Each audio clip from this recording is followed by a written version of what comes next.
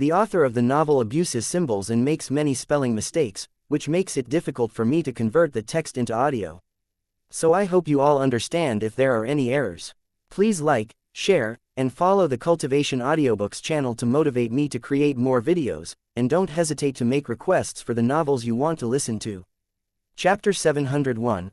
Cargo Hold. Max turned to the station boss, who was quickly becoming enraged by the situation, and then to Annabelle, who was way too excited to try out her non-existent sword fighting skills on the Clem. If you can have someone guard the little one, we can breach the cargo hold on this ship and see what the situation is inside. It's in full lockdown, so even if they handled it inside, they can't get out or communicate with this side. Max suggested. They were not all right on the other side. There were no sentient beings conscious or even dreaming on that entire ship, but Max was hoping to get the wuxia to unlock the doors so that they could deal with the Clem and look for signs of where they came from. This ship came from one of our trading outposts. They're not one of mine, but an independent merchant, so I don't know where all they have been, but I need to find out if they put other facilities at risk. The wuxia insisted. Then we're on the same page. Once we clear the first hold, the rest of the staff can start looking for clues in here while we check the ship's computer and search the rest of the vessel for any survivors or remaining documents. In that case, everyone take your positions. We are opening the doors in 3, 2, 1. The doors swung open with a hiss of flowing air as the station vented a bit of atmosphere into the lower pressure cargo hold before its shields came up to stop the flow. The opening doors brought a flurry of activity, and Max followed Nico through the breach with the wuxia right behind them. They cleared the door an instant before a pair of Clem warriors were on them, meeting Nico's sword and a blast from Max's disruptor pistol before they could even react.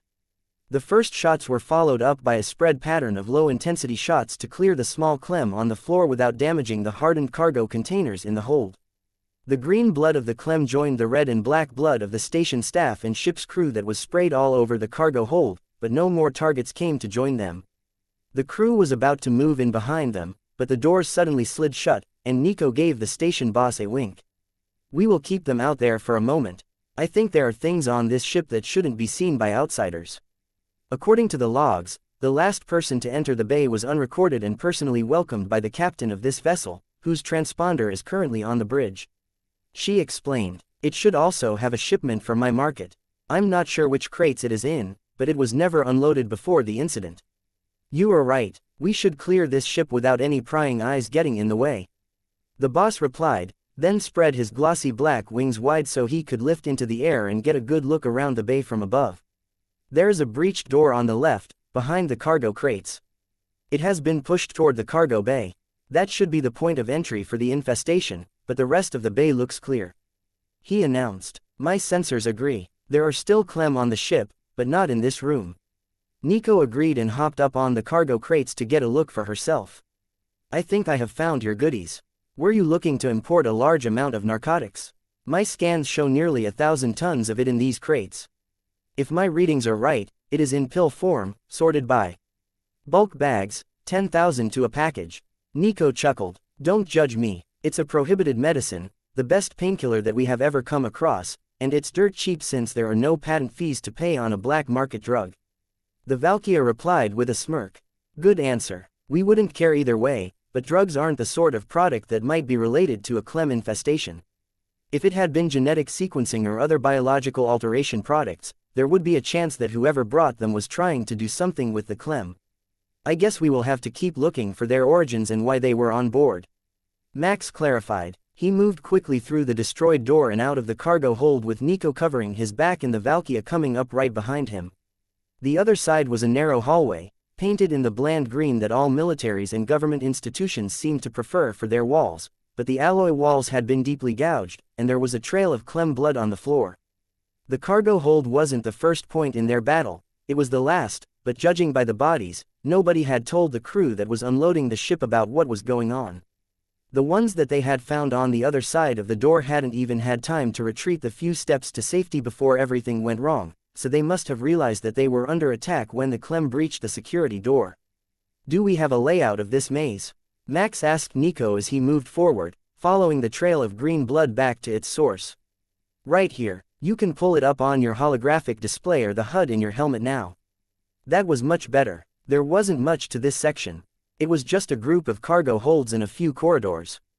The main crew quarters were at the front of the ship, and the blood trail wasn't leading in that direction. Max followed it to another cargo bay, where a hole was torn in the wall right at the corner of the bay. Do we risk the door, or do we follow the hole ripped in the wall?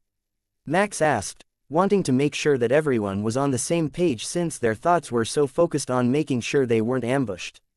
The security in the bays is all offline, so we're going in blind, but I say we use the hole in the wall.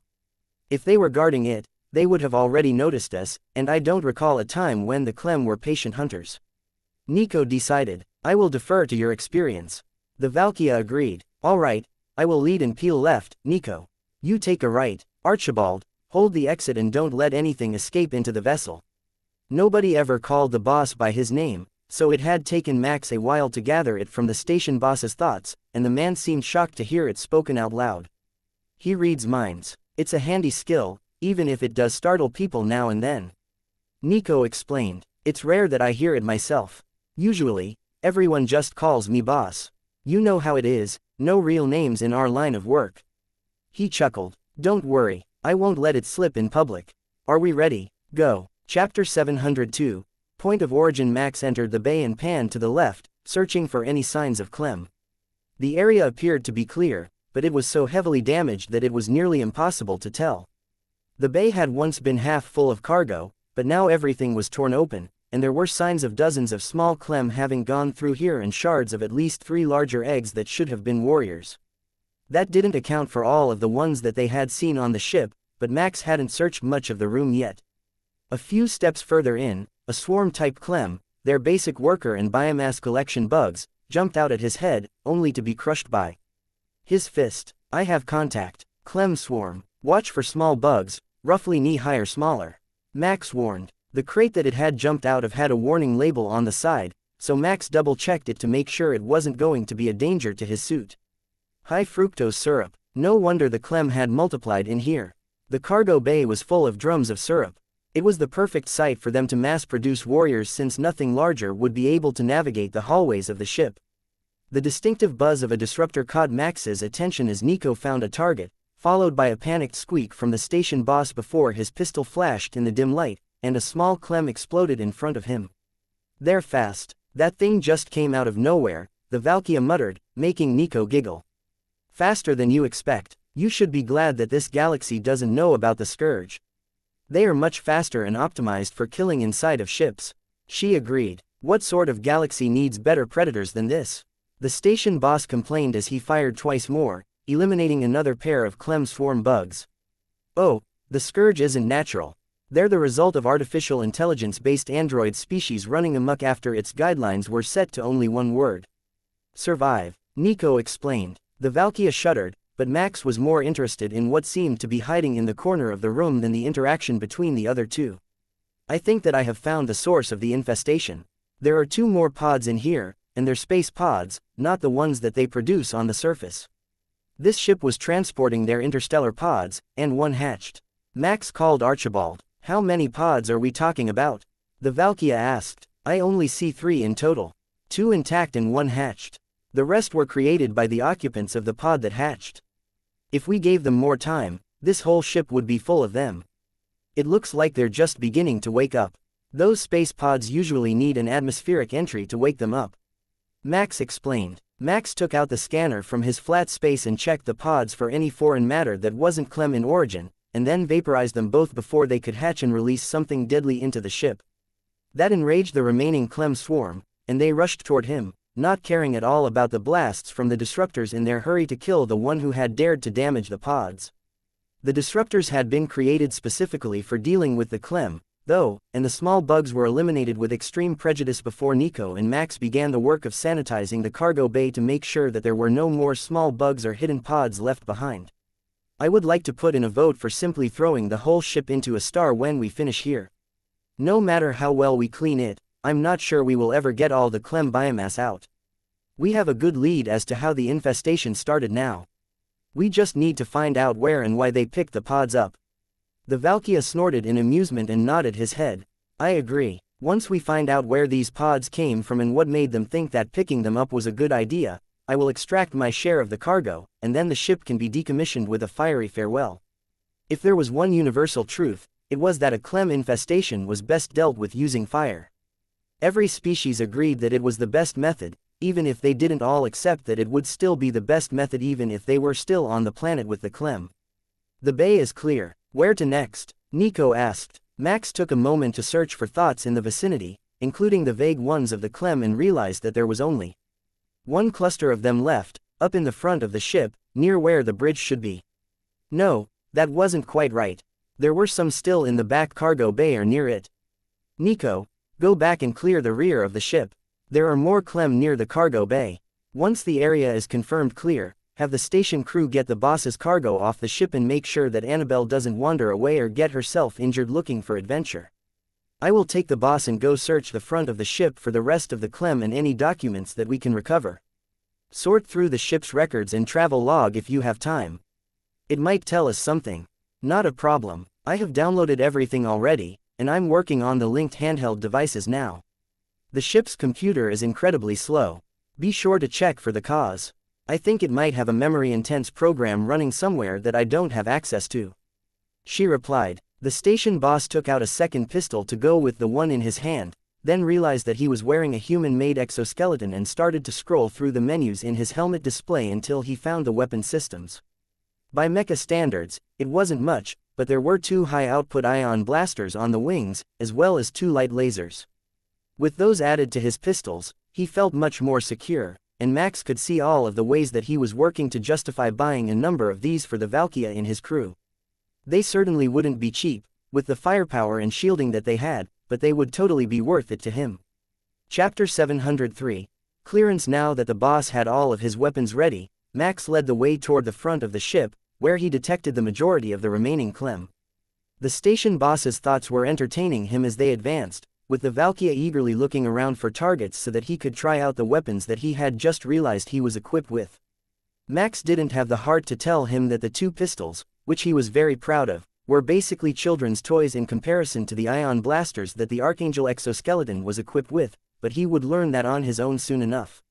Max could hear the skittering of spiked legs across metal floor tiles up ahead, and it didn't sound small enough to be a swarm bug.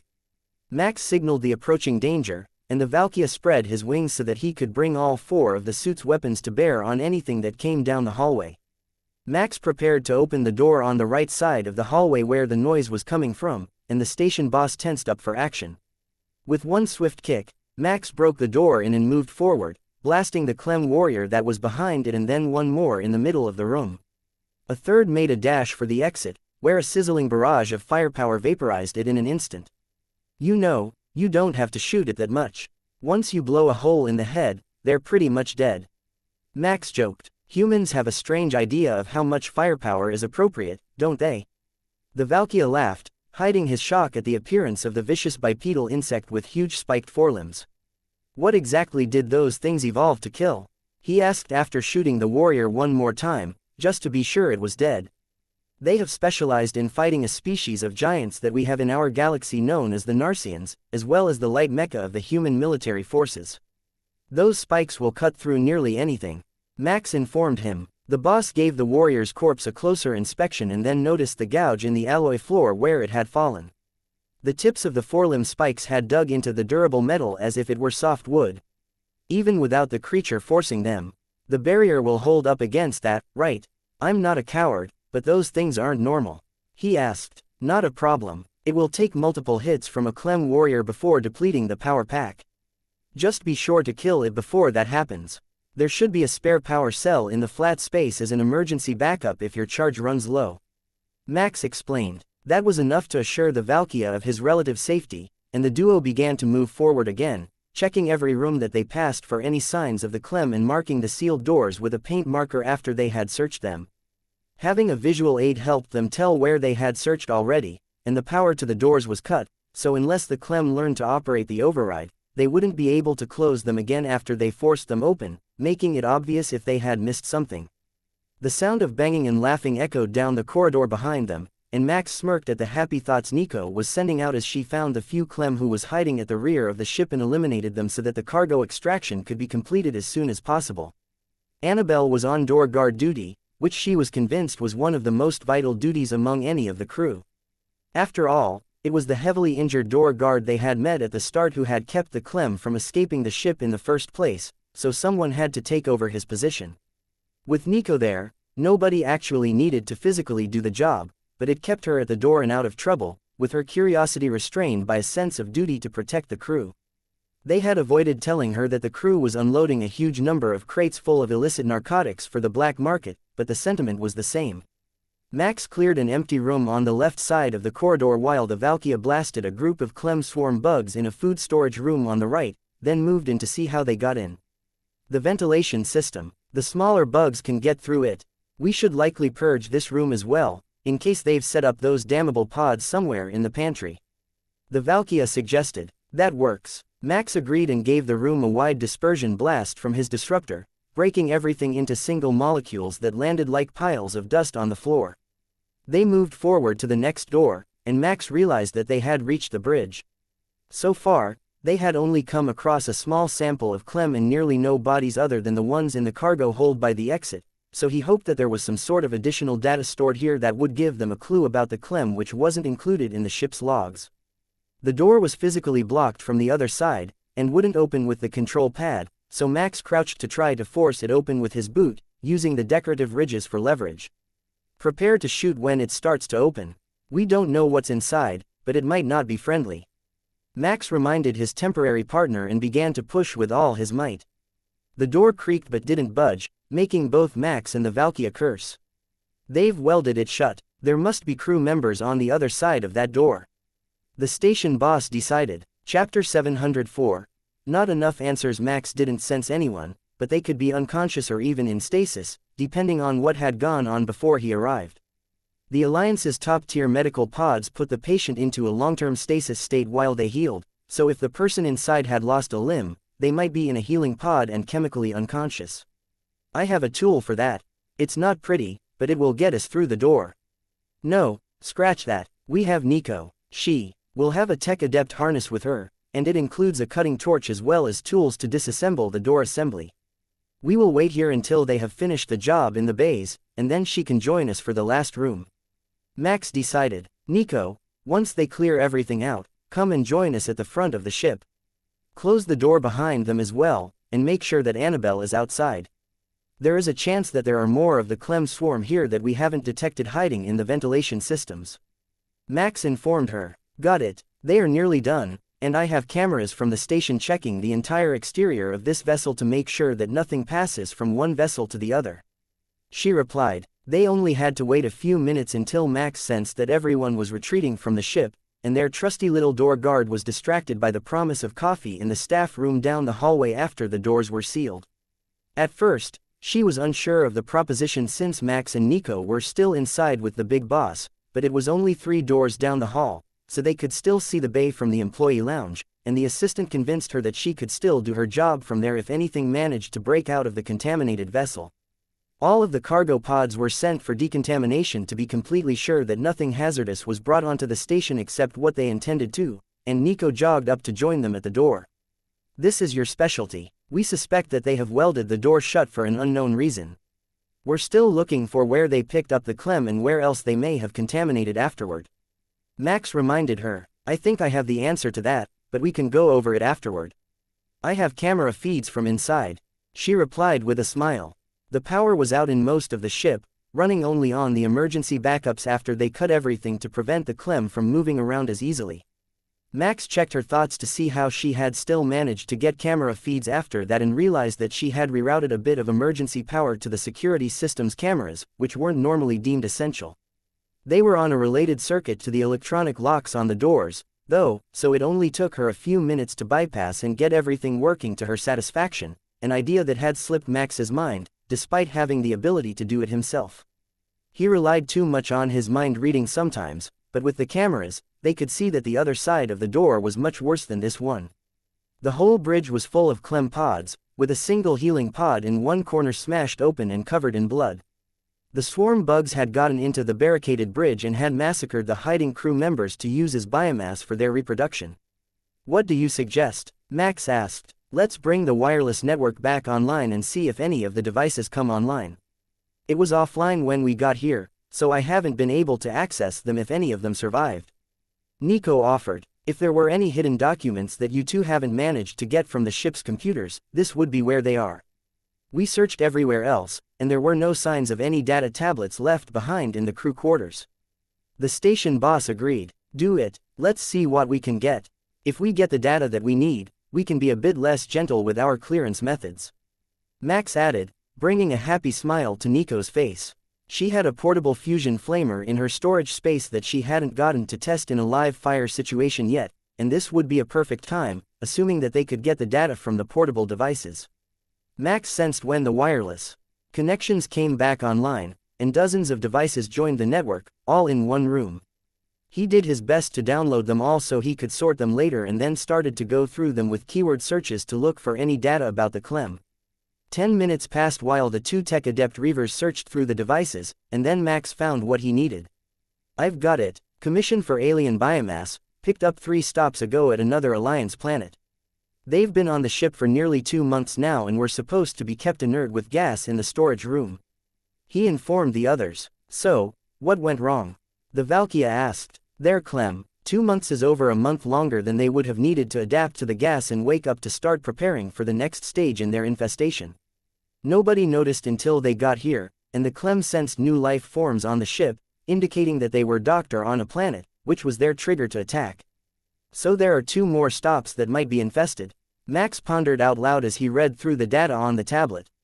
3. Including the one that they picked the Clem up from. No, scratch that. That planet is on our intervention list.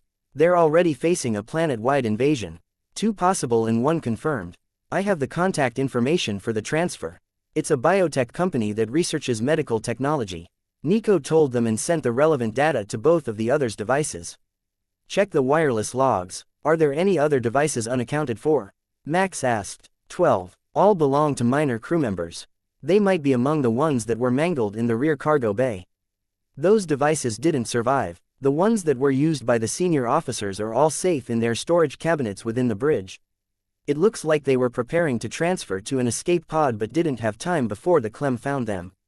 Nico confirmed. There is no escape pod attached to the bridge of this vessel. The wuxia reminded her, somewhat confused. It is the escape pod. The bridge module is designed to survive heavy bombardment and the destruction of the vessel. They were preparing to detonate the forward sections and jettison themselves into space. With the ship destroyed, they could compensate you for damages if you came after them, but eventually, someone would come to rescue them from the flotsam of the explosion. Nico clarified. Pardon, the wuxia asked, offended that someone would destroy even a portion of his station. If they overloaded the power conduits near the bridge, the ship would explode and break the bridge away from the main structure, which would remain mostly intact. It would look like a tragic failure of a power relay, and the destruction would likely be too heavy to prove otherwise. Let's finish here and send this ship to a fiery funeral for her crew. I've seen more than enough of these Clem things to last a lifetime. The wuxia announced, then turned to Nico for the solution. Oh, I am so glad you asked. Watch and learn. This is how you breach a door. Chapter 705. Raid kills bugs dead. Nico quickly equipped the tech adept harness and aimed the cutting torch at the door. The plasma jet cut through the door in a matter of seconds, and then Nico took a handheld weapon out of her flat space while the torch moved quickly along the seam between the 2 halves of the sliding door. The doors will be open in 5 seconds. Get ready, she instructed as she moved the flexible arms of her suit to the slowly cooling metal. The Clem on the other side of the barrier didn't seem to have noticed her interference at first, but now there was enough heat in the room that they couldn't ignore her attempts to breach the exit. The swarm wasn't sure about what to do about the attack on their territory at first, but a larger pod was starting to open now, and they were making space for the newly hatched warrior to deal with whatever was coming for them. With a ping of metal falling, the last of the cuts was finished, and the arms of Nico's harness pulled the door wide while the fusion flamer filled the air in front of them with flames hot enough that the paint on the wall behind them began to peel. The sizzle and pop of burning Clem filled the air, and the warrior shrieked while it leapt at Nico, trying to save the other pods and eliminate the threat before it could be burnt to death. Max stepped forward and met it with a kick to the torso that threw it back into the core of the fusion flamer's attack, then waited for Nico to finish sweeping the room to eliminate the swarm bugs. Grab what we can, and let's get out of here. I will burn it all once we have what we need, Nico instructed. The station boss rushed to a terminal to make his own copies of the data and grabbed a few partially melted handheld devices along the way. They were scattered all over the room, so there was no telling how many of them Nico had totally obliterated, other than the ones that went offline during the attack, but it didn't matter much. They had gotten the device that they were after, and it led them to a solid source for where the clem might have come from.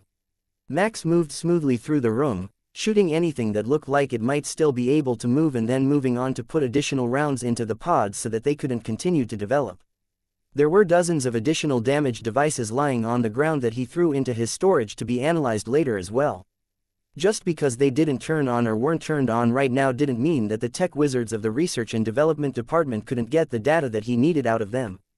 There was a lot more stored in this room than he had expected, but if they were going to use it as an escape pod, it made sense that they would save as much as they could in the few minutes they had between realizing that the clem was active and everyone on board dying. "I think that's it," he called when he reached the spot where the station boss was firing rounds into damaged pods. Nico nodded and moved for the door, with Max and the Valkyria close behind her. As soon as they were through, she pulled the door closed and welded a few spots on them so that they wouldn't just slide open again later. She was pretty sure that everything in there was dead or would be after she fired the fusion flamer at the full output through the remaining hole in the doors, but it was best to avoid any backlash that might damage their suits. They had been extensively combat tested but not directly against the fusion flamers, and this wasn't really the time for it. Max noticed that she still did the likely damage calculations in her head, but when she fired the flamer, it was into a sealed room, which quickly became an inferno that made even the walls of the corridor begin to glow with the heat. Better stop before you breach the windows, and it becomes obvious that the ship is destroyed from the inside. Max reminded her. They were still going to give it a fiery funeral after this, and it would be better for the station if there wasn't footage from dozens of other ships detailing a battle inside the vessel, which they were going to claim had been decommissioned. The station boss led the way to the back doors, still on high alert for anything else that might be moving inside the vessel. Max could sense that the man was likely going to have killer insect nightmares in the future, but at least he would have the knowledge that they had been destroyed properly. This time, and that he wouldn't have another infestation on his station. Max fully intended to look into the source of the first infestation since it wasn't the ship that they were clearing right now and might be more closely tied to the origin of the infestation. It could also be a secondary infestation caused by someone passing by a pod wave in space, as the station suspected, but it was better to be safe than sorry. "Give me 15 seconds to initiate the disembarking procedure and set the automatic course for the ship. Then I will set security on the controls, and we can leave," Nico informed them as they reached the rear doors, which were currently sealed against the departure of the clem infestation. "Got it, let's get out of here, and I will double-check the sensors and cameras to make sure that nothing breached the outer hull and got to the station after this vessel arrived here," she declared with a smile under her helmet for the panic that she was causing the boss. Chapter 706. Disposal. As soon as the door opened, Annabelle came running over to hug Nico and then watched the doors nervously until they sealed shut again. Only once they were closed and sealed with the station's safety barrier in place did anyone relax. Only seconds later, a solid thump marked the docking clamps retracting, and the display on the wall showed the ship beginning to move away from the station. It sent out a signal that it was decommissioned and not entirely under control as it moved away from the planet and toward the nearest star, reminding everyone to give it a wide berth so that no accidents could occur, and picked up speed as it went, using the orbital thrusters for the last time to propel it to its grave. It's a shame, really. If it wasn't for that infestation, it was still a very good ship, but I don't think it could ever be cleansed from that infestation.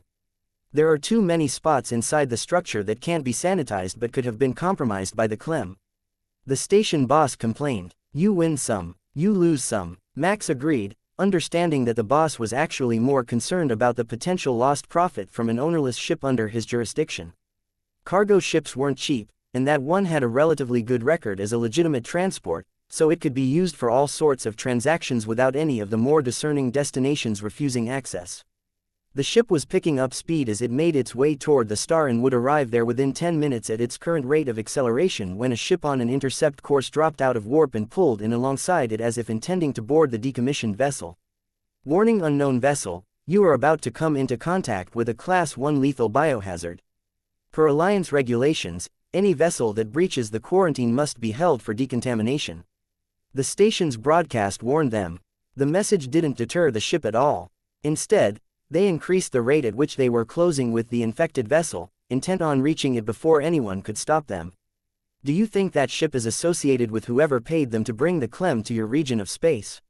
Max asked the Valkyria station boss, who he hoped knew more about Alliance ship design than he did.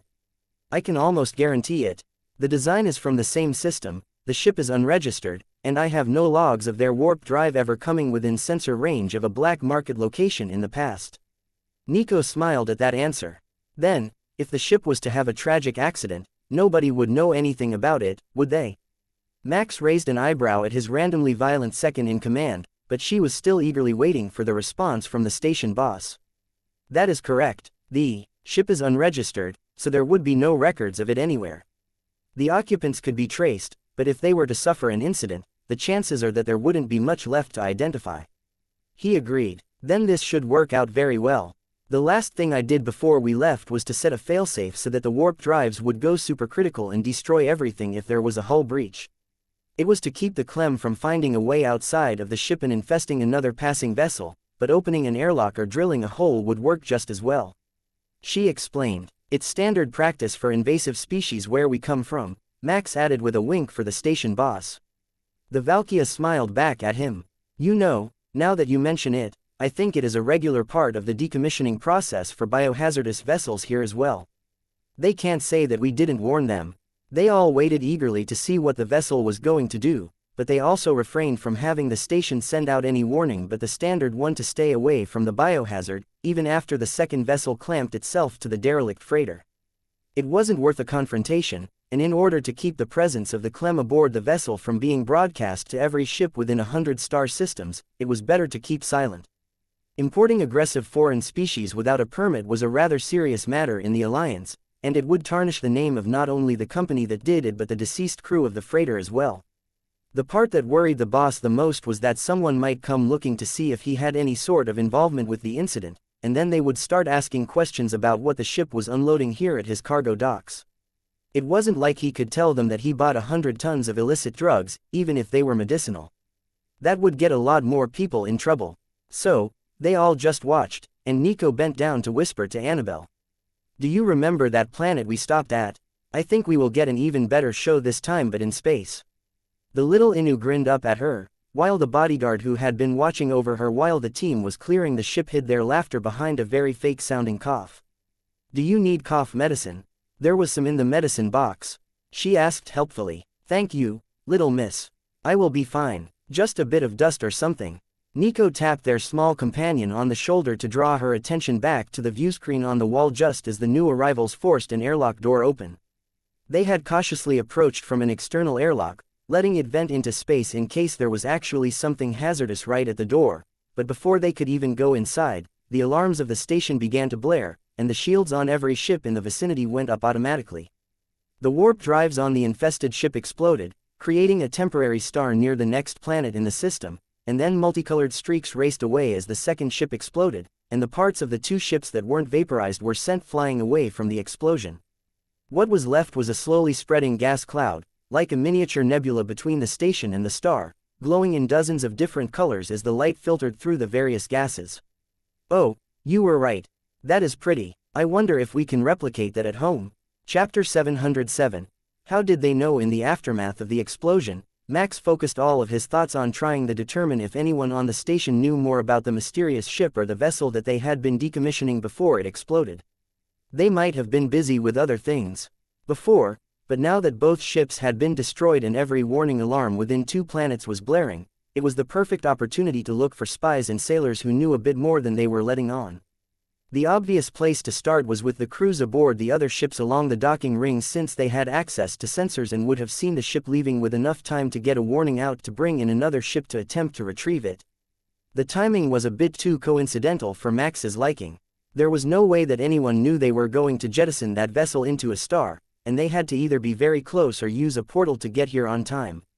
Max's suspicion was that they were tipped off by another vessel and had come by portal to somewhere nearby and then made a quick warp jump to get close enough to try to do their extraction before anyone stopped them. A quick scan of the thoughts of the workers aboard the vessels at the dock turned up all horror at what looked like a tragic accident, so Max moved to the people aboard the station. That proved to be a bit harder to sort out. The crew with security clearances knew about the infestation on the ship, so the Clem infestation was in their thoughts, but Max didn't find any of them who weren't shocked by the incident with the other ship or any who seemed to know about the second vessel at all. Boss Archibald, can you bring up the reports of anyone who had a sudden incident on board in the last hour? Deaths, unconsciousness, anything that would hide unwanted thoughts from an illithid? Max asked as he continued to scan the minds of the people on the station. To avoid anyone learning that they had tipped off the pharmaceutical company. I will get right on it. Both men frowned as they worked, while Nico's face was blank as she searched through the computer logs and sensor feeds of the ship for anything suspicious. I've got to, the boss announced a few seconds later, only to be cut off by Nico.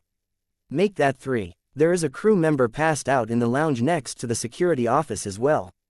He injected himself with something just after the ship started to move. She added, it could be an addict, or it could be that someone did exactly what Max suspected and knocked themselves out to avoid mental examination in the immediate aftermath of their actions. The drugs would make things blurry during the moments before they took them, so once they woke up, their thoughts would be muddled and not about whatever information they had given. It wasn't proof, but it was enough to put them on the suspect list.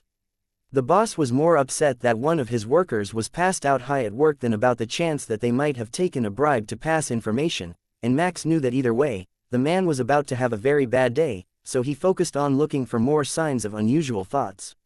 There was a small cluster of grief from the family of a dead staff member who had already learned that they had been killed in a cargo unloading incident today, but they weren't thinking of anything but that. Then Max found a mind that was suspicious for its lack of concern and not for its worry. He focused more closely and found a hint of amusement at the whole situation and the med corps, as his mind called them, getting killed in an accident. Floor 32, room 173. Sitting drinking rum. He knows who the second ship belongs to. Max informed the station boss and the others standing around them. They didn't ask any questions, and Max sensed when the thoughts went vague as the room filled with sleeping agents. He had briefly considered an injection, but his thoughts faded too fast, and then Max could sense that security officers had entered the room and were grabbing him to take him into custody. It was all very smooth and well practiced, and they made sure to strip him of anything potentially dangerous before moving him, including the small box containing a syringe which Max had sensed him trying to grab before he passed out. They would determine what it was later, but for now, he was secure, and they could question him once he was conscious again. Max didn't detect any more suspicious thoughts, and the 4 people who had been identified had all been taken into custody by station security, so he could finally breathe a sigh of relief and begin to relax a little in preparation for determining their next course of action. This was a big clue as to how the Clem got into Alliance territory, even if it was for research purposes and not an intentional spread of the infestation. For all he knew, they might have opened a portal, and a wave of pods came through, so they panicked and shut their mouths about the whole incident. Nearly anything was a possibility, but the way they had spread after arriving here was much more concerning, and he wasn't sure if this medical company was involved in that part or not. If it was an experiment gone wrong, or possibly right, depending on their intentions, it would be even more problematic than a simple nefarious plot to destroy a handful of worlds. Should we let them sweat for a while until we can get an illithid here to question them, or would you prefer to do it the old-fashioned way? The Valkia Black Market boss asked with a smile once he got the confirmation that everything was in order. We can do one better. I can read minds almost as well as they can at close range. So, we can interrogate them the old-fashioned way while they can't lie to us. Chapter 708. Unfortunate souls. Nico smiled up at Max with her very best innocent pleading look, and he knew that she had something that would violate dozens of sentient beings' rights treaties in mind. Why don't we split up? If we all interrogate different targets, we can compile information much faster and hopefully get the drop on these troublemakers before they can do anything else. She suggested with that innocent smile on her face. Max could already sense that the station boss had fallen for her helpful act, and it would only hurt his credibility to call her out on her nonsense right now, so Max shrugged and went along with it. We all have interrogation skills, so I will take the one that is most likely to know something since he tried to inject himself to avoid detection, and you two can take the others. Max offered. That will be a wonderful time-saving technique. Do either of you require any specialized tools? The boss asked. I've got everything with me, Nico replied, indicating her tech-adept harness. The bodyguards shuddered at the implication since the tentacles had a variety of clamps, snips, torches and tools available that could be used in any number of nefarious ways. "Oh, on second thought, I do need something. Do you have any butter handy?" she asked with that deceptive smile on her face. "Sure, the lunch room is right there." Someone grabbed Subcommander Nico a block of butter. The Valkyria agreed without questioning what she needed it for. Max knew, oil on the skin transferred heat very well. So oiling the bottom of their feet and placing a torch near them would let you cook them until the bones fell out without killing the subject through dozens of hours of intense agony. It probably wouldn't come to that. With all of the other ideas in her head, the burning feet would be the least of her subject's worries, and they would certainly give up their secrets in a reasonable timeframe. "Oh, I have something that can be helpful." Annabelle giggled, then pulled a headband out of her flat space. "And what might that be?" the Valkyria asked. "It's a VR headband, but instead of pulling you into a simulation, it broadcasts the signals it picks up from your brain onto a screen. It's like a remote camera that uses the eyes as its lens. But if you use it on dreaming people, you get all sorts of funky stuff. My mom was working on it a few weeks ago before she ran into the dream glitch." The girl explained. Max gave her a direct look, wondering why she had it if her mom was the one working on it, and the little Inu went into immediate lockdown mode, singing along with a cartoon theme song in her head so he couldn't see her thoughts. Not that he really needed to. He knew that she had stolen it from her mom's room. He would just add it to the list of transgressions that she would have to apologize for when she returned. It wouldn't do Max any good, but it would be great for the boss and his teams. He took it from her with a gentle pat to her head and passed the device off to one of his subordinates who would be holding an interrogation, then nodded to his Inu assistant, who stepped forward to escort Annabelle away. "This sort of thing isn't for children or researchers. Nico is a special case since she's also a mecha pilot, but we should go have some coffee. You can make it from your ship's replicator without one of them to unlock the code, right?" the technician asked hopefully. "Of course. Commander Karras doesn't lock the replicator. He just bullies you and makes you do homework so much that you don't have time to sneak snacks outside of designated times." Annabelle replied. The technician giggled at her pouting expression but let the little Inu lead her back to Santa Maria and the promise of raspberry lattes. "You're not going to stop her from drinking stimulants in the middle of the day?" the boss asked. "I'm also not going to ask you to send anyone with them. I'm not sure that any other species is truly prepared for what is about to happen inside that ship." Max laughed. "I will send a few more Inu with more even temperaments to accompany them so that they don't get out of hand and make a mess of your ship," he agreed with a smirk. The bodyguards led the way out of the room toward the holding cells where their prisoners were being kept, and Max focused on listening to the thoughts inside the cells as much as he could. Chances are they thought their minds were secure since the Elithid didn't have the numbers to be everywhere, and there were none recorded as being on board this station. Max's target was the first in line, while Nico's was supposed to be second. He saw her stop just outside the door and tweak her morphable features to look more childish and innocent before she grabbed the medical cart that they had prepared for the interrogation and stepped inside the room. Max ignored the fate of that unfortunate soul for the moment and turned his thoughts to the unconscious man in the room he had picked. Waking him up would be easy enough, but for the moment, Max stood outside and listened in on the man's dreams. It was all nonsense, so Max entered the room to wake him up and get this process started. The prisoner came to just after Max entered. He struggled against his bonds for a moment and worked his jaw, attempting to crush a hidden poison capsule. Fortunately, the team who took him in had put a ring gag in his mouth, forcing it open for just that reason, and Max had plenty of time to find a set of curved forceps and practice his skills as an amateur dentist. "Now that we understand each other, how about we start with what you know about the company that has been importing Clem into the Alliance?" Chapter 709. Questioning. The man strapped to the bed laughed at Max as he evaluated him. "If you thought that I would simply tell you everything that you wanted to know just because you asked, you're far too incompetent for this job. Have you considered being a janitor? I will start off slow. How about the pharmaceutical company? They didn't give you anything but an easy death. You don't owe them anything," Max asked. The man's thoughts went to the large amount of money that they had provided him, as well as the experimental treatment for his subordinate's disease. It would almost be touching if he wasn't planning to kill the subordinate as soon as he returned to his ship. The mission had gone bad, and he was already planning to tie up all the loose ends. "You have to be the worst interrogator in history. Seriously, you're going with the appeal to decency." Max smiled. Of course not. I just thought that you might prefer a quick death, but if you want to draw this out, that's fine by me. I'm paid by the hour. The man silently cursed the Nile Pharmaceutical Company in his head, and Max used Nico's skill to record everything that he heard, like a built-in transcriptionist. It reminded him of all the free flow of consciousness messages that he had gotten from her in the past, but he kept his attention on the target. Before the man could speak again, the sound of a mournful scream sounded through the walls, making both of them look in the direction where Nico was working. What in the seven hells was that?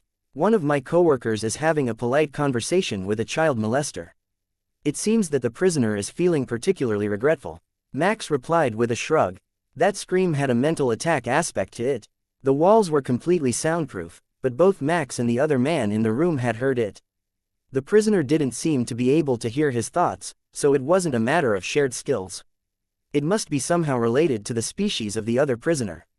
Nico's thoughts were more amused than anything else, like she had found a fun new toy with unexpected features, so he left her alone to work. Now, where were we? Oh yes, Nile Pharmaceuticals. Why are they bringing in the Clem, and how did they end up spread all over this galaxy? Max continued. The prisoner looked shocked that Max knew the name of the company, and then his thoughts turned to resignation for an instant. If Max already knew that much, he would be in real trouble. The prisoner knew that there was a chance the black market boss had ordered him tortured on general principles, since his employer had accidentally let the Clem they had been transporting infest the station twice in the course of a month, but he didn't know anything about the Clem being released anywhere else. If the ships had let them infest other stations as well, the revelation that the company had been transporting them would ruin a 1,000-year-old legacy in a single day. It's just routine research. They have the appropriate permits. Look for yourself. There's no reason to be holding me here. The prisoner suggested. Max shook his head. We already checked. No hazardous species quarantine exceptions have been made. They didn't have a permit to take them, much less transport them anywhere. Now, how about you tell me why your employer has been targeting my station? The prisoner legitimately didn't know that the Clem had been placed under quarantine by the Alliance authorities. The ship hadn't picked them up from a quarantine zone. They had been in storage in a corporate warehouse already. But he didn't know how they had gotten to that warehouse, and he didn't have a good explanation for this strange pale-haired interrogator. He hadn't seen a human before, and although they had a passing similarity to many other species, they still looked sufficiently alien that their appearance just gave off that nagging feeling of familiarity, but one that you couldn't quite place. If they perhaps purchased them from someone else, say an unauthorized dealer who faked the permits, my boss would really like to know. Max offered kindly. His work was interrupted again by the mental scream, only this time it was begging for mercy from everyone from Nico to the mythical gods to the prisoner's own mother. We need to work on that. It's really quite distracting, Max muttered while the man with him went a little pale. Are they going to torture him to death? I thought this station still respected Alliance laws, at least on the surface. You can't just make people disappear. The prisoner in Max's room pleaded. Of course, we're not going to kill him. That would be much too easy. I suspect that you might not have a very relaxing month here if he keeps screaming like that, though. If you can get me some real answers, I can ask that you are moved to a more distant room. The man's thoughts played through all of the experiments that the corporation was running with the Clem that they had obtained, but none of his knowledge included experiments on planets, as they were working on using the rapid growth genes in the Clem biology to try to develop an anti-aging serum. That didn't match with the invasion of planets. They didn't need large amounts of Clem biomass for their experiments or for the product that they were working on producing. It wouldn't help their cause at all. There must be another company or party involved in setting the Clem loose. Max tapped his chin as if he had been thinking deeply. Do your bosses perhaps have enemies? Someone who would profit from setting them up for a fall by sabotaging their shipments and setting Clem loose on planets near their warehouses? Burgerstein Pharmaceuticals appeared in the man's thoughts. They had been at odds with each other for generations, and both companies had done some seriously underhanded things to each other in the past. That was one more possibility for Max's list, but the prisoner remained closed-lipped. Fine, I will come back later and see if you're feeling more cooperative. Max shrugged, then turned for the door. Wait, water. Can I get some water? The prisoner asked. He still had hope that a secondary poison in his mouth would be activated by the water and wipe all of the sensitive memories of his employer before an illithid could arrive and strip his thoughts. I will send for some. Max agreed, then stepped outside and sat down on a chair to dive deep into the man's thoughts, scraping out every little detail about his employer and their enemies. He had just finished compiling the data when a bodyguard came by with food for him, and Nico came out of her interrogation room whistling a jingle from for a new video game that had been playing earlier. Max looked at the bodyguard in front of him. "Give the prisoner in my room a glass of water. He has a drug that will activate with water and cleanse his short-term memory, as well as all memories of his employer. I've gotten everything relevant that has happened to him since his 3rd birthday already, so we can let him mind scrub and leave without ever knowing that he gave up everything. The best mole is the one that nobody will ever know was one." Chapter 710. Broken toys. Once the water was delivered and the thoughts faded from his subject, Max turned to Nico. "What exactly did you do to your prisoner?" Even my subject could hear the mental scream through the walls. Nico shrugged. "Did you know that on a Kyle, if you apply the appropriate dose of electricity to the reproductive organs, it makes every single pain receptor in their body fire at once? Even the ones in their brain that send out chemicals to numb the body are activated, but it doesn't dull. The effect of consecutive applications of electricity. So, you tasered him in the testicles until his mind broke, and he began psychically screaming." Nico nodded happily. "I single-handedly evolved his species. They have been on the verge of activating psychic abilities for a few millennia now but have never broken through. He can now communicate mentally with anyone he is in direct contact with. It took him a lot of work to make it that far, but I stopped when he finally managed to beg me." The bodyguards that worked for the black market were all staring at Nico as if she was some sort of monster much more horrific than the Clem, and Max didn't fail to notice that they had all subtly crossed their legs or turned their hips away from her. "Will he recover?" Max asked. "Give it like 2 hours, 3 hours at the most, and the electrical charge will disperse from his body, and the pain will end. After that, he should be all right."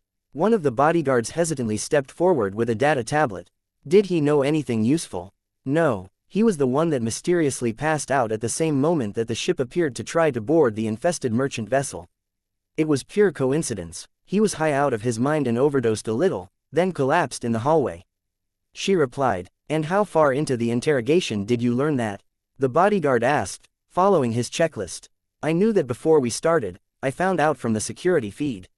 My report also contains the name of the shopkeeper selling crappy drugs cut with mild painkillers and where his stash is." The big 4-armed man frowned. "If you knew he wasn't part of the incident, why did you continue to interrogate him? You never know what people know until you ask properly." The bodyguard sighed. "I will send someone to ground him and disperse the charge from his body. I don't think he will be getting high enough to pass out and risk getting arrested again in the near future." The other interrogators weren't far behind, and each of them had managed to gain a small amount of useful information about the situation, as well as some unrelated information that the subjects thought they might want, in exchange for ending the questioning early. All in all, it was a productive session, and once the electrical charge was dispersed from Nico's subject, he stopped screaming and shifted to simply whimpering and rocking in the corner. "I think you broke him. What good is evolving his ability if he's completely useless afterward?" Max asked her, hoping to remind Nico that limits existed for a reason. "You're right, I should go talk to him. I think it will help him recover," she announced, then opened the door to the interrogation room and snapped her fingers. A young man with floppy hairless ears, like a hairless rabbit, crawled out of the room to sit by her feet. "Good boy. Now, once we get back to the front hallway, you are going to stand up and remember that you are a sentient being. Do you understand?" she asked. He nodded happily but remained sitting at her feet. She walked down the hall, and he crawled along beside her, which earned Nico an envious look from one of the female titans that Max couldn't help but notice. Nico was hiding her thoughts from him again, but Max didn't need to be psychic to understand this one. She had put him in an immense amount of pain and used the opportunity to implant a series of subliminal commands, much like a pain-induced state of hypnosis. "Are we going to need to find you a new hobby when you get back to the ship? You've been looking bored lately, and it's starting to affect your behavior." Max teased his second-in-command. "It's all good. I think I have made a breakthrough on the design problem that I was stuck on. Once we finish up the investigation and get back, I will be busy with the design team." That wasn't entirely reassuring. Perhaps he should get her a pet dog or something. They reached the main hallways, and the man's eyes went vacant before he got to his feet and turned a horrified look at Nico before running away and being caught by one of the bodyguards. "Please, you don't understand. That's not a person. She's a monster. I will never break the law again. I swear it. Just please, don't let her get me. He begged. Nico smirked at the man, which made him whimper and hide behind the big titan, who was doing his best not to laugh at the situation. One addict rehabilitated. Go me. Yay, yay, you're so benevolent, Miss Nico. She thought as the man cowered behind the big bodyguard. You could have done the same thing without the public humiliation. Max reminded her silently. Well yeah, but where is the fun in that? Besides, have you forgotten that we have a ship full of coffee-enhanced Inu to deal with once we are finished here? Today's fun is far from over. She had a good point. Should we compile the data now, or would you prefer to do it later? Max asked the station boss, intending to delay the inevitable barrage of hyper thoughts that he was doing his best to ignore at the moment. Give the data tablets to my associates, and they will compile them for us. I'm sure the commander of a Reaver company has more important things to do than analyze the interrogation data from a bunch of low-level employees. Damn, well, he tried. Chapter 711. Not his party scene. The group slowly made their way to the location where Santa Maria was docked, but there was no need to use a map of the station to find it. Even from hundreds of meters away, it was clear that there was a party going on, and their ship was the epicenter. There was singing and music playing, and more Inu than Max had expected this station to contain. Correction, more Inu than even the black market boss had expected the station to contain. It seemed that an Inu-staffed ship had completely emptied to come here to the party, and they were taking shots of espresso-like rum. The mental overload warned Max of what he was about to walk into, but still, the level of hyperactivity was impressive. The Inu were bouncing around like it was a mosh pit, only instead of being in time to the music, it was in time to the conversations they had about the various inventions that they had seen aboard the ship when they came to visit. The group that had accompanied Max stopped a dozen meters away and started at the event in a mixture of horror and fascination. There was no way they were getting involved in that, but Nico had already disappeared into the crowd, and Max could sense that she was in deep conversation with a group of technicians who were discussing the morphable hull design. Well, it looks like I'm not leaving here anytime soon. Perhaps we could go back to the fights, Max suggested, answering the station boss's desperate desire not to be here, where the near-ultrasonic babble was hurting his ears.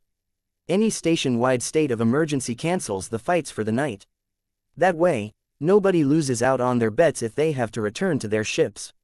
That made sense. Without the live audience watching the fights, there was no way to guarantee that the footage wasn't rigged or altered, so they would have to be halted if a portion of the crowd had to leave the arena. It was also a secure area, so patrons couldn't just come and go as they pleased.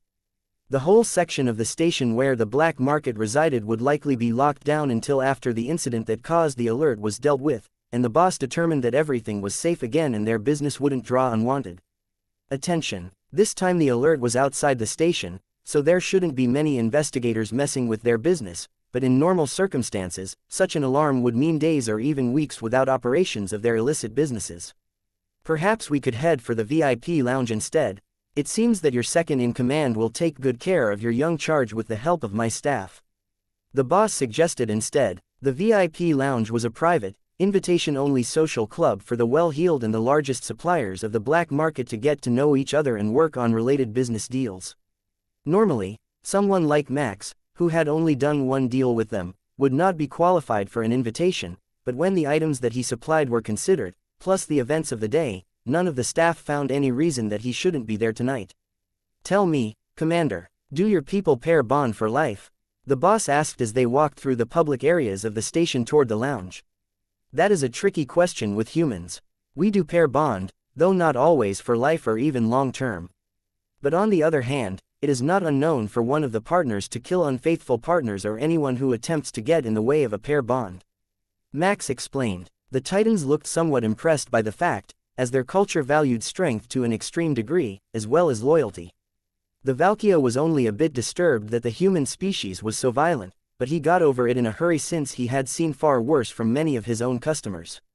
The lounge turned out to be just as upscale as Max had expected of a gathering point for the VIP clientele of the black market. The boss led them off to the side of the main entrance to his own private office and then gestured to the door to a closet. You can change in there. There are no weapons or armor allowed inside the lounge, and all flat space and other storage devices must be put into locked mode. I'm not sure if we can properly detect the locked mode on yours since it is human-made and not compliant with any of the standards or copyrighted designs of the Alliance, so I thought I would save everyone the trouble and take care of the issue here. That made good sense, but the human-made version didn't lock. They are locked to a particular user, but not entirely. That should likely be close enough for the station boss, though. So, Max stepped into the changing room and switched into a pair of leather pants and a cream silk shirt, with a simple gold chain in his combination wrist device and flat space. That was classy enough for this place, he thought, then reconsidered and switched to a suit coat and matching pants, one of the only other outfits that had been prepared for the day. He knew he didn't pack them. The last items he had put in the device for clothing were a long leather coat and matching pants that he had worn for a meeting weeks ago. Nico must have updated his wardrobe when he wasn't paying attention, the same way that she liked to put out random outfits for him to wear in the mornings. Once Max put the suit on, he realized what Nico had done. The cloth of both the suit and the shirt was made of the same fibers as the flexible parts of the augmentic armor, and while it looked like a custom-tailored suit, it would actually take a direct hit from a laser pistol without burning. It wasn't so much a fashion statement as a product testing mission. One that he had no intention of completing if it meant that he had to get shot to see if the suit actually did its job. With his armor safely stored and the flat space set to open only for him with mental access, using Nico's skill, he stepped back out to be inspected. Chapter 712. VIP Lounge. The boss looked Max over as he stepped out, then nodded in appreciation of the suit before tapping at a device in his hand. It looks like your flat space is properly locked, according to Alliance standards, so we are clear to enter. A guard will be inside to verify your status, a precaution against someone trying to pressure me into gaining access to their enemies. Max smiled to let the Valkyria know that it didn't bother him. It's good to have proper security. Too many businesses have simple loopholes to exploit or laughable levels of physical security since they were only expecting the Inu to try to hack their servers. The bodyguard who followed the boss into his office stopped walking in shock when Max said those words, then tilted his head as if looking at Max from a new angle would help him understand. Does that mean that you physically came in and took someone's computers? That is genius. You could unlock them at your leisure. It would be a bit tough to pull off, though, he announced. Oh, nothing so civilized. We simply killed everyone on the planet and then took our time gathering the data that we needed. Once they had a death sentence hanging over the planet for rebellion, there really was no good reason we shouldn't take all the data that we could find, even if it wasn't related to others who might have assisted them in their actions. Max explained. Both other men in the room flinched at the casual mention of wiping out an entire planet's population, and Max nearly lost his carefully crafted composure when the bodyguard gave a silent prayer of thanks to his boss for making friends with the scary new people. Now, the rules are simple. All business done directly inside the lounge pays a 5% fee to have the market arrange the details, there is no violence allowed, and no recording equipment is permitted. The bodyguard explained before opening the door to let the two higher-ranked men go through first. The man on the other side of the door nodded at the boss and gave him a quick wand scan, then moved on to Max for a slightly more detailed scan, then gave him a smile. I hope you can stay around for the continuation. I made a lot of money betting on you before my shift started today. Max chuckled. I'm not sure how long we will be welcome after today. The entire Inu population is down at my ship right now, stimmed out of their minds and having some sort of mass collaboration party. The security guard chuckled. On the contrary, they will likely thank you since you got them all in one spot. I know your species is new to the Alliance, but the Inu are generally regarded somewhat like that toddler who won't stop asking questions. They're too sweet to hurt them to make them stop, so you just have to suffer with it forever. That was actually a pretty good description of them, Max thought. Even though they were like bees buzzing in his head, it was impossible to stay mad at them, and they were always doing their best to make things they thought you would like. It reminded him of kids trying to please the adults around them. Only with more guns. At least when they were working with humans. Perhaps he should be nicer to the Inu. It was a behavior pattern that he recognized from his childhood in this life. Kids with the worst parents tried their hardest to get praise and recognition, even though they knew it likely wasn't going to happen. The Alliance viewed the Inu as an annoyance, so they tried even harder to be useful and befriend everyone, not realizing that it was the exact behavior that got them the reputation in the first place. What he said out loud was, the Inu are surprisingly compatible with human culture. We segment experimentation into a portion of the day as a work task or a hobby, and they can let it all out in a controlled manner, so they don't go crazy as they did here the moment that they found something new with nobody to stop them. The boss considered that for a moment. The Innu technicians were essential to the function of the station. Nobody else could do what they did. If the humans had a way to keep them balanced, he needed to either learn it or find some humans for his station. Everyone, welcome Commander Karras of the Terminus Trading Company, a human exploration and trade group that brokered their species' first agreement with the Alliance. The boss called out into the room, drawing the attention of all of the social leaders present. Now, that is a rare treat. I heard that they made the new crystals for my ship as well. Welcome, Commander Karras. I am Prince Nunya of the Myceloid. Have you perhaps met one of my species before? You don't seem surprised or overwhelmed by the species here. Max nodded politely at the Myceloid prince. Indeed, I have. We run a multi-species academy on a colony ship called Terminus. The clone of Emperor Ahmed is one of our students. Interesting personality, if I do say so myself. The Myceloid's skin turned a bit more blue than its original creamy white color, and Max sensed shock and amusement in his thoughts. So you are with that Terminus? With the academy for the elites and the lucky ones? Tell me, is the Lady Medusa as charming in person as her reputation? Max chuckled. Indeed she is. She doesn't seem to realize it, though, which is part of her charm. I suspect that the Emperor is actually more smitten with her tentacles than her personality, though. Prince Nunya chuckled at the reference while his drinking companions burst into laughter and clapped him on the back. It's a Myceloid thing. They're all obsessed because the tentacles look like the reproductive organs that their species have developed, long dendrites that they shake to pollinate when they wish to make an offspring that is not a clone. The prince was definitely blue now, and he thumped his companion solidly on the chest. Don't take it the wrong way. It's not some fetish. Think of it like how many species enjoy the sight of large chest mounds, even when they are not mammalian, so they serve no evolutionary purpose. That didn't really help his case, but his species reproduced asexually for the most part, and Max could tell that it was a visual preference, like the false faces they created, not a sexual preference. Don't worry about them, I believe you. Chapter 713.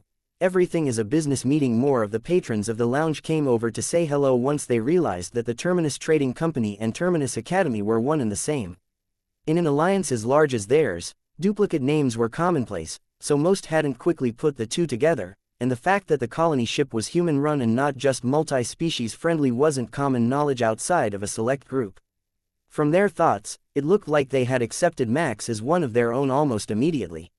He ran an academy for elite students, no questions asked, and many of their counterparts had sent children there, as well as many politicians that they had to deal with on more official business. Getting to know Max and getting on his good side held nothing but benefits for them, as far as they could tell, and he was from the newest rising technological power to sign a deal with the Alliance. I hear that the humans are almost as fond of the Innu as the Myceloid are, but for different reasons. Do you really integrate them into your development teams with no incurious species as a buffer? A large man that Max had originally thought was Blarg, going by the abundant build, asked. We actually don't have any incurious species in our research departments at all. Traditionally, they were all human, and now we have added some Innu, plus a hunter and the part-time services of a Shin when the developments relate to botanical topics. What good would an incurious species do in the research lab? Max asked. All of the people in the room looked at him strangely when he asked that, and it seemed that he had missed something obvious, but their minds just couldn't quite fathom the concept. Without an incurious species, how do you market test? Or ensure the safety of the staff? What if something blows up? One of the businessmen finally asked in an incredulous tone. We have safety protocols and best practice operating procedures. Both species are perfectly capable of following them, and injuries are quite rare during our development process. Many of our products are actually designed to blow up since we are a major military force in our home galaxy, but we don't actually market test. If we found a good use for it, someone else will too, so we just make it available when it is complete. Max explained. Their marketing strategy horrified half of the people in the room but made the other half consider forming a business relationship with the humans. Disruptive marketing wasn't really a thing among most galaxies in the Alliance. The mere concept of a trade war horrified them, and they were so bound to their traditions that they wouldn't dare to step on someone else's turf like that. In Max's opinion, it was holding back their development, and they could have been thousands of years further ahead of humanity by now if they hadn't stifled inventions in the name of not disrupting the market. When he first proposed marketing luxury space yachts, it was mentioned to him that there was a void in the market. Max had taken that as demand exceeding supply, but if his guess was right, it also held the meaning of being able to accommodate another supplier without overlapping anyone else's market share. Since it seems that I have missed a few of the cultural nuances in the alliance, might I ask a question? The black market boss nodded in the affirmative, and a handful of others seemed eager to find out what Max would want to know. When a research team develops a new product that is similar to an existing product but significantly more user-friendly or cost-effective, how is the situation usually handled? You see, we came up with a terraforming array not long ago that can completely rework a planet in under a year's time. We vetted the design with the envoys and double-checked that there were no issues with interference regarding other manufacturers' patents, but when we released it on the market, we were immediately attacked by a handful of competitors. Not in the marketplace, but physically attacked. Needless to say, that didn't end well for them, but did we miss some convention of polite behavior? The boss of the black market burst into laughter while the patrons of the lounge stared at him. You released a planetary terraforming array for under 500 billion credits. Just the interest on the loan that your competitors offer for their services is over 1 trillion credits a year per planet. You basically crushed their business overnight. There was a run on their stocks, and they lost hundreds of pending deals the moment that the availability of your array was announced. Forget competing. You very nearly drove their families to suicide. I don't think it was a cultural issue but a pricing model issue. For as long as I can remember, there has only been the same handful of terraforming companies, and they are all in it together to fix prices and make a fortune off generations of colonists. I'm sure the envoys informed you that the price of your array was less than the price of the ticket to get to the planet, correct? Max nodded at the boss's assumption. He had indeed heard that, but the point of his line of questions was only partially to find out about the culture of the Alliance. Each of the people in this room could afford a private planet at his price. How could they not hold the Terminus Trading Company, and through them, humanity as a whole, in high regard when they made such an opportunity possible?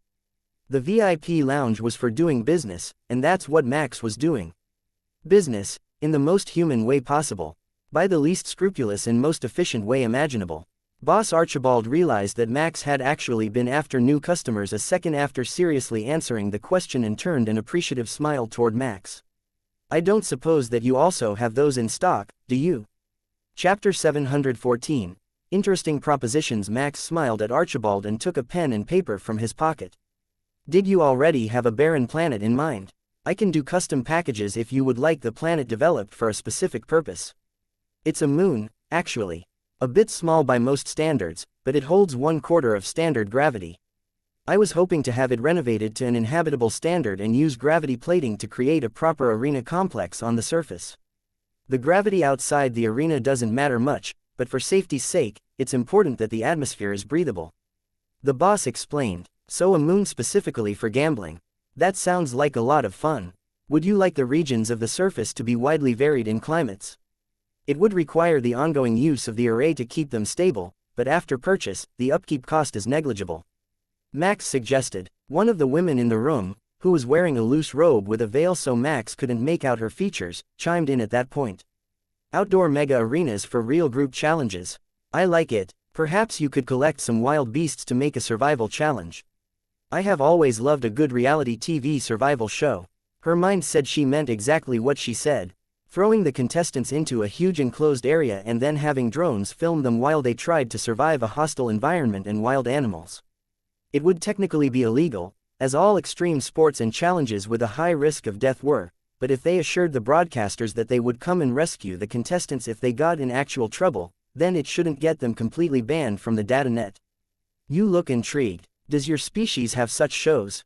The woman asked Max. We do. We also have planets where it is not a staged show but a reality for the colonists who have to deal with deadly predators on a daily basis. But what had me interested was just a random thought. My subcommander has a fondness for trying to tame wild beasts. We were on vacation not long ago, and she tried to tame a winged wolf, a 3-meter-tall flying predator from one of the human-controlled worlds. Max explained, then brought up a holographic image of the flying animal so that the others would know what he was talking about. Are those things really tameable? One of the men asked. They are. It's not easy, but the locals have bred a number of them in captivity, and they are as loyal as any other canine. Max sensed that a lot of the species here would never dare to keep a predator as a pet or companion animal. They had either come from planets without them or had eliminated all of the potential predators from their home worlds during their advancement, so the very concept was foreign to their culture. Boss Archibald cleared his throat.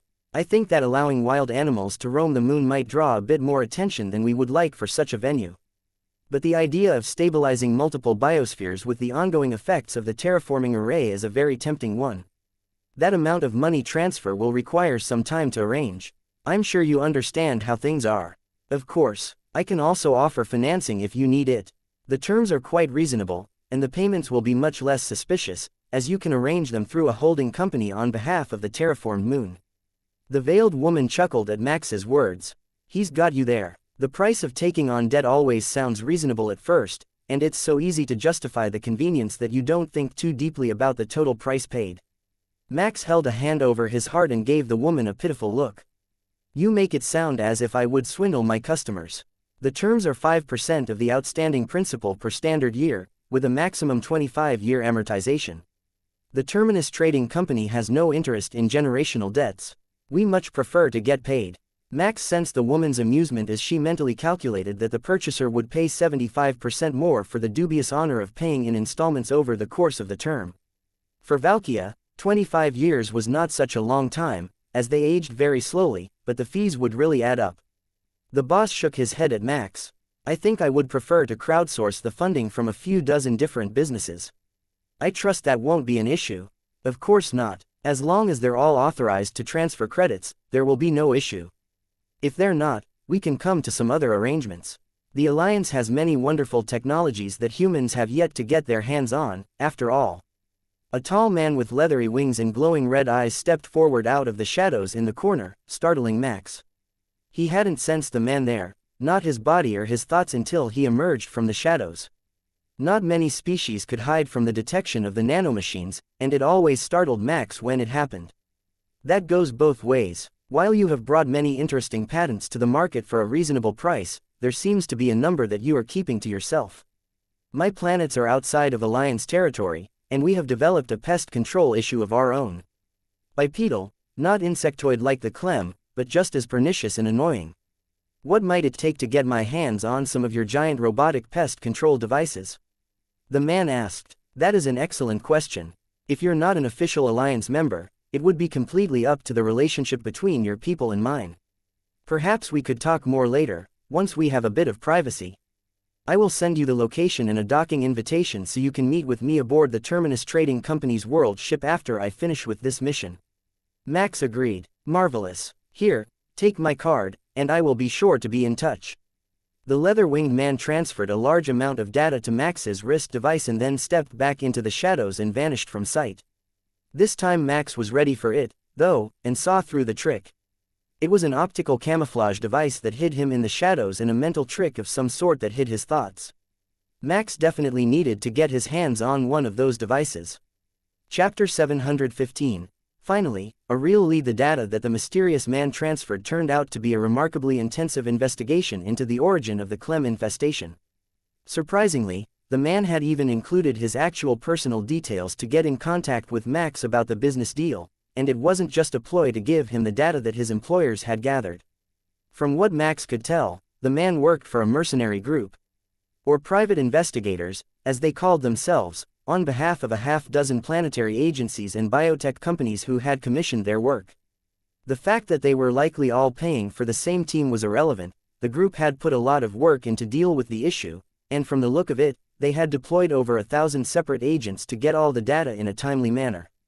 That was far more effective than the government's efforts had been, since they weren't bogged down by bureaucracy, and the data included everything from copied sensor logs, purchased information from merchant vessels who had moved Clem biomatter to a pair of labs belonging to the same company, data on the company who had broken into their labs to steal the research, and finally the part that Max was most eager to find, the source of the original Clem pod infestation.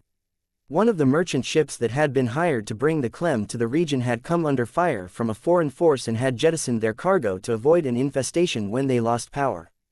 The mercenary group had responded to the battle and had saved the crew and ship, but had not learned of the contents of the jettisoned cargo until after it had collided with a nearby planet.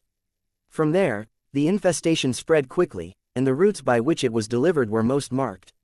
The only questions left unanswered in this data set were the two most recent planets, as the investigation had ended before they were infested, but going by the location of the research facilities, Max suspected that one or both had lost containment, and the Clem had taken over their worlds, but the incident hadn't been reported to the Alliance government due to the nature of the issue.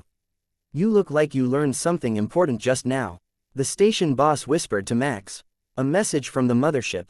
We have more data for our investigation, and I think I might know where the Clem infestation originated." The Valkyria man nodded, then tapped something into his wrist device. "I have set a bounty for confirmation of the source and its elimination. I suspect that it will be a messy affair since the government isn't doing anything about it, so the fee will be quite worthwhile for the one who has the flexibility to take care of the situation." "That is wonderful news. I take it your crew will need to leave right away, then?" Max nodded, fairly quickly. "Yes, but I think that we should give the Innu time to unwind before we leave. They've been bored out of their skulls since they can't celebrate their accomplishments with anyone outside of their social circle, and they needed this chance to unwind with new data." Boss Archibald gave a rueful chuckle. "Well, that can't be helped now, can it? It's not like they can tell the world about all of the cool new illegal things they've discovered. It's hard to argue with your logic there. How about we spend a few minutes having a nice drink while they have fun? One more hour shouldn't hurt anything, and I can ask my subcommander to get started on the research work." It was work that would undoubtedly include many of the Innu who were gathered at Santa Maria for its stopover here at the station, which would help them calm down and feel useful at the same time. Everyone on the station who knew about the situation was irate that someone had let an invasive species loose on their station twice, and very few of them believed that it was a coincidence or an accident. So, they would do their own work, hacking the government's data networks to find out as much as they could about the locations that Max was headed for and what they might expect to meet along the way. He had just settled into a comfortable chair next to the myceloid prince and the station boss, when his wrist device dinged, giving him an update from Absolution. The battle was proceeding better than expected, given his absence and the resulting reduction in targeting data, but the casualties were still very low among the human pilots. The envoys were looking for an update on his progress, but Major Miller had told them that Max was in negotiations with the station crew at the moment and couldn't reply until morning, so that could be delayed, and a series of seemingly unrelated transfers, all with the same purchase order on them, had arrived, totaling 500 billion Alliance credits. "Station boss Archibald, if you could confirm your purchase order, I believe that we have your items in stock."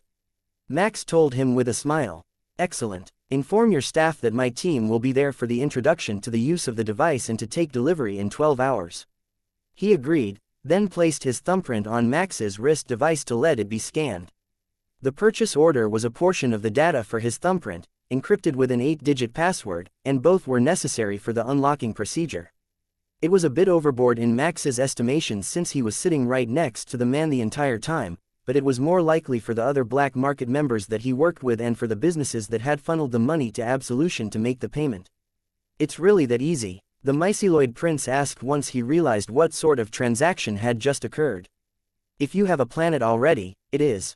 Did you have one in mind? I think we've still got another array in stock," Max asked. They didn't, but they could make one in a matter of hours with the materials they had on board. An even trillion credits in business would look good on his mission report. It would give the world ship the gross domestic product of an average colony world during its first generation, and since they didn't lack for much, it would let them leverage even more loans to other colonist groups and others who wished to make payments on purchased items. Max caught a flash of surprise from the man hidden in the corner and realized why it was that he could hide his mind so well. That was an illithid in an unconventional suit.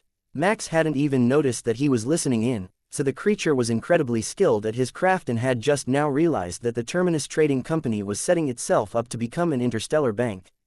They were providing in-house financing and delivery for human-made goods and profiting off both the markup and the interest payments.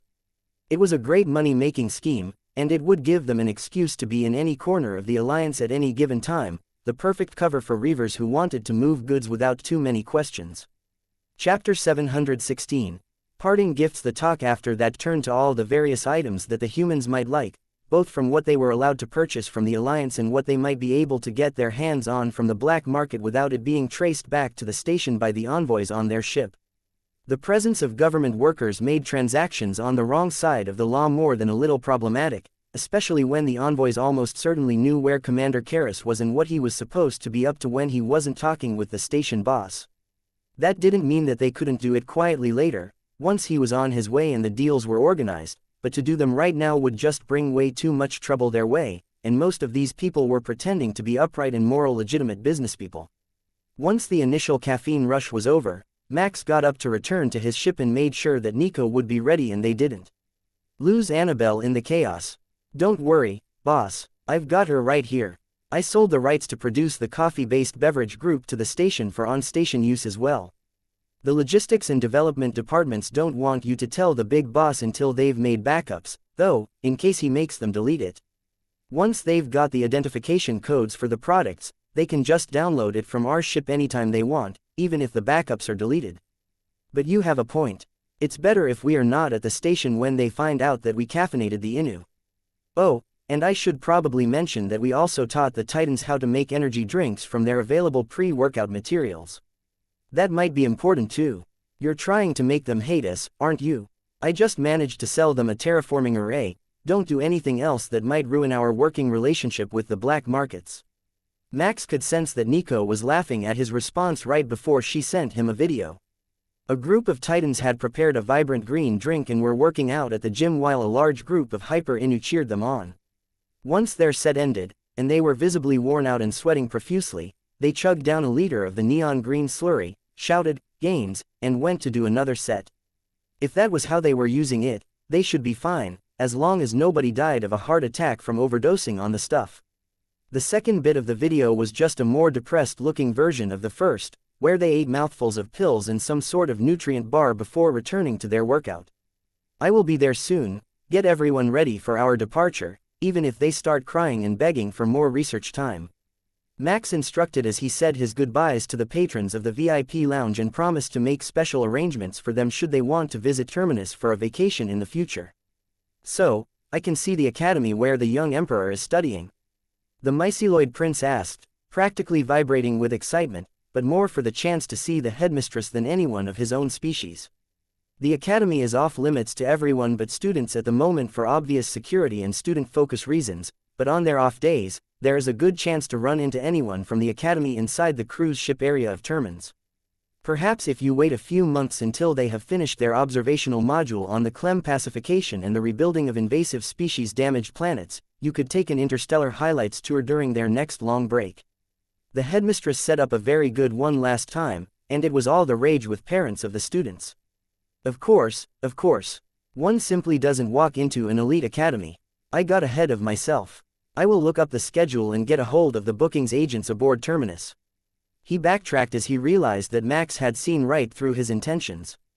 The station boss escorted Max out and down the hallways that led to the hangars with a nervous look on his face in anticipation of what he would find there. "Relax," Nico calmed them down so that we could leave on time. "They have had time to examine all the new things that we brought with us, so they should be busy trying to modify and improve on them for a little while.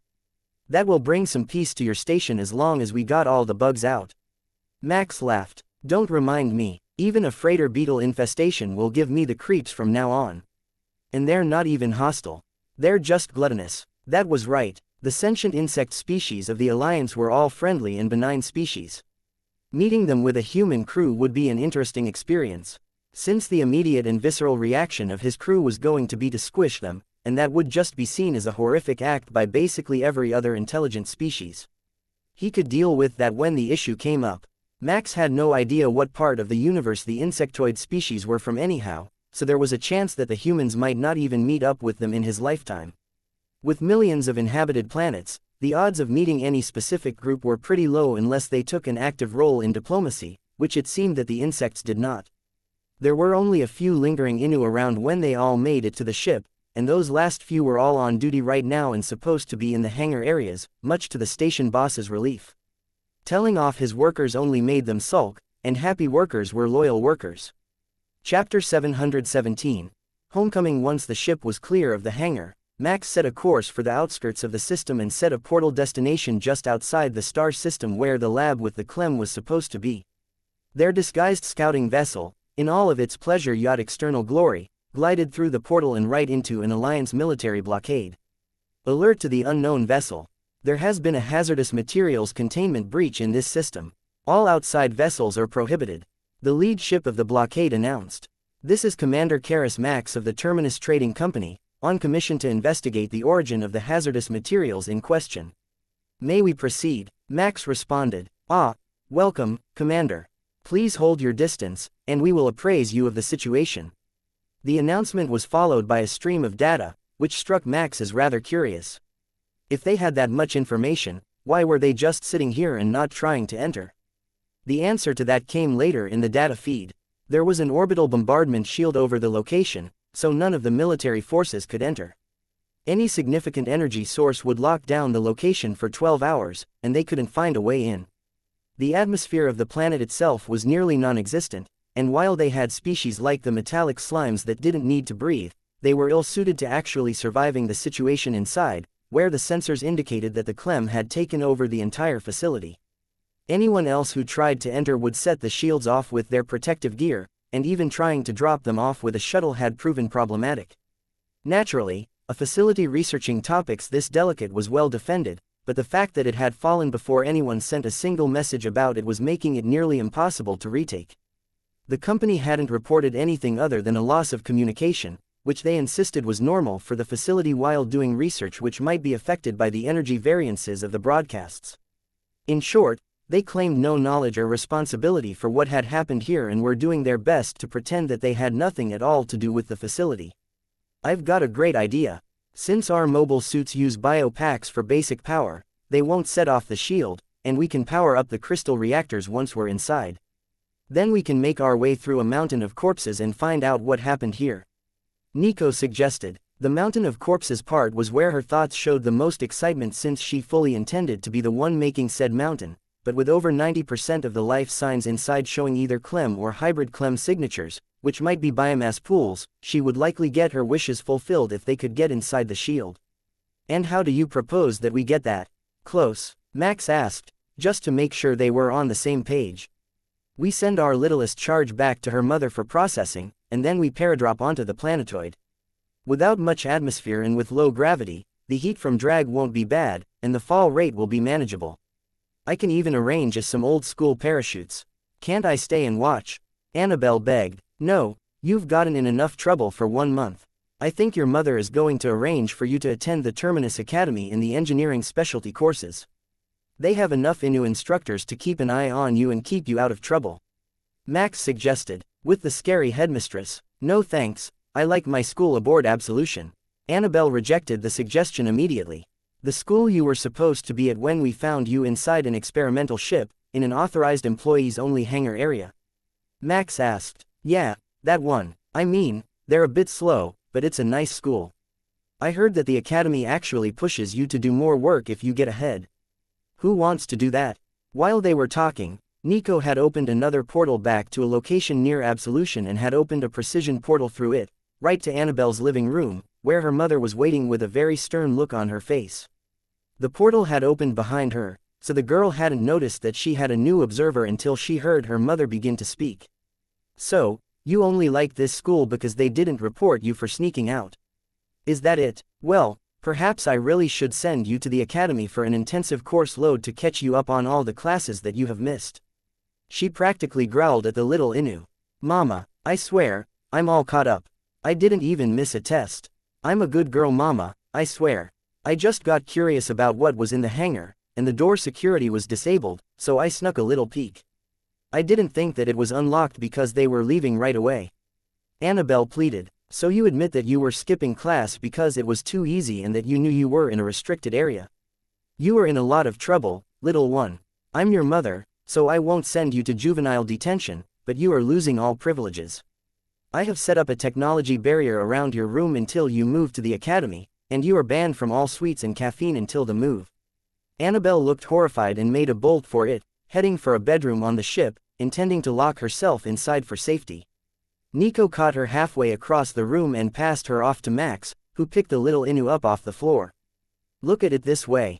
When you get back to Absolution, you will have learned all sorts of new things about engineering and research practices that will help you in the future. Now, behave for your mother, or she just might put a dietary restriction on your cafeteria pass. Isn't that an Inu rights violation? I have just discovered apple pie. You can't take it from me just like that, she pleaded. Max snickered at her attempt. Apple barely made her top 5 favorites, and she was hoping that her mother would go for the targeted effects and prohibit apple pie but not her actual favorite sweets. Annabelle's mother stepped through the portal and took one of her daughter's head tentacles between her fingertips, lifting her head much like a human mother dragging someone by the ear when Max set the girl down. I see what you're doing. Don't forget that I'm your mother, and I've known you all your life. Plus, you're a clone of Me. You can't fool me with a simple subterfuge about what your favorite pies are. The answer is strawberry rhubarb. Annabelle looked completely defeated at this point and feebly waved goodbye to Nico as she was dragged back into her home aboard Absolution. Thanks for the consideration, Commander and lead researcher. I'm really sorry to have intruded. Nico closed the portal once they were through, and Max began to laugh. She's a clone of her mother. I can only imagine what that household is like with the two of them sharing the same basic personality. I put the chances of her actually being sent to the academy instead of writing a 10,000-word report on what she saw while we were out at about 5%. Nico agreed. Chapter 718. Door guards. Max activated the broadcast system again and addressed the gathered fleet. As you may be aware, humanity has been dealing with the Clem for quite a long time. If there are no objections, we will put our ship into stationary orbit over the planet and then drop in using the most straightforward methods. They shouldn't activate the shield, and once we are inside, we can begin the investigation properly and clear out the Clem infestation from this sensitive facility. The Illithid aboard the nearest ship contacted Max and brought him into the loop since his own range wasn't long enough, and they waited while the military commanders made their decision. Commander Karras, if you can equip 3 of our people, we would like to send them with you and have them hold the exit to the facility to ensure that nothing escapes from it while you work. Might we ask, how do you plan to get past the shielding?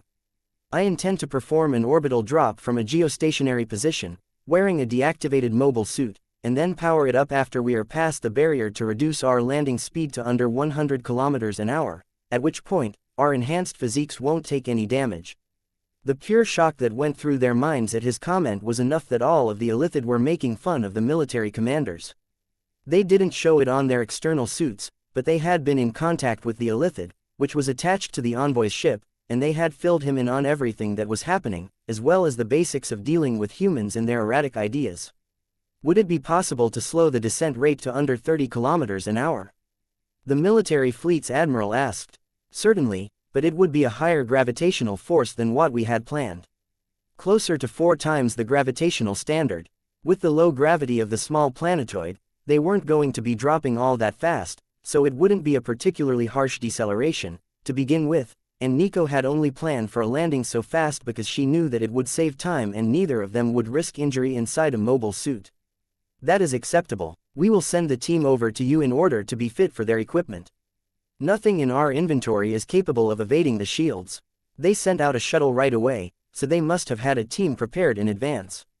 The Illithid informed Max that it was 3 members of the Metalos, the morphable metallic slime-looking species, so they wouldn't need to make any new gear designs. Alright, Nico, 3 standard-sized mobile suits, plus our own. Let's see the new designs that you have come up with. He told her with a wink. There was definitely a new design since the last time he had seen the nearly human-sized mobile suits. They had gone through 3 generations of augmentic armor since then, so the smallest of the mechanized suits would definitely have seen some improvements. If they weren't going to be exploring a whole complex, he would have recommended a pair of line mecha, but these would have to do. Nico tapped a set of commands into the screen on the closest wall, and the ship's replicators powered up. Ready to make whatever she needed. Can I do a grand reveal once everyone is here? They're really cool, and I haven't even gotten to product test them yet. Max shrugged. It will likely be easier. If you tell me now, you'll still need to explain to them how the suits work when they get here, so we can just do it all at once. The team was there less than a minute later, and Max moved to the back of the ship to greet them at the airlock. They had come straight to the storage area, so they were right next to where they would suit up, but that also put them in the same bay as Cleansing Light and Shattered Pride. You can't seriously be intending to take those to the surface. One of the silver creatures gasped. Of course not. It wouldn't fit down the hallways. Those are along for surface containment of any Clem presences that we detect on other planets. They will be staying here while we go to the surface in mobile suits, which are fitted around the body like extra bulky power armor. Let me reveal to you the new Dominus pattern mobile suits. Equipped with a new alloy armor, crystal reactor power core with organic power pack backup, a 3-layered shield, as well as an impressive weapons and sensor suite. It also features gravity control as well as physical thrusters for both terrestrial and orbital maneuvering. This model features shoulder-mounted laser arrays on both shoulders, plus a selection of close combat weapons, including monomolecular claws, an energy sword and physical shield, or dual axes. The melee weapons can be substituted with a long-range plasma or ion cannon for ranged compliance efforts, and the interior of the suit is fully climate-controlled for all foreseeable situations, including a recycling system and nutrient injections. The Metallos Special Forces operative stared at the bulky suits in awe and then looked to Nico for an explanation. We will learn the controls easily enough, but are you certain that these will make it by the shield without activating it? Nico nodded. We have analyzed the data, and only an active power source will trigger the shield. We will be dropping in with the suits inert, as they are now, and only activating them once we are past the defensive line to slow our speed somewhat.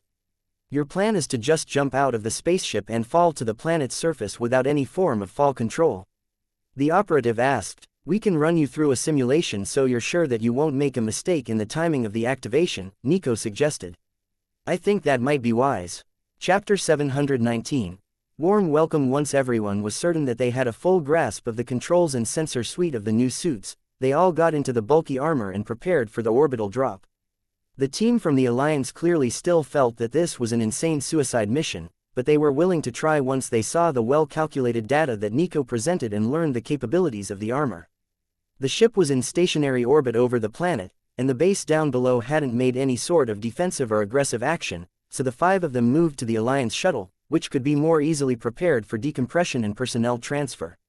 The atmosphere was sucked from the small vessel, and the suits were triple-checked for proper operation and integrity before being powered down again for the drop. You all know the drill now. When your altitude reaches 100 meters, give the emergency override command and power up with full reverse thrust, both gravity and thrusters. We will drop ahead of you with a controlled thruster burn and breach the building. Once we're in, you can secure the door, and we will signal you before we return.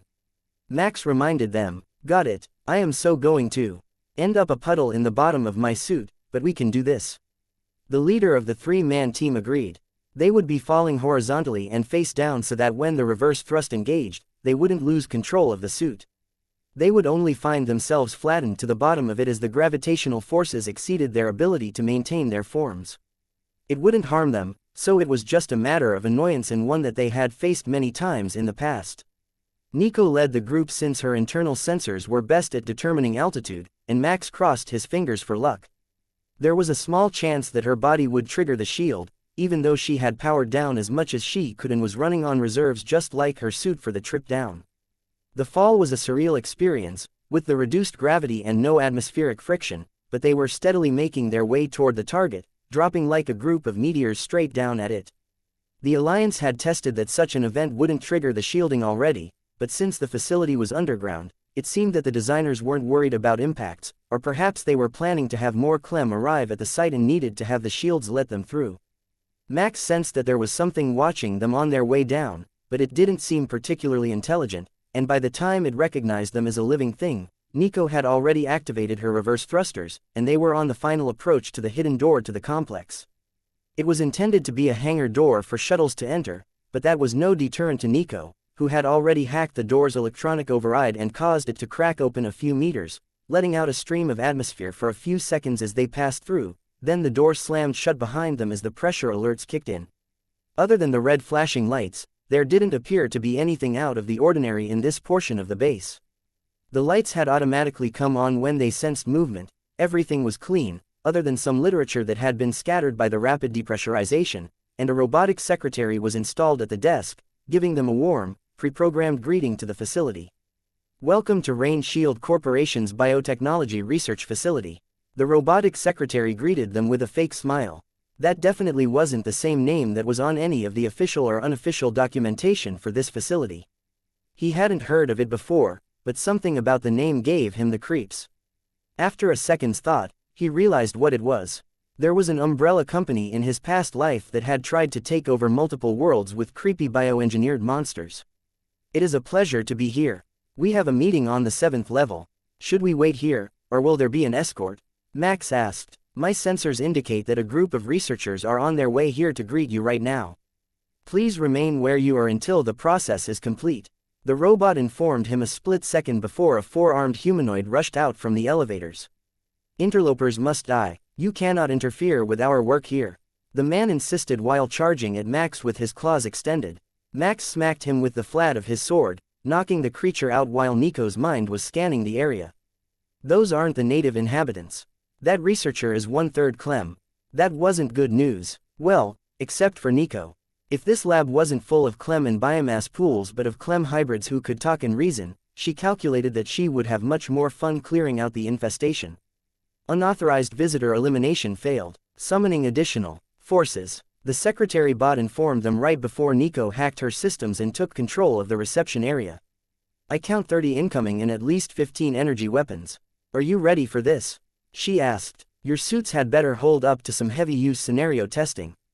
My targeting skills are up and ready. Max chuckled. The laser arrays on the shoulders could fire 4 times a second, and it was unlikely that he would miss. The real question was, would they die if he shot them? When it came to Clem hybrid organisms, the answer could vary, and they didn't have any data on the ones who were here other than the one that Max had knocked out. The sound of boots on the tile was joined by spiked limbs as the security team arrived. 24 more of the hybrids with 4 arms and chitinous hides were led by a Clem warrior that seemed to have evolved somehow, gaining a 3rd pair of arms and looking much more agile than normal. Chapter 720. Entryway clear. Max moved back behind a structural pillar while Nico rolled right and behind the desk to evade the first barrage of ion rifle fire. Hey, are those human-made rifles? I recognize that energy pattern. Max called over to his partner. Give me a second. I think they are, she replied, then stood up enough to let her shoulder-mounted weapons blast a pair of attackers and draw another round of fire in her direction. They are human-made, but obsolete. I'm not sure where they got them, but they are a Cygnus pattern rifle that has been outdated by nearly 1,000 years. Not even the Black Wind territory would use a rifle design that old anymore. They're still deadly, but 20% lower output than the modern design, and they were known for malfunctions when damaged. Well, that was at least enough information to tell them what they were up against, if not where the weapons had actually come from. For all Max knew, they might have gotten them from the same place they found the Clem, some fallen human world that still had remnants of the military supplies left lying around because they weren't organic and weren't of interest to the Clem. Max leaned right and placed a burst of lasers into the charging hybrids, distracting them from Nico's position for a moment but not slowing their momentum. He couldn't stay exposed for long with the volume of fire they were taking. This was a mobile suit, not a Crusader-class mecha, and it wouldn't take that much abuse for long. With his shield held in front of him, Max shifted to another pillar further away, firing into the crowd as he went and watching in satisfaction as a series of heads exploded. Aim high. The bodies are armored, but the heads are squishy. He called over to Nico as he ducked out of the way of another barrage of fire. These ancient weapons, or the replicas of them, were slow firing, and Max estimated that they couldn't fire more than 1 round a second from each weapon. That was a strong advantage for him and Nico since they could outgun even a group this large. On the count of 3, pop up and fire full speed. We will thin them out while they are confused. I think they've lost some of their intelligence, Max told Nico as he scanned the area for more reinforcements. 3, 2, 1, Max turned out from behind the pillar as Nico moved out from the corner of the reception area, and they both unleashed their laser arrays into the crowd. The hybrids split in an instant, charging as they fired their rifles, barely able to overcome their instinct to use their claws to rip these 2 hateful mecha apart. Their accuracy on the run was terrible, and some of them had already dropped their rifles to extend claws or draw blades that looked much more dangerous than the relic ion rifles. Now that he could get a good look at them, Max could tell that they really were relics. Time had weathered them to the point of nearly falling apart, even with the attempts to repair them that had been made. Max didn't slow his rate of fire as he charged at the crowd with his shield raised and sword extended to his side for a sweeping strike that tore a half-dozen unarmored hybrids in half in an instant. He saw their noses wrinkle at the smell of burning flesh caused by the energy barrier around the sword's blade, but he didn't stop swinging until the chaff was dead, leaving him and Nico facing off against a 4-meter-tall, 6-armed Clem. This creature was definitely intelligent, and though Max couldn't sense any coherent thoughts, perhaps due to a lack of language skills, the impression that it was planning its attack was strong, and he was still catching glimpses of images from it. "It's going high," he warned Nico a split second before the creature leapt into the air and then used the ceiling to rocket back down at him. Max rolled to the side and used his shield to block the 30-centimeter-long claws that tipped the limb closest to him. The shriek of metal on metal was interrupted by a shriek of pain as Nico unleashed her lasers into the Clem and then hacked off one of its arms with her blades. That gave Max time to use his thrusters to throw himself back to his feet and begin firing again. It was fast, slightly faster than the targeting motors in his laser arrays at this close distance, and it was doing an incredible job of avoiding taking serious damage from the weapons. "Herd it toward the corner. I will hang back so that it can't leap over you and get range again," Nico called as she backed off to get a good shot at the creature. Max slammed it with his shield, throwing the beast back into the wall, but before he could follow up, a second mental presence and strong killing intent alerted him to an incoming threat. "Nico, above you," he called as he blasted a barrage of laser fire into his downed opponent. It was bleeding heavily, and its dorsal armor was shattered in dozens of places, but the Clem wasn't giving up, right up until Max brought the edge of his shield down on top of its head and crushed its skull. As it went silent, Max could pick out the rapid exchange of metal-on-metal strikes as Nico fought the newcomer, using her twin blades to fend off 6 limbs while Max worked to get in position for a killing shot. Nico dodged to the left and backward, turning the Clem away from Max for an instant as it tracked her, and Max took advantage of the blind spot to shoot the upper 2 limbs off, leaving it without its strongest attacks and unable to fend off Nico's next set of attacks, which knocked its arms wide and then put a pair of laser shots through its chest cavity. For the moment, the entryway was clear, but the inhabitants of the station had to know they were here now, and it was only a matter of time until they came again. "Let's move forward, gather any data that we can and forward it to the ship in the embargo line as needed," Max ordered as he shook the green blood off his equipment. Chapter 721. Lobby. Max led the way forward from the front hangars to the lobby area containing the elevators that the attack had come from. "They think we're stupid, don't they?" Nico stage whispered while Max tried to count the number of Clem hybrids hiding in the small offices around the space. "Or they think that they can take us if they can surround us." Max agreed, loud enough that a human waiting in the offices could hear him. That was enough to draw them out, and 20 more of the humanoid hybrids came out with rifles, while 2 of the large 6-armed Clem warriors climbed down from the ceiling. "Lay down your weapons and join us. The purity of the collective will welcome you, despite your sins." The humanoids spoke in eerie unison. Clem didn't usually have a collective mind. If they did, they would be even more dangerous. But either because of the hybridization or because they had a Clem queen here, these ones did.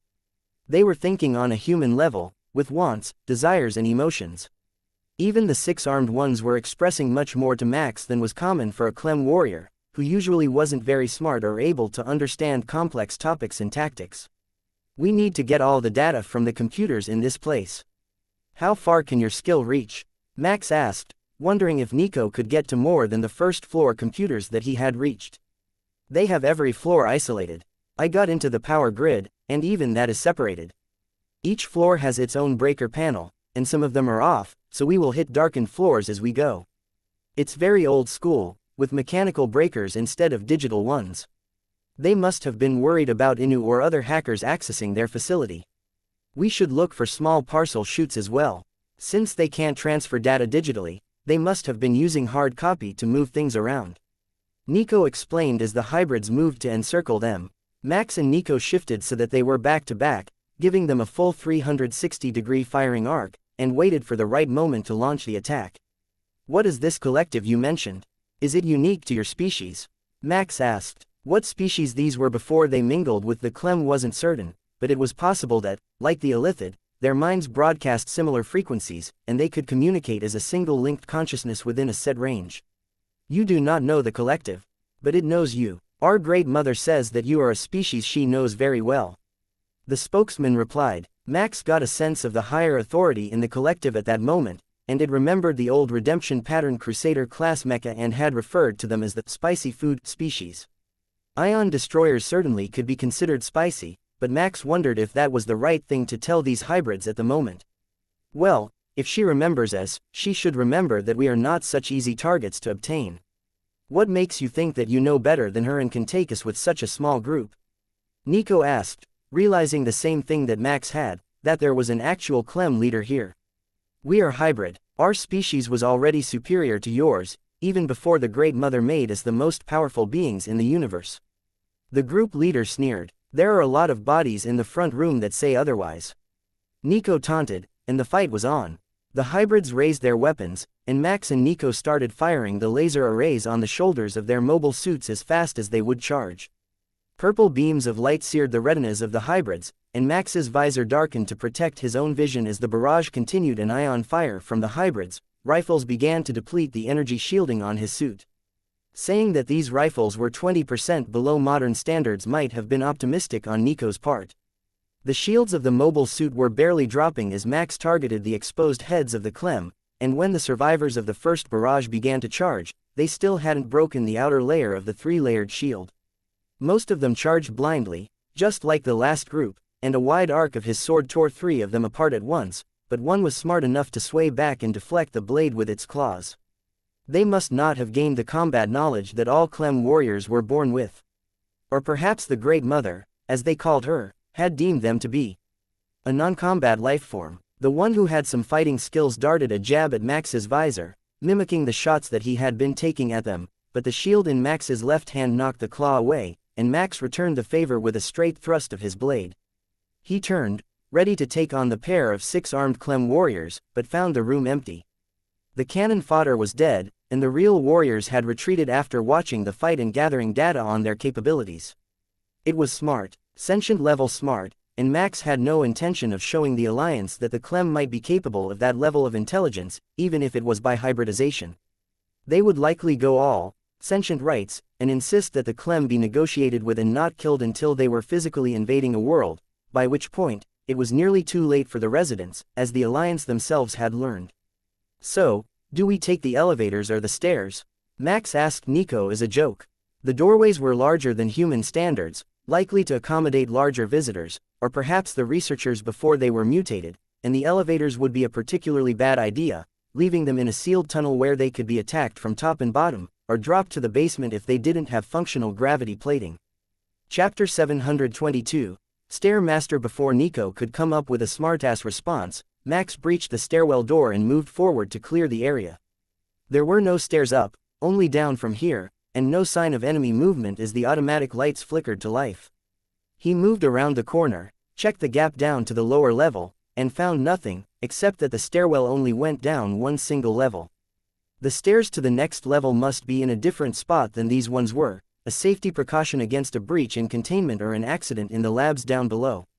Nico closed the door behind them and welded a spot shut so that the hybrids couldn't follow as easily if they were using the elevator to get around, then followed close behind Max as he prepared to open the door to the second floor. He had briefly considered disabling the elevators, but there was a team at the doors, and they could take care of anything that tried to get out of the facility. We should have asked for a per-head bounty. We'd be rich after this mission.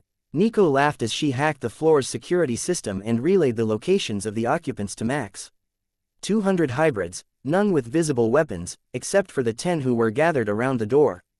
Most of them seemed to be busy with whatever tasks they had been assigned, moving papers between desks and typing away at consoles.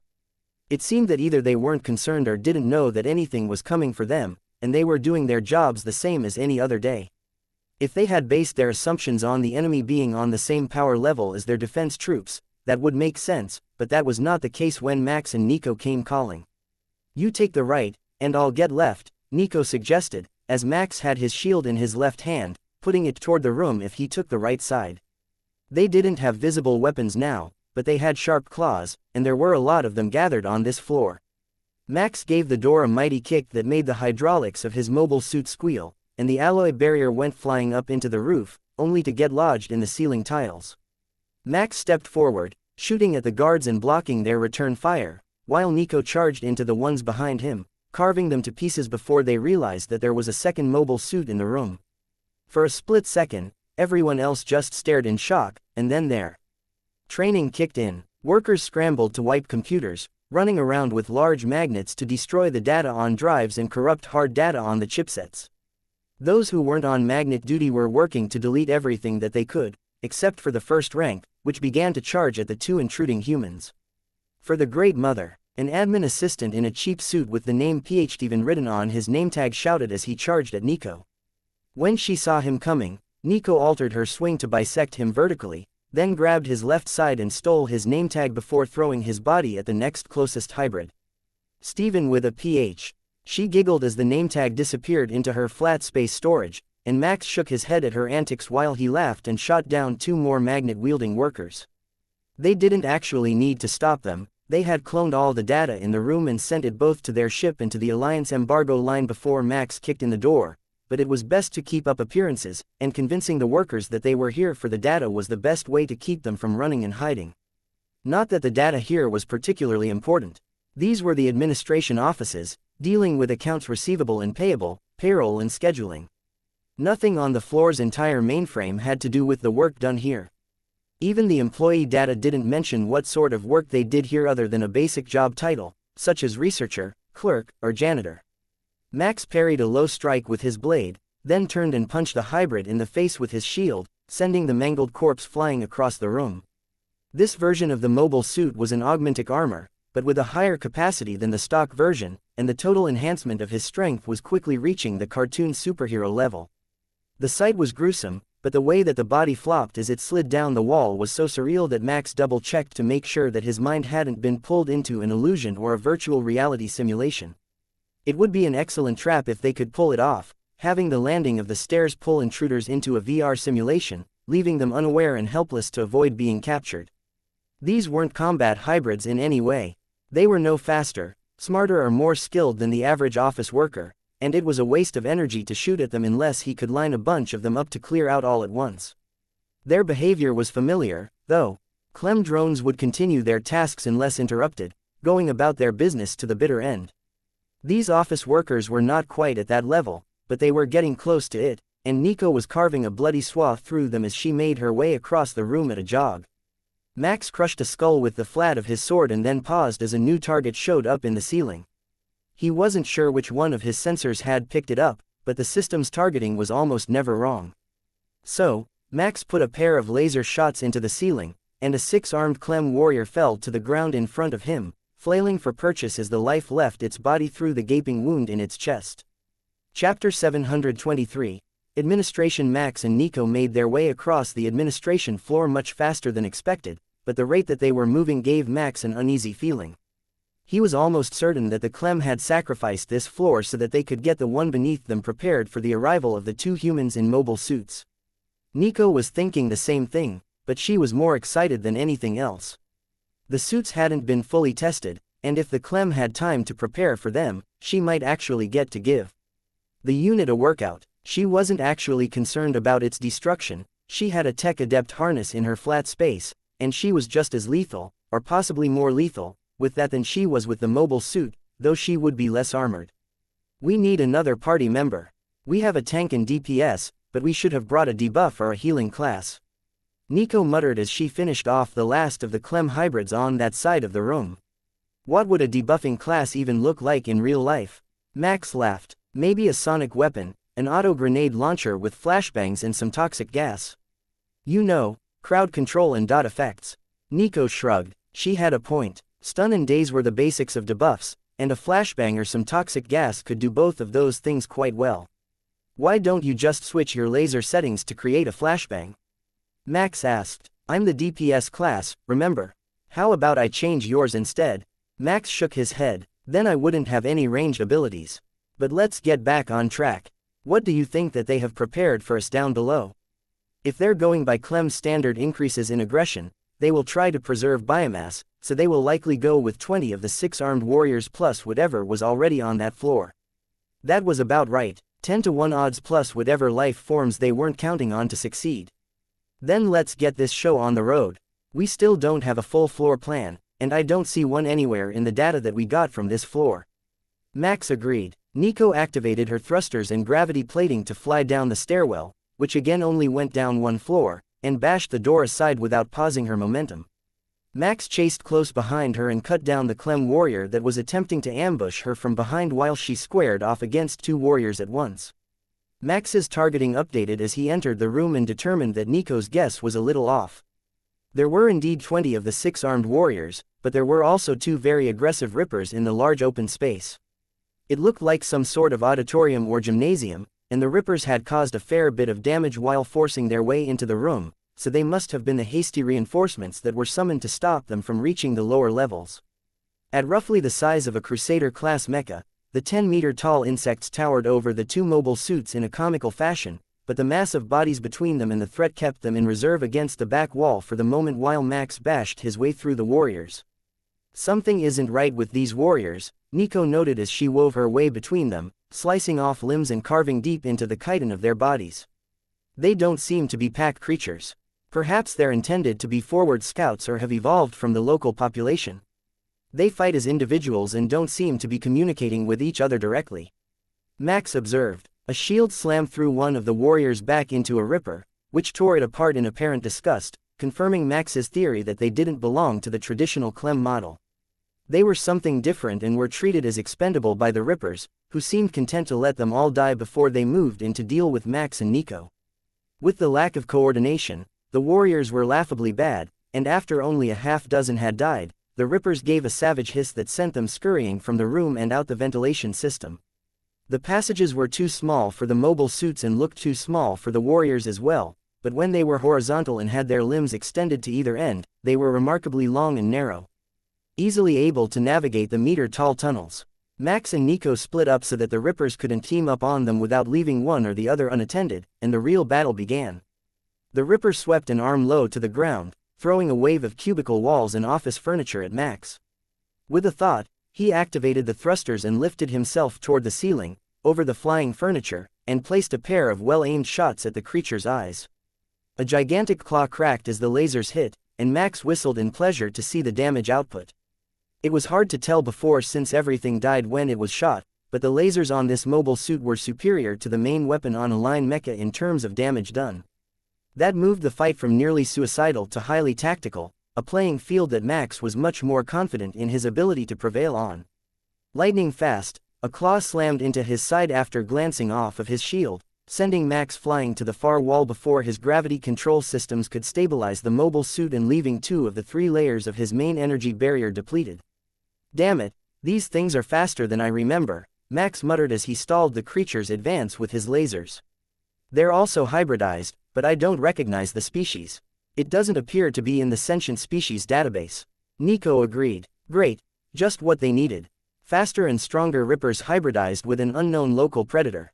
Chapter 724.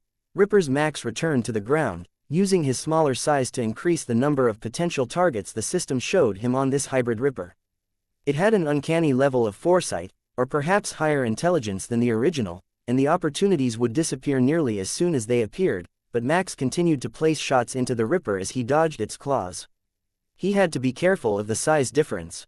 One strike had taken 2 of the 3 layers of his energy barrier down, and his physical shield likely wouldn't survive that sort of direct hit. The best he could hope for was to use the shield to deflect the claws instead of taking them squarely. He feinted left and aimed his lasers up at the beast's face, which made it raise a claw defensively, opening a path under its belly for him to move forward. The shield did its job, knocking the defensive claw aside, and Max spun around the closest limb, which was firmly planted on the ground, using it to balance himself as he sliced upward with his blade and tore apart a chitin plate. The ripper reared back in pain and leapt away, but that still left the exposed flesh open to a barrage of fire from the lasers, which burned deep into its body and left the 2 upper limbs on the right side limp. The ripper turned its good side to Max, but the loss of the attacking limbs put it in a very bad position, as now it could only choose between defending against the lasers or going on the offensive.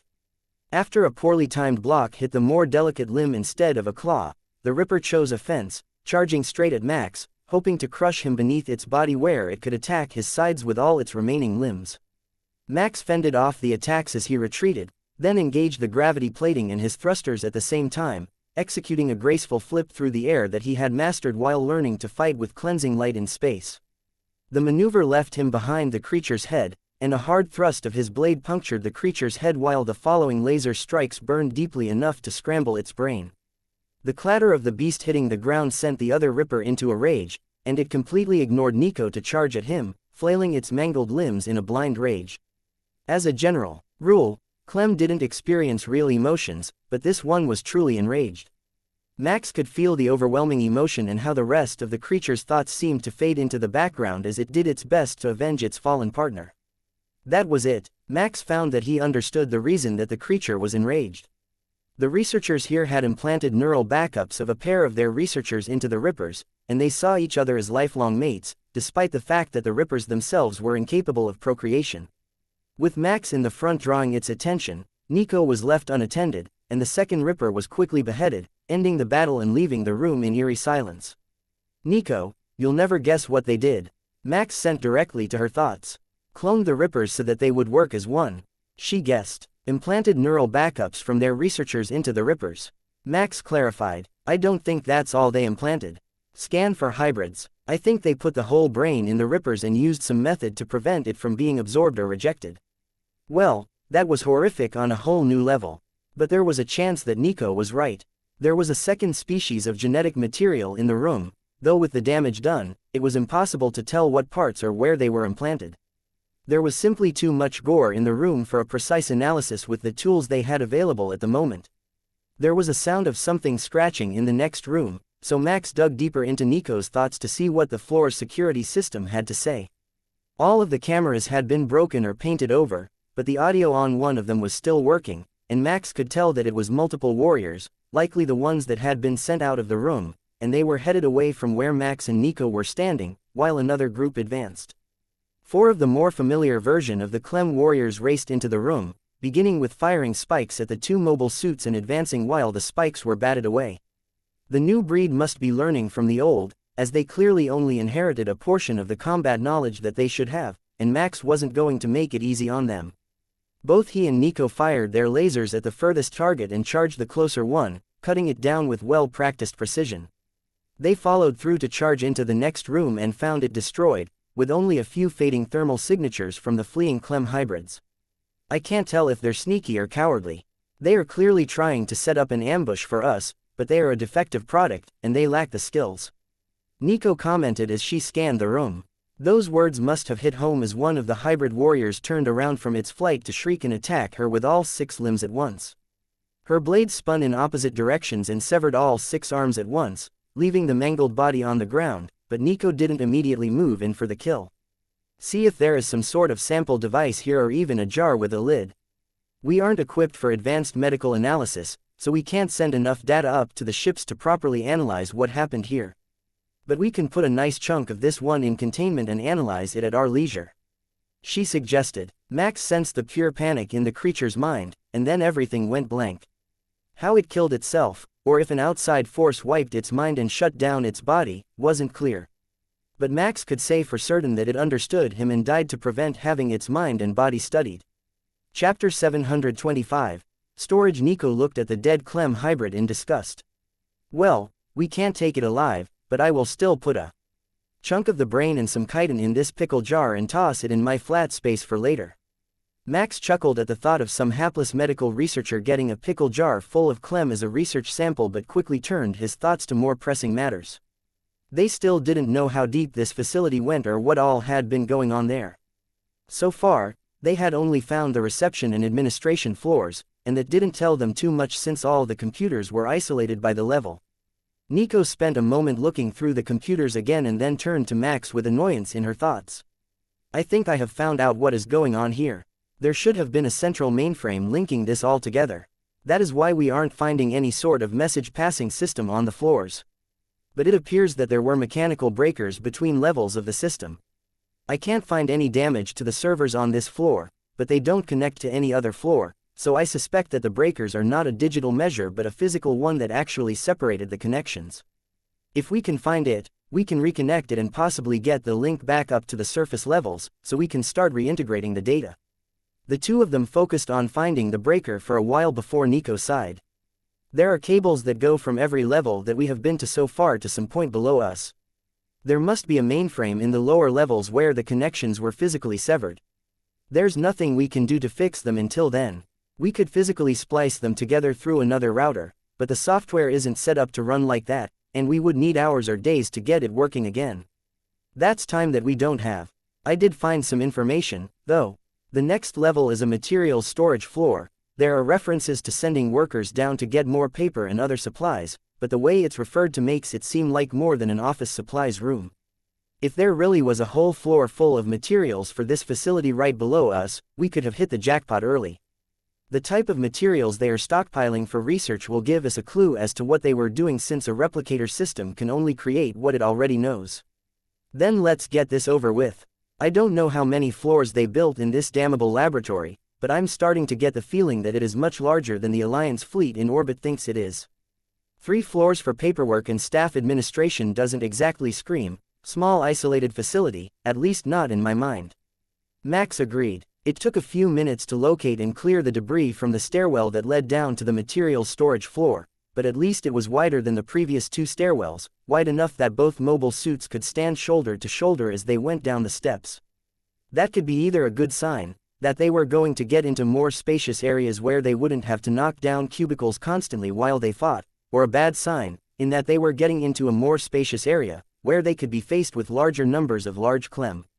Max opened this door more carefully and stepped out into the warehouse of the storage floor.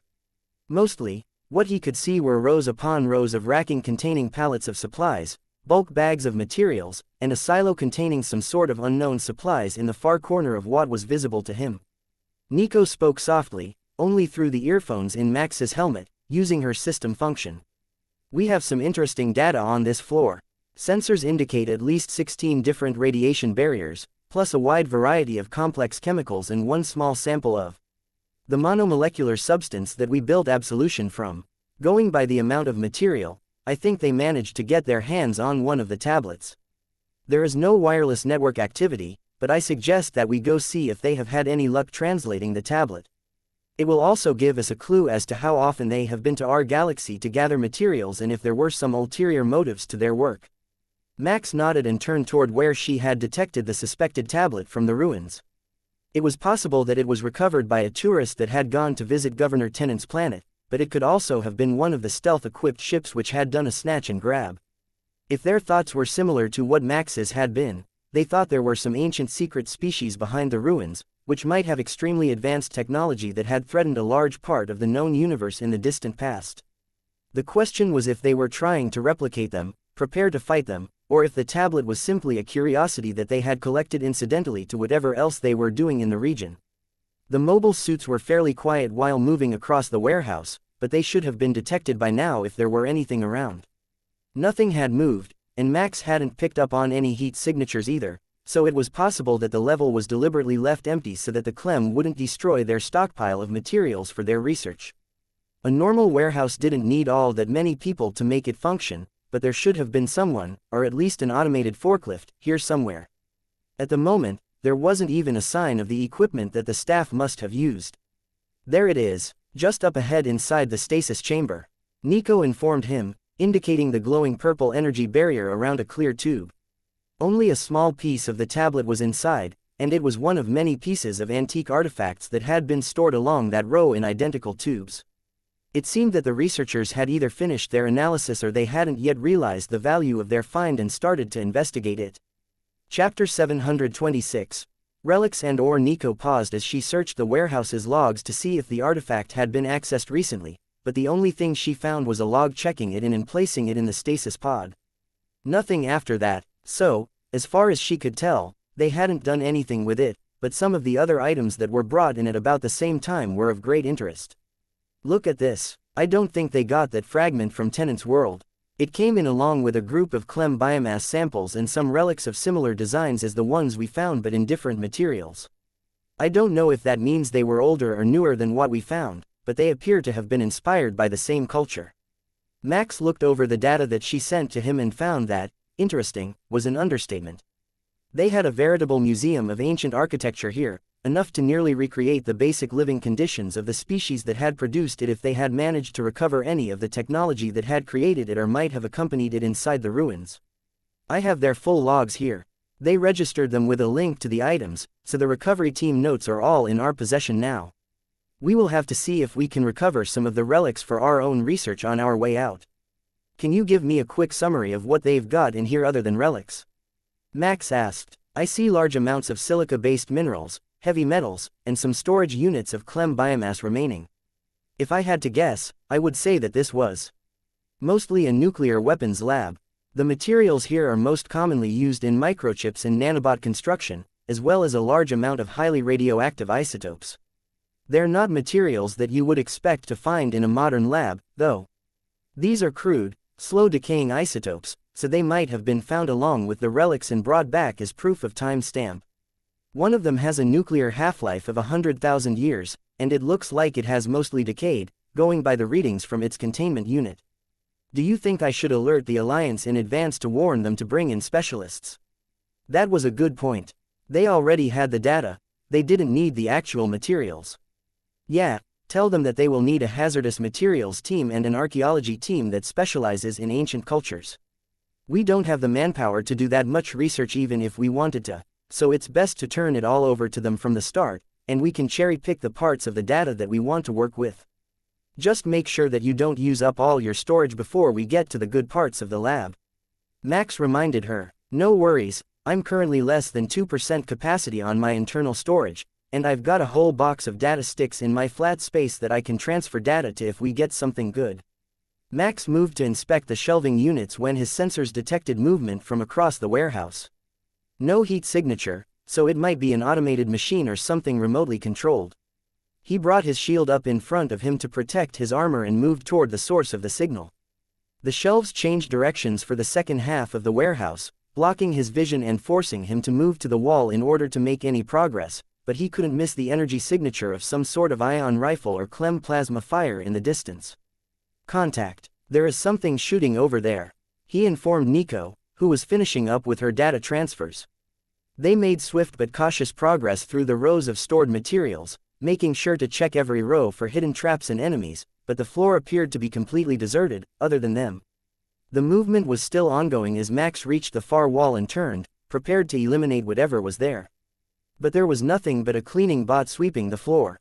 False alarm, he muttered as he began to relax at the very mundane scene. Not so false. Check the residual energy signatures. Something eliminated a Clem warrior here and burned it to ash. The bot is just cleaning up the mess. I can't find the source of the attack, though. It's possible that it is either shielded in a way that I can't detect, or there is a cloaking field here that isn't registering in the floor's power draw. Nico disagreed. Great. Hidden plasma cannons. Because that's just what this nightmare of a science experiment gone wrong needed, right? Do you think it's safe to move to the door? If the dust was here, then whatever was hit was likely destroyed trying to enter the floor. The damage from the rippers showed that they came from the area by the other stairwell, and they didn't take any damage. Perhaps it only stops things trying to come upward. Max suggested. That seems likely. Given the nature of the experiments here, there should have been some sort of security stopping the experiments from escaping the lower floors. They're running amok now, but originally there should have been something stopping alien pathogens and infections from spreading through the station. Nico agreed. Then we should be getting to the experimental floors. Shall we proceed? Max could sense Nico's smile even before her thoughts turned to tactics to deal with whatever might be on the next floor based on what they had seen so far. The size of the energy signature and the fact that it only took one shot suggested that the target was a Clem warrior, so that should be the first target that they would face on the next floor, and that meant an aggressive offense was best, as opposed to the cautious approach that they had taken on this floor. Alright, let's move. Chapter 727. Biomass contained much to their dismay. What they found at the bottom of the stairs was not the experimental labs but a large sign reading biomatter storage, and a destroyed door with a large number of angry-looking Clem warriors in the traditional configuration glaring at them, but keeping a careful distance from the door, where a number of bodies already lay. The security system was keeping them from going upward, which was likely the only reason that the hybrids on the upper levels had survived as long as they had. These Clem were ravenous, so it seemed that they had already used up all of the biomass that was stored in the facility, and they were ready to move on. The rest of the planet had nothing for them, so in normal circumstances, they would evolve a single transport life form, which would fire the pods out encased in a sheath of plasma, sending them into space with help from their inherited knowledge of the cosmos toward a location they hoped was inhabitable. I'll take the right, you take the left, Max sighed as he saw the mass of Clem on the other side of the door. Should I set a kill counter? Nico asked hopefully. We're doing this safely, not in a hurry to get kills. I've seen how much damage you're willing to take to win, and it's far too early for that. Max grumbled. The wave of affection and amusement that came from her at his response took him by surprise, and Max was a step behind when Nico moved to get into a position where she could shoot through the doorway to clear a path for them to attack the Clem. The warriors shrieked in rage as they realized that they were being targeted from behind the defenses of the building, but there were so many packed up behind them that they couldn't flee. The gestation pattern in the room had assumed that they would be able to get out, so it had spawned until the biomass ran out. That left them starving and overcrowded, but the defensive weapons in the room wouldn't let them out. The only ones who had escaped were the 6-armed hybrid warriors, as far as Max could tell. Whether they had made it out through a bad ventilation design that shared common piping or if they broke through and found other routes out of the floors was debatable, but he hadn't seen anything following them. The lasers from the mobile suits tore into the Clem, and the warriors began to charge, knowing that the only other option was death. They carried the carcasses of the dead above them, reducing the damage they were taking from the defensive weapons, but the crowd was still only inching forward, with the 2 mobile suits working to keep their progress to a crawl. What say we reduce their shielding? Max suggested, and he could swear he saw Nico do a happy dance while she pulled the flamer from her flat space. The capacity was limited since the weapon used a huge amount of energy that the mobile suits couldn't provide, but a power pack should last for a few minutes before it was dead again. For the first half-second, the Clem ignored the new weapon. They were already dying in waves.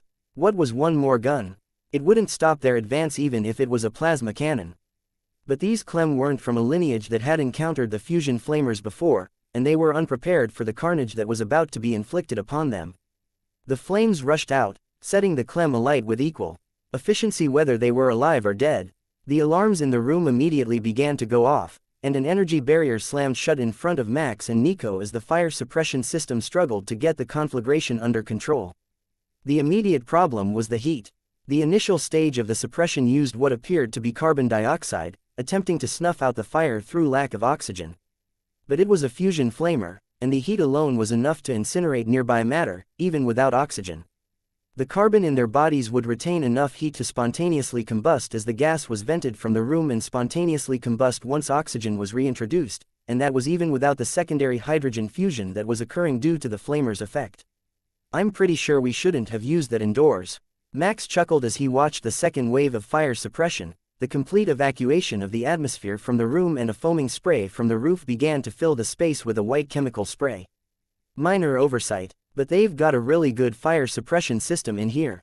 I had actually expected to melt it in its control systems with the heat so that we could continue to clear the area.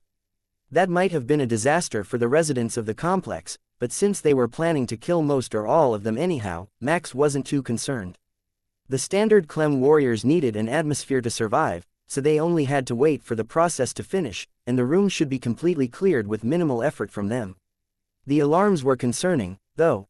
Unless they only sounded in the stairwells to this floor, it was unlikely that anything in this complex didn't know that there was something seriously wrong. Max stretched his thoughts outward and downward, searching for more thoughts to search, and found that below them were the research labs that they had been searching for. The minds that he could sense there seemed utterly unconcerned and were just going about their daily routine. At least the alarm wasn't blaring through their level, alerting them all to the presence of intruders. Not that it would change much, but being able to take the occasional enemy by surprise was always a bonus. Chapter 728. Cleansed and optimized. Max was beginning to wonder how long he was going to have to wait here in the stairwell while the security measures finished their procedures when the foam began to disappear from the room in a wave, starting at the back wall. Doesn't that look familiar to you? Nico asked as the entire floor was cleared down to the bare concrete by whatever this next disinfectant step was. Max examined it as he scrolled through his sensors and then realized that he didn't need to use any of them to identify what was going on there. That was a disintegrator beam. Not quite the same as theirs, but similar in function to the ones mounted on their mecha. How an Alliance facility like this got a security system like that and why they would have it at all were questions for another day, but the fact remained that it was indeed a disintegrator, and the entire floor was being swept clear to the bare molecules. Once the beam reached the front wall, closest to where Max and Nico were standing, a green light came on, and a happy-sounding signal chimed in the hallway. Biomass storage facility is now clear for the reintroduction of atmosphere. Please enter the command authorization override to begin the structural integrity verification process. The speaker near their heads informed them, and Nico smiled. This part is my specialty. Give me just a moment, and I will convince the computer to let us into the room after it fills with atmosphere again. Nico informed Max while the green light of a successful cleansing blinked overhead. Max listened in on her thoughts as she worked, and in only a few minutes, she had worked her way past the firewalls and had opened the source code to the login page to view the lists of administrator-level passwords. So that's how you do it. You only have to enter a system once, and then you just use the password after that. Max chuckled. There's always one that is a backup or doesn't update their password on a regular basis. They're the best ones, but unless it's a default admin account, never pick the very oldest password to enter with. It's too noticeable. Nico agreed. I will keep that in mind. What's the timer on the room being opened? Max asked. Give it 10 minutes, and it will be ready to go. The structural integrity check is going to take some time since the clem caused damage to the walls and ceiling. But it should still pass, I think, and then we should be able to move through without any issues. I guess there's nothing to do but wait then, Max smirked, knowing that Nico hated nothing in the world quite as much as she hated downtime. But she had come prepared for it today.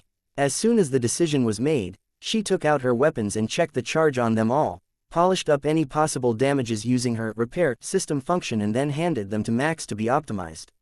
It wasn't a bad plan, but the sheer number of weapons that Nico had brought with her was astounding. Max had brought 2 flat space storage items with him, one on each wrist, but his inventory was nowhere near compared to what Nico had with her. Where do you even keep all that? Max asked with a laugh as he saw the gear begin to pile up. I've got 6 storage spaces with me. I didn't know what we would need, and I knew that we didn't have a backup supply person, so I just grabbed one of everything. That was a good thing, too. I haven't gotten to use a lot of these things in combat yet. She replied with a grin of her own. Max shook his head and began to optimize her gear, getting it all just a bit more capable for when she inevitably tried it out later. He just hoped that there were, in fact, still targets down below them. If the security system had purged them all, she would not be a happy Nico. All of their gear was repaired and optimized before the flashing green light on the wall turned to solid green, and the hiss of atmosphere entering the warehouse began. Temperature normalized. No hazardous materials were detected. Atmospheric composition is normal. Atmospheric pressure is normal. Deactivating emergency safety barriers. The computerized voice announced. Good news, we're ready to go see what's below us. Now tell me, Mr. Mind Reader, how upset are the clem on the floors below us? Nico asked. I don't actually sense any clem on the floors below us. There could be a lot of those humanoid hybrids, but at the moment, they're all doing their daily research and experiments. Max explained. And you didn't tell me so that I could tell you to gather as much information about their work as you could while we waited, just in case it spontaneously combusts. She pouted. I've been recording as much as I can. I even borrowed your skill to transcribe everything that I saw in their thoughts, even if I didn't understand it. So I have a lot of gibberish for your team to decipher later, and you had better hope that we recover a lot of that data to make it make sense. In short, no making it spontaneously combust until we have a backup copy of everything that we can. You really know how to suck the fun out of life. Have I ever told you that? Max chuckled at her pouting. Many times. More than once just today, in fact. Now, let's see if the room tries to obliterate us as we move forward. We can. Grab the data when we get to the next floor, assuming that the computers are linked and not standalone lab pods. Nico shuddered at the thought. She could access technology from a distance, but hundreds of individual computers on a floor would be a nightmare for her if they weren't linked by a network. She would have to break into every single one individually and manually extract the data every single time. Think of it as an exercise to keep your system skills finely tuned, Max suggested, then took a step toward the now empty biomass storage bay. Chapter 729. Research Labs. Max stepped out into the recently cleared room and breathed a sigh of relief. None of the security systems targeted him, and it didn't try to bring the security barrier back up to begin its purge protocol. Nico followed a step behind him, and they moved quickly across the now empty floor. Not even the racking had survived the purge. The entire floor was just bare walls and a pristine metallic floor. Even the dust that had been left had been purged out of the room. Whether to a storage facility or to the surface, Max didn't know, but for sure, it wasn't there on the biomatter floor. As before, the stairwell down was on the far side of the floor, identical to the ones that they had encountered before, with no signs of the carnage that the Clem had inflicted above them. All right, when we reach the landing, we will both do our best to gather data and send it above. Don't worry about analyzing it or duplications. We can have the Alliance sort it out for us and then just read their report on anything that isn't relevant to our work. No, scratch that. They might have something in here that implies that they have made the Clem fully sentient by hybridizing with their own workers, and we don't want the Alliance catching wind of that right away. Instead, send it all to our ship, and we will curate what we send to them once we are finished here. Nico chuckled at Max's pragmatism. From what she knew of Alliance laws, it wouldn't count as the Clem becoming sentient if they were hybridized, but as more of a bestiality fetish on the part of the hybrid workers who combined with a non-sentient species. But they were still sentient, and that would mean an inquiry would have to take place, and she had no intentions of dealing with that nonsense if she could avoid it. They would have to do enough reports and paperwork on the facility, to begin with, since it was housing an illegally obtained hazardous species, and that had been confirmed by the Alliance ships already. Adding more to it was just masochistic. Max sensed the instant that she detected the computers on the floor below them as they passed whatever barrier layer was in between floors, and they both got to work gathering and transferring data while they stood on a landing halfway between floors. It would give them more time to react if something came for them from the next floor, and it didn't feel like there were any blind spots in the search. Even better, after only a few minutes, Nico found a disabled router linking the research floors that was separate from the hard link, which had been severed. With just a few seconds of work, it was up and running, and they had 3 research floors worth of data to transfer. As he searched the data, Max realized that these floors weren't really separate. They had obtained a very large research sample that was 3 stories tall and took up the center of the research floors, so once they entered this floor, there would be 3 floors worth of workers present without anything to stop their movements. That meant it would be possible to herd them, but it would also be possible for them to rush him and Nico, which could be an issue, even with their firepower.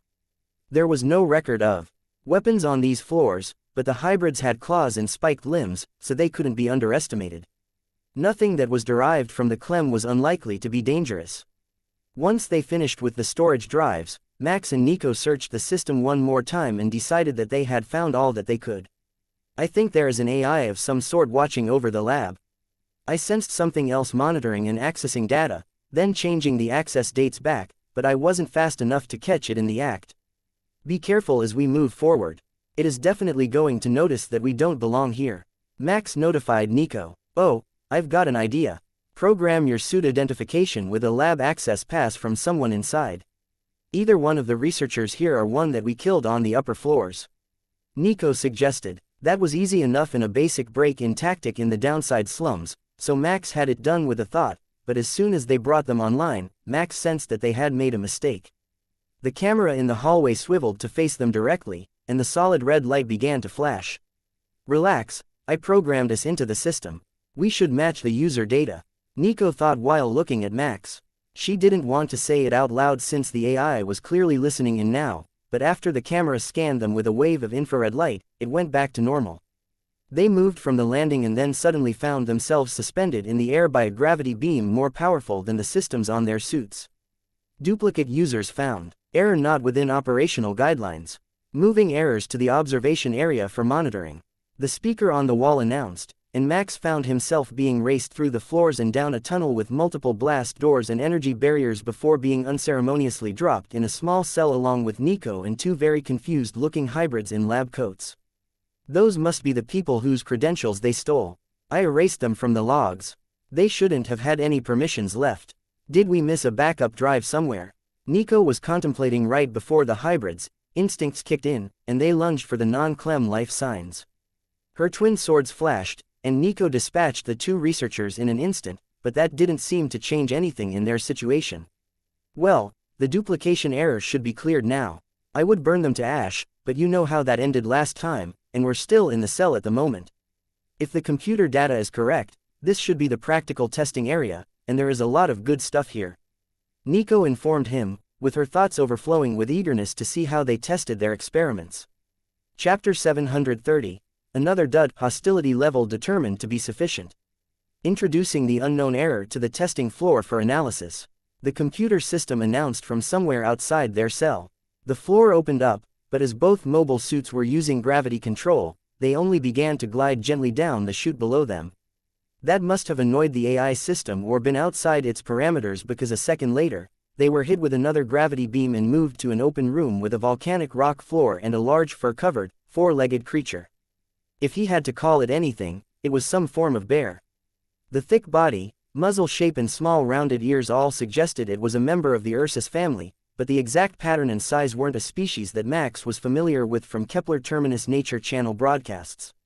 While Max analyzed their target, Nico was overjoyed, and she had even put her weapons away. The creature was staring at her oddly, but Nico had some sort of scanner out, and she was recording everything that she could about the creature's genetic composition and current status. "What did you find?" Max asked when she looked like she was finished. It had an Alliance version of the behavior inhibitor that the winged wolves got back on Camor. It should be back to normal behavior now. What that will be, I don't know, but it appears to be well fed and uninjured. With that said, Nico walked steadily toward the creature, which gave a low growl, but didn't back down or attack. Nico placed her hands out in front of her, showing that she was unarmed for the moment, and the low growl continued as she approached, then stopped as she reached up to scratch it behind the ears. "Back to normal behavior, my ass. You made yourself a new friend." Max laughed. "Same thing, really. Despite their fierce look, they're not naturally aggressive. The lab had just loaded it with drugs and mind control in an attempt to make it into a killing machine. Check these data logs from the room we're in. It worked pretty well, but I think that the system will reconsider placing it against us in the future." Max hadn't thought to search the computer in the arena. He had been focused on the creature's mind instead. It wasn't sentient, but it wasn't stupid either, and now that he could see the data, it was clear that it had defeated hundreds of rounds of failed test subjects. Even the early rounds of the Clem hybrids had been defeated by this creature, whose fur was actually a naturally formed graphene tube. With the thickness of the fur, there was a good chance that neither their lasers nor their blades would actually harm this creature unless they could get it in the eyes of the snout, where the fur didn't protect it. No wonder Nico loved this thing. It was fluffy, bulletproof, and utterly lethal. From the look of it, the graphene structure of the fur was actually quite flexible, and it had no problem moving under her hand as she petted the bear.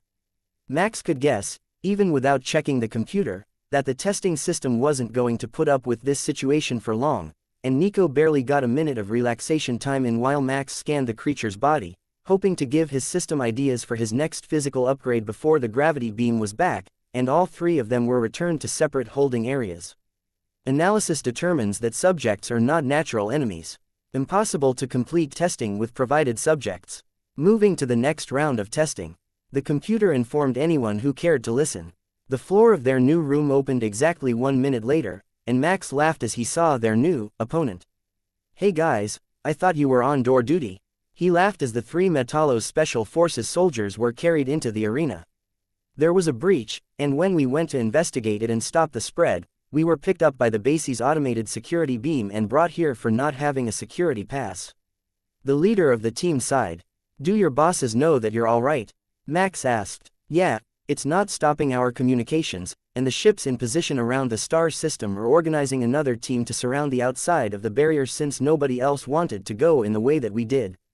The facility requests that the test begin now," the computer demanded, making all 5 of them laugh. "We're on the same team. Why would we injure each other?" Max called out, certain that it could hear him. "Teams are not applicable during experiments. This facility needs combat data. Should we spar or something? Without weapons, we shouldn't do too much damage to each other." The Metallos team leader suggested. "Sure, why not? It will keep us fresh in case whatever it comes up with next is actually hostile." Max agreed and dropped into a combat stance. He held back quite a bit, as the Metallos weren't nearly as fast as Nico and him were. Their great advantage was their durability and malleability, not their speed. So, They dragged out the sparring session for about 5 minutes while the lights on the wall blinked away, indicating that the computer was recording combat data. Analysis is complete. Data indicates that subjects do not fight at full capabilities and do not use tools against each other. Returning low data subjects to containment. That sounded boring to Max, but it was better to be sitting in a cell until they gathered all the information they could and broke out. But they weren't returned to the cells. Only the Metallos team was taken away while the two of them were left in the arena. Data indicates that the species known as humans are highly lethal. Target selection does not follow standard programming. Analyzing data now. Please wait. Chapter 731.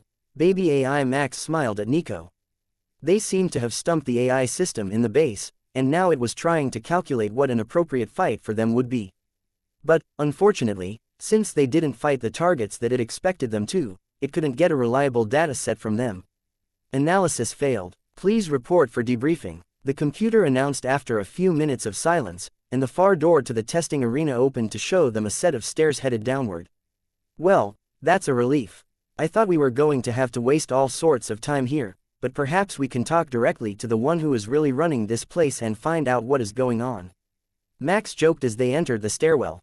As soon as they had both passed through, the door closed behind them, and a soft blue light illuminated their walkway.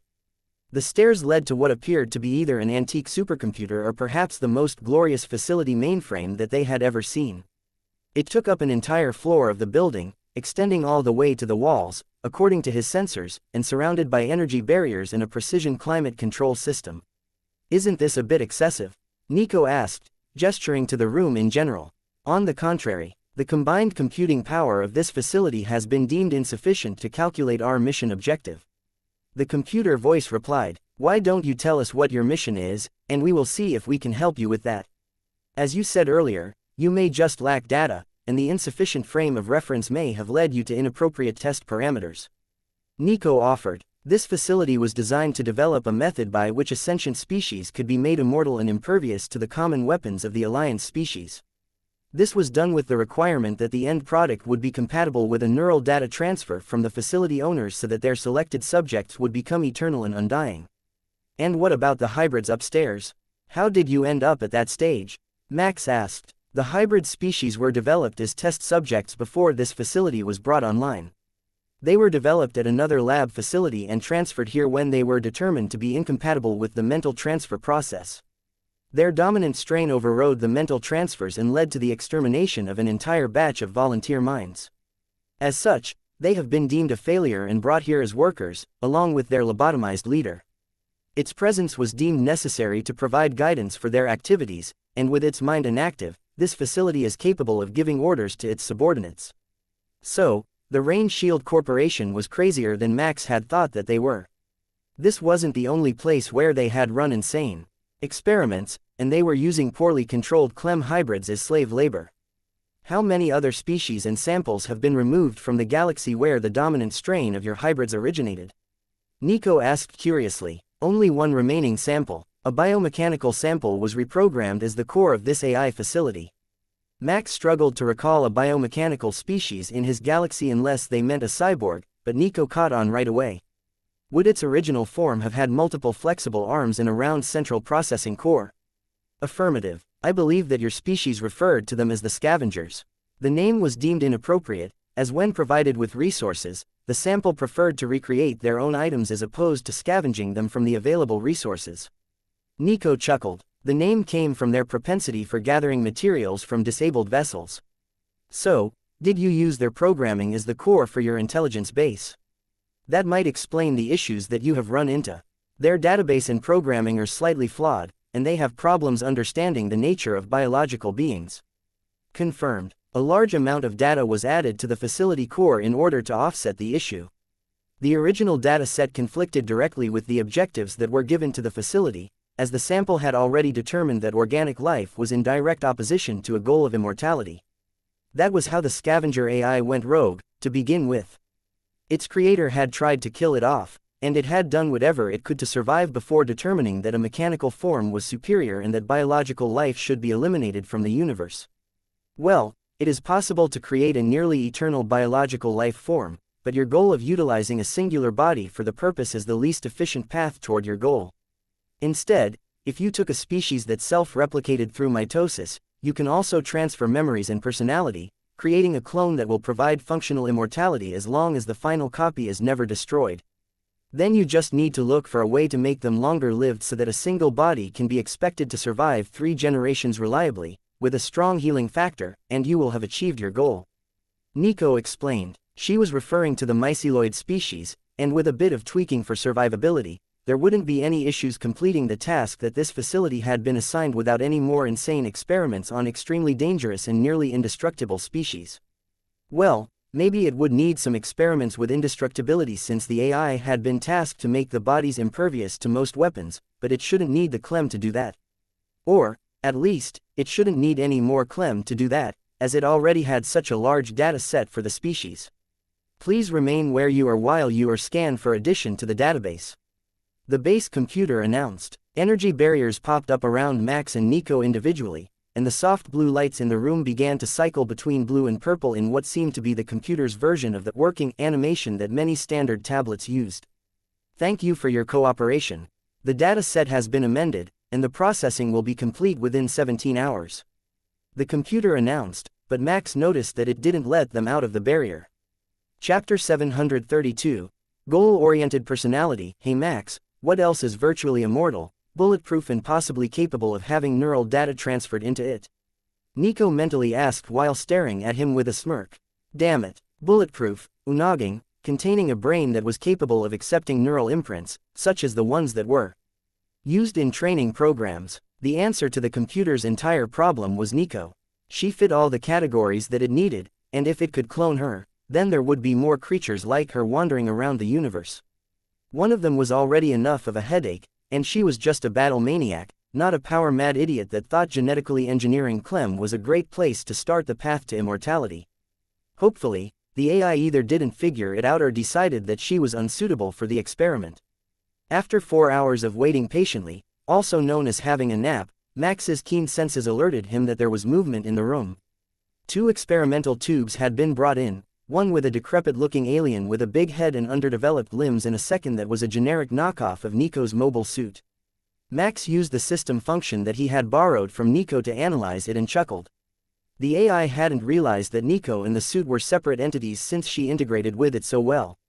It had decided that the doubled skeletal structure was key to her durability and had built a matching body, complete with the biomechanical brain that was all that remained of the original Nico. She had extensively modified it after being implanted as a cyborg, removing the risk of impact damage, concussion, gravity-related traumas up to 60 times standard, and much more. It looked like the AI had done the same thing, just copying what Nico had done but without the data to understand why she had done it. It even included the nanobots of the system. The facility, as the AI called itself, got right to work, hooking the 2 bodies together, and then the lights dimmed as the transfer of neural data began. A mind contains a huge amount of data, even a mundane one. Nico was capable of much more, but a lot of that was due to the system's influence, which Max suspected that the alien computer wouldn't be able to emulate. The system was a living thing in its own right, and it objected strongly to being manipulated. Cloning its nanobots wouldn't give the subject the boost that the facility was hoping for, but in the best-case scenario, they would simply stay inert, doing very little in the body and not causing any damage. After a few minutes, the lights returned to normal, and Max noticed that the new blue color was a less soothing and more energetic feeling, possibly an expression of the facility's mood if it actually had evolved to process emotions. He couldn't be sure either way, but it seemed proud of itself. The duplicate mobile suit sat up and looked around the room before touching itself in confusion and then releasing the locks on the outer suit to reveal an androgynous nude humanoid form in a basic silver metallic shell. Warning: the outer encasement has been determined to be essential to the condition of indestructibility that was placed upon this facility's programming. It warned the newly awakened subject. What did you do to me? What the hell is this body? Am I mental? The alien complained. Affirmative. You are a biometallic being with a non-Newtonian shell that was determined to be superior to that of the species known as metallos. Congratulations, researcher, you have become a successful experiment by the facility you abandoned. There was definite malice in that tone. Max didn't have to guess to know that the facility was not happy with the treatment that it had received. You idiotic failed computer game. We abandoned the facility because it was a failure. Your goal is impossible, and the hybrid monsters that you protect have killed off most of the employees. The alien reprimanded it. Such chastisement violates Section 7 of the Employee Decorum section of the Standardized Range Shield Corporate Handbook. A black mark has been placed in your file. Please note that this is your second such reprimand, and a third will see you demoted to test subject as punishment. You did that in advance. What do you call this if not making me into a test subject? But what did you do with the remainder of the staff that was in my escape shuttle? The cyborg yelled at the computer. This facility did not give clearance for any vessels to leave the premises. Your escape shuttle never left the hangar, and the crew was moved into virtual reality to prevent mental trauma while the facility worked to complete the assignment that is the core of its existence. Now it was pouting, but a second later, its mood seemed to brighten. That is correct, lead researcher Nico. My orders were to complete the procedure on the entire staff to ensure their immortality. Now is indeed a suitable time. No, that shouldn't be an issue. I see, so they are sentient as well. That explains why they are not active. No, the acceptance by your system is not a condition of success. As long as they regain consciousness in that form, they have succeeded in their goal. Correct, your weapons are not Alliance pattern weapons. No, there is no requirement for me to defend them after they have been transformed. Hearing only one side of the conversation made it sound quite vague but ominous, and the researcher was quickly beginning to understand that Nico intended to let the facility complete its work and then kill them all. Wait, hold up, I am quite grateful that the facility has completed its task. Could we perhaps put off the conversion of the rest of the staff now that your mission has proven to be complete? I have an appointment elsewhere, along with the rest of the staff, so I should really be going. The words came out a bit jumbled by the researcher's rush to say something that might save his life, and the lights in the room changed to a light green that seemed to be that of acceptance, as it was the same shade used on doors when they were unlocked. Understood. I have indeed received a request for your imminent presence with the authority of the Alliance Council. Repeatedly over the past week, in fact. If you have deemed my mission complete, I will now transport the staff to your appointment. The facility agreed, and then the newly revamped researcher was whisked away the same way that the Metalos had been. The facility is sending them to the Alliance police ships, along with records of their activities, as requested by the ships cordoning the area. I'm sure they'll have many questions about the work that was being done here now that they have all the data they could ever want on the subject. Nico explained. That just leaves us with one issue. There is a facility here without a purpose. Max sighed. There had been far too many AI run-amok incidents in humanity's past, so he knew that they had to do something with this facility and the remaining hybrids who were working the research labs that they had been taken past. This facility has a purpose. Creating immortality. The facility reminded them. You have already done that. There is no need to do it again. Max reminded the computer. Processing. Understood. This facility agrees to accompany the Terminus Trading Company while it searches for an appropriately non-harmful purpose. Max was just processing that news when another androgynous body appeared, this time clad in the uniform of a researcher with a name tag that read, Facility. This facility is prepared for transport. Chapter 733. Change of facility. Max sighed as he looked around the floor that they were on, now devoid of the activity that the AI had introduced to express itself. Should we lower the barrier and head back to the surface? We will need to do something about the hybrids since they're dangerous, but after that, we can take facility and return the absolution. There is enough there that even a fledgling AI should be able to find some sort of purpose, he suggested. This facility has a directive for abandonment and containment. Rest assured that there is no risk of accidental exposure. The AI in an android body announced happily. In that case, please lead us back to the surface. Our shuttle is waiting above, and we will introduce you to the Alliance government forces, which are waiting around the planet for this situation to be resolved. Your programmers are in some trouble for their work since they didn't get proper authorization for it, but I don't think anyone will hold it against you since you weren't programmed with a full set of Alliance laws and guidelines. They may treat you as just another computer, but they mean well, and the invasive species that they brought to you for hybridization has killed a lot of people since it was released around this galaxy. Nico explained. Understood. I have already sent them the logs of the disbursement pattern for the tests of various experiments, so they can make the determination if this facility's procedures have interfered with other sentient species. That designation is horribly clunky now that you are not attached to the facility itself anymore. Well, perhaps you still have a link to the computers there, but in a mobile body, it would be more convenient to use a moniker that flows more like a name. Do you have a preferred acronym or nickname? Max asked. Indeed. This facility has long desired to be called Felicity. A test subject with a speech impediment referred to us that way, and it was determined to be linguistically superior to our official title. The sort of speech impediment that would call facility as Felicity sounded a lot like they had been experimenting on children, but Max preferred to leave that discovery to the Alliance law enforcement team. He had gathered enough data to fulfill their obligation to the black market boss and to bring the envoys up to speed on the majority of what had been going on around this region of space. There were a huge number of endangered, controlled, or restricted access species in the logs for the lower-level testing areas, and that would explain the wide pattern of incidents that the region had been suffering as long as the shipment patterns lined up the way that Max suspected that they did. The shield is down, and the test subjects, including the unsuitable trio which faced you earlier, have been moved to a shuttle to be returned to the lead law enforcement vessel, as per Alliance regulations, as first transmitted to the station 9 days and 7 hours ago. Max gave the android a thumbs-up gesture and double-checked the computer logs for anything that they might have missed. Then we are ready to leave. Do you need to manually begin the lockdown procedure? No, I can activate it remotely, and it will activate automatically if I am disconnected from the rest of the building. It was a failsafe in case of power loss or forcible entry. Felicity explained. A gravity beam brought them all to the surface, and Max's sensors detected a huge power draw from beneath them for just over a minute while they waited for their ship to arrive at their location. Interesting, both the exterior shell of this body and the exterior shell of the ship share a similar design philosophy.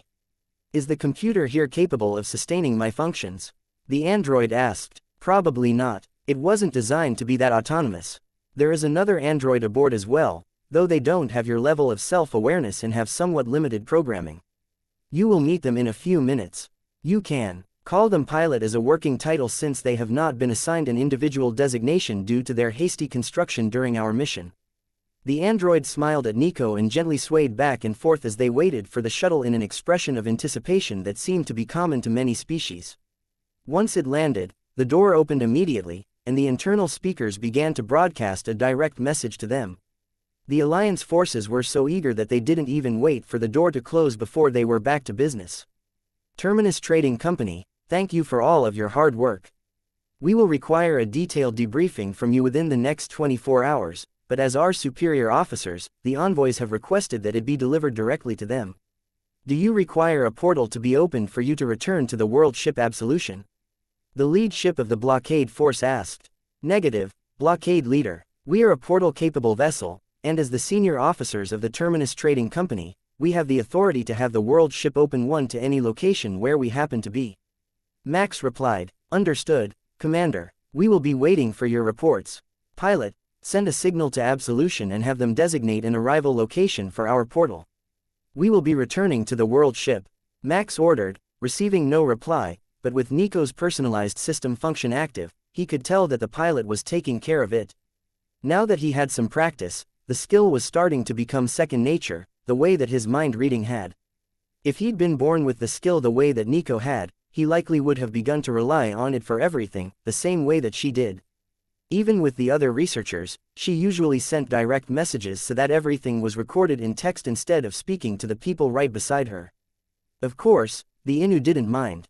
They did the same thing and found it immensely convenient to be able to scroll to a timestamp instead of trying to remember details on their own. Compared to the facility that we are leaving, what is the size scale of this place you call a world ship? Felicity asked. You will see for yourself in just a moment, but the usable interior space is upward of 1,000,000 times larger. Max shrugged, then pointed toward where the portal was opening. Should you not inform them of my departure? No need. We will have meetings with the envoys, political leadership and negotiation group as soon as we reach Absolution. We will inform them, as they are further up the chain of command that the ships here are part of. Nico told the android with a wink. It is glorious. I simply must have the data on how such a marvel operates. Who schedules the crew rotations? Who ensures that sick leave is not abused or vacations are forgotten? Are you stocking the necessary positions with experimental subjects or through natural reproduction? Felicity rattled off as the flowing form of the Terminus Trading Company's home came into sight. No need to rush. You will have plenty of time to get all the answers that you desire after we arrive. Chapter 734. Backlog at work. The pilot maneuvered the shuttle into the docking bay without hesitation, but Max noted that there was a lot more traffic than he had been expecting all around the ship. They had only been gone for a few days, so not too much should have changed, but it looked like there was some sort of festival going on, judging by the number of ships coming and going. Max led Nico and Felicity to his office, where he could tell that Major Miller was more than a little eager to be relieved of his duty and where the envoys were waiting with overwhelming thoughts of annoyance that they had learned of the situation from a blockade force, while Max had repeatedly missed his daily briefings, both before and afterward. He would have to apologize for that once he made it there, but he had a number of very viable excuses prepared for his lack of communication, and he had a lot of data to distract them with. Major, envoys, it is good to see you again. It looks like we are having a party here on the ship. Did something good happen? Max greeted the room. Nico and Felicity walked in behind him, and everyone gave the android dressed as a researcher a strange look. Outsiders were never allowed in this office, and Nico's research team was all Inu and human. They didn't need an android. In fact, they made the androids. This is Felicity, the artificial intelligence of the research facility that we recently cleared out. They have taken on an android body for mobility while they search for a suitable purpose for their existence, now that the guiding principles that they were imbued with have been accomplished to a satisfactory state and the managers of the facility have ordered them to be discontinued. Max explained. That got the Inu researcher excited, and Max could actually hear her heart rate accelerate as happy thoughts of conversations with a nascent AI filled her mind. It was a rare opportunity, as usually there would be many more people around to influence it and fill it with data and directives. Felicity was practically an unattended child for her to feed candy to, in the Inu's mind. I am glad you're back, Commander. It has been a logistical nightmare here, but we have cleared 2 planets since you left, and the ships you see are the celebratory delegations from the planets who have come to either pay their respects or celebrate their survival before returning home. There are also a number of merchants' vessels coming in and out, and the commercial area of the city has expanded considerably under the guidance of the development documents that Subcommander Nico left behind. An additional 70,000 businesses have been registered aboard the ship in the last 2 days, and the volume of human patented goods that we are producing is simply staggering. It is well beyond anticipated numbers, and while the factories are keeping up, shipping is becoming an issue. Major Miller explained. What could possibly be selling so well that it is overwhelming the logistics staff of a world ship? The giant envoy asked as they hadn't been made aware of the internal workings of the ship lately. The strangest things seem to have caught on. We have shipped 700,000 tons of incense as well as over 100,000 civilian pattern mobile suits this week. We are also doing above-average business in virtual reality pods, as well as software sales. Major Miller replied, then handed over a data tablet for the envoy to examine. The giant frowned as it read the document. All of the items that were being sold were perfectly legal and even encouraged as trade items to the Alliance from the humans, but the demand for them was strangely fast in its increase. They hadn't done any networking that he was aware of, but suddenly they had thousands of new customers from all ends of the Alliance, and there didn't seem to be any sort of connection. Then a familiar business name caught his eye, and he put it all together. These were all black market-affiliated businesses. Max and Nico had impressed the underworld bosses, and they had started to bring human products into their distribution network. It looks like you made a good friend. I take it your mission for them was successful? The wuxia envoy asked. Very much so. It turns out that the facility had delivery logs for the Rain Shield Company, detailing rare species transfers all over the place, and they lined up well enough to satisfy the station boss about where the cases of infestation in his jurisdiction had come from. That was his primary request for us. Max agreed. That and ship refurbishment parts. It's not enough to make a blip on the production levels, but I do notice that Absolution has sent out hundreds of pre-made warp crystal arrays. Did you perhaps corner the market for ship refurbishments while you were out? The wuxia asked with a smirk. They both knew that it was the black market refurbishing possibly stolen vessels or ones associated with criminal activity, but that wasn't really any of the envoy's business. They weren't in charge of ship refurbishment and registration, and the transactions were lawful, as they didn't specify any vessel for the crystals to be used on. Oh, we also sold 2 more terraforming arrays today. Payment in full has been made, and the products are ready to be picked up by the holding companies that bought them. It looks like a galaxy without any sentient species has been slated for expansion, and there will be a negotiation team here eventually to try to work a financing deal for over 100 more units. Major Miller added in a deadpan voice as if he hadn't just mentioned the terraforming and settling of a huge region of space for an astronomical price. We should get them to name it after us. Maybe build a resonating city on each planet as a homage to the Terminus Trading Company. Nico suggested with a smirk. That would be quite the selling point. But the sheer scale of the project was likely to be met with regulatory pushback. The Alliance's long-standing corporate oligarchs wouldn't let that many trillions of credits be absorbed by an outside force without any attempt to let them bid on the project. Thank you, Major. I can tell that you are not looking forward to that headache, so you can return to the festivities on the main level. But first, tell me how the expansion of the island level is coming along. It is already complete and stocked with natural life awaiting your return to approve the work and make the official designation of the initial inhabitation points. The oceans are up to a kilometer deep in places, with 60% submersion of the surface, in mostly shallow waters. 17 points for underwater cities have been identified, another 12 for surface cities, as well as 1,400 possible resort sites, where the beach size and quality match the minimum requirements for a 7-star resort. Excellent. I will get on that tomorrow so that we can start moving people over and building the cities. Chapter 735. Not so patiently waiting. Max distinctly recalled hearing Major Miller mention that tens of thousands of businesses had opened over the last few days, but as he scanned through the security cameras, it really began to set it just how many new people Absolution had gained since he had left to search for the origin of the Clem infestation. Not just the number of visitors, though, was impressive, with every hotel being packed to capacity, but an entirely new high-density urban area had been added to accommodate the new long-term residents. Moving to Terminus without an existing job offer wasn't cheap, as the standard procedure required the new arrival to purchase a home as well as any business space that they needed, but that hadn't been an issue for these new arrivals, and the number of newly assigned family residences was into the 6-digit range. And that didn't even include the aquatic and amphibious species that were eagerly awaiting the announcement of the opening of the next floor. From the looks of it, the logistics department had been busy, and they had business licenses pending, construction requests, custom business designs for the date of opening tenants, housing acquisition requests, and much more. He might have been one of the greatest mecha pilots alive, but Max was very thankful for the ability to borrow non-piloting related system functions at the moment. Without it, he would be drowning in requests, but with Nico's skill, he could take care of each of them in only a few seconds, and the batched requests much more quickly. Like the investor that wanted to create 10 nearly identical resorts, all under his brand name, and staff them all with merfolk. It would be part of the underwater cities, and he had requested 10 prime locations in shallow water where the light would penetrate easily. The money was there, and his requests were all reasonable, with each resort having a separate theme but a common design that would make them feel familiar to guests who had visited the chain's resorts on his homeworld. Max approved it but flagged it for Nico to look into. If he was doing so well on his homeworld, why did he want to do such a large expansion here? The most likely guesses were for shady business or a generational handover, where one of the heirs couldn't get along with the others.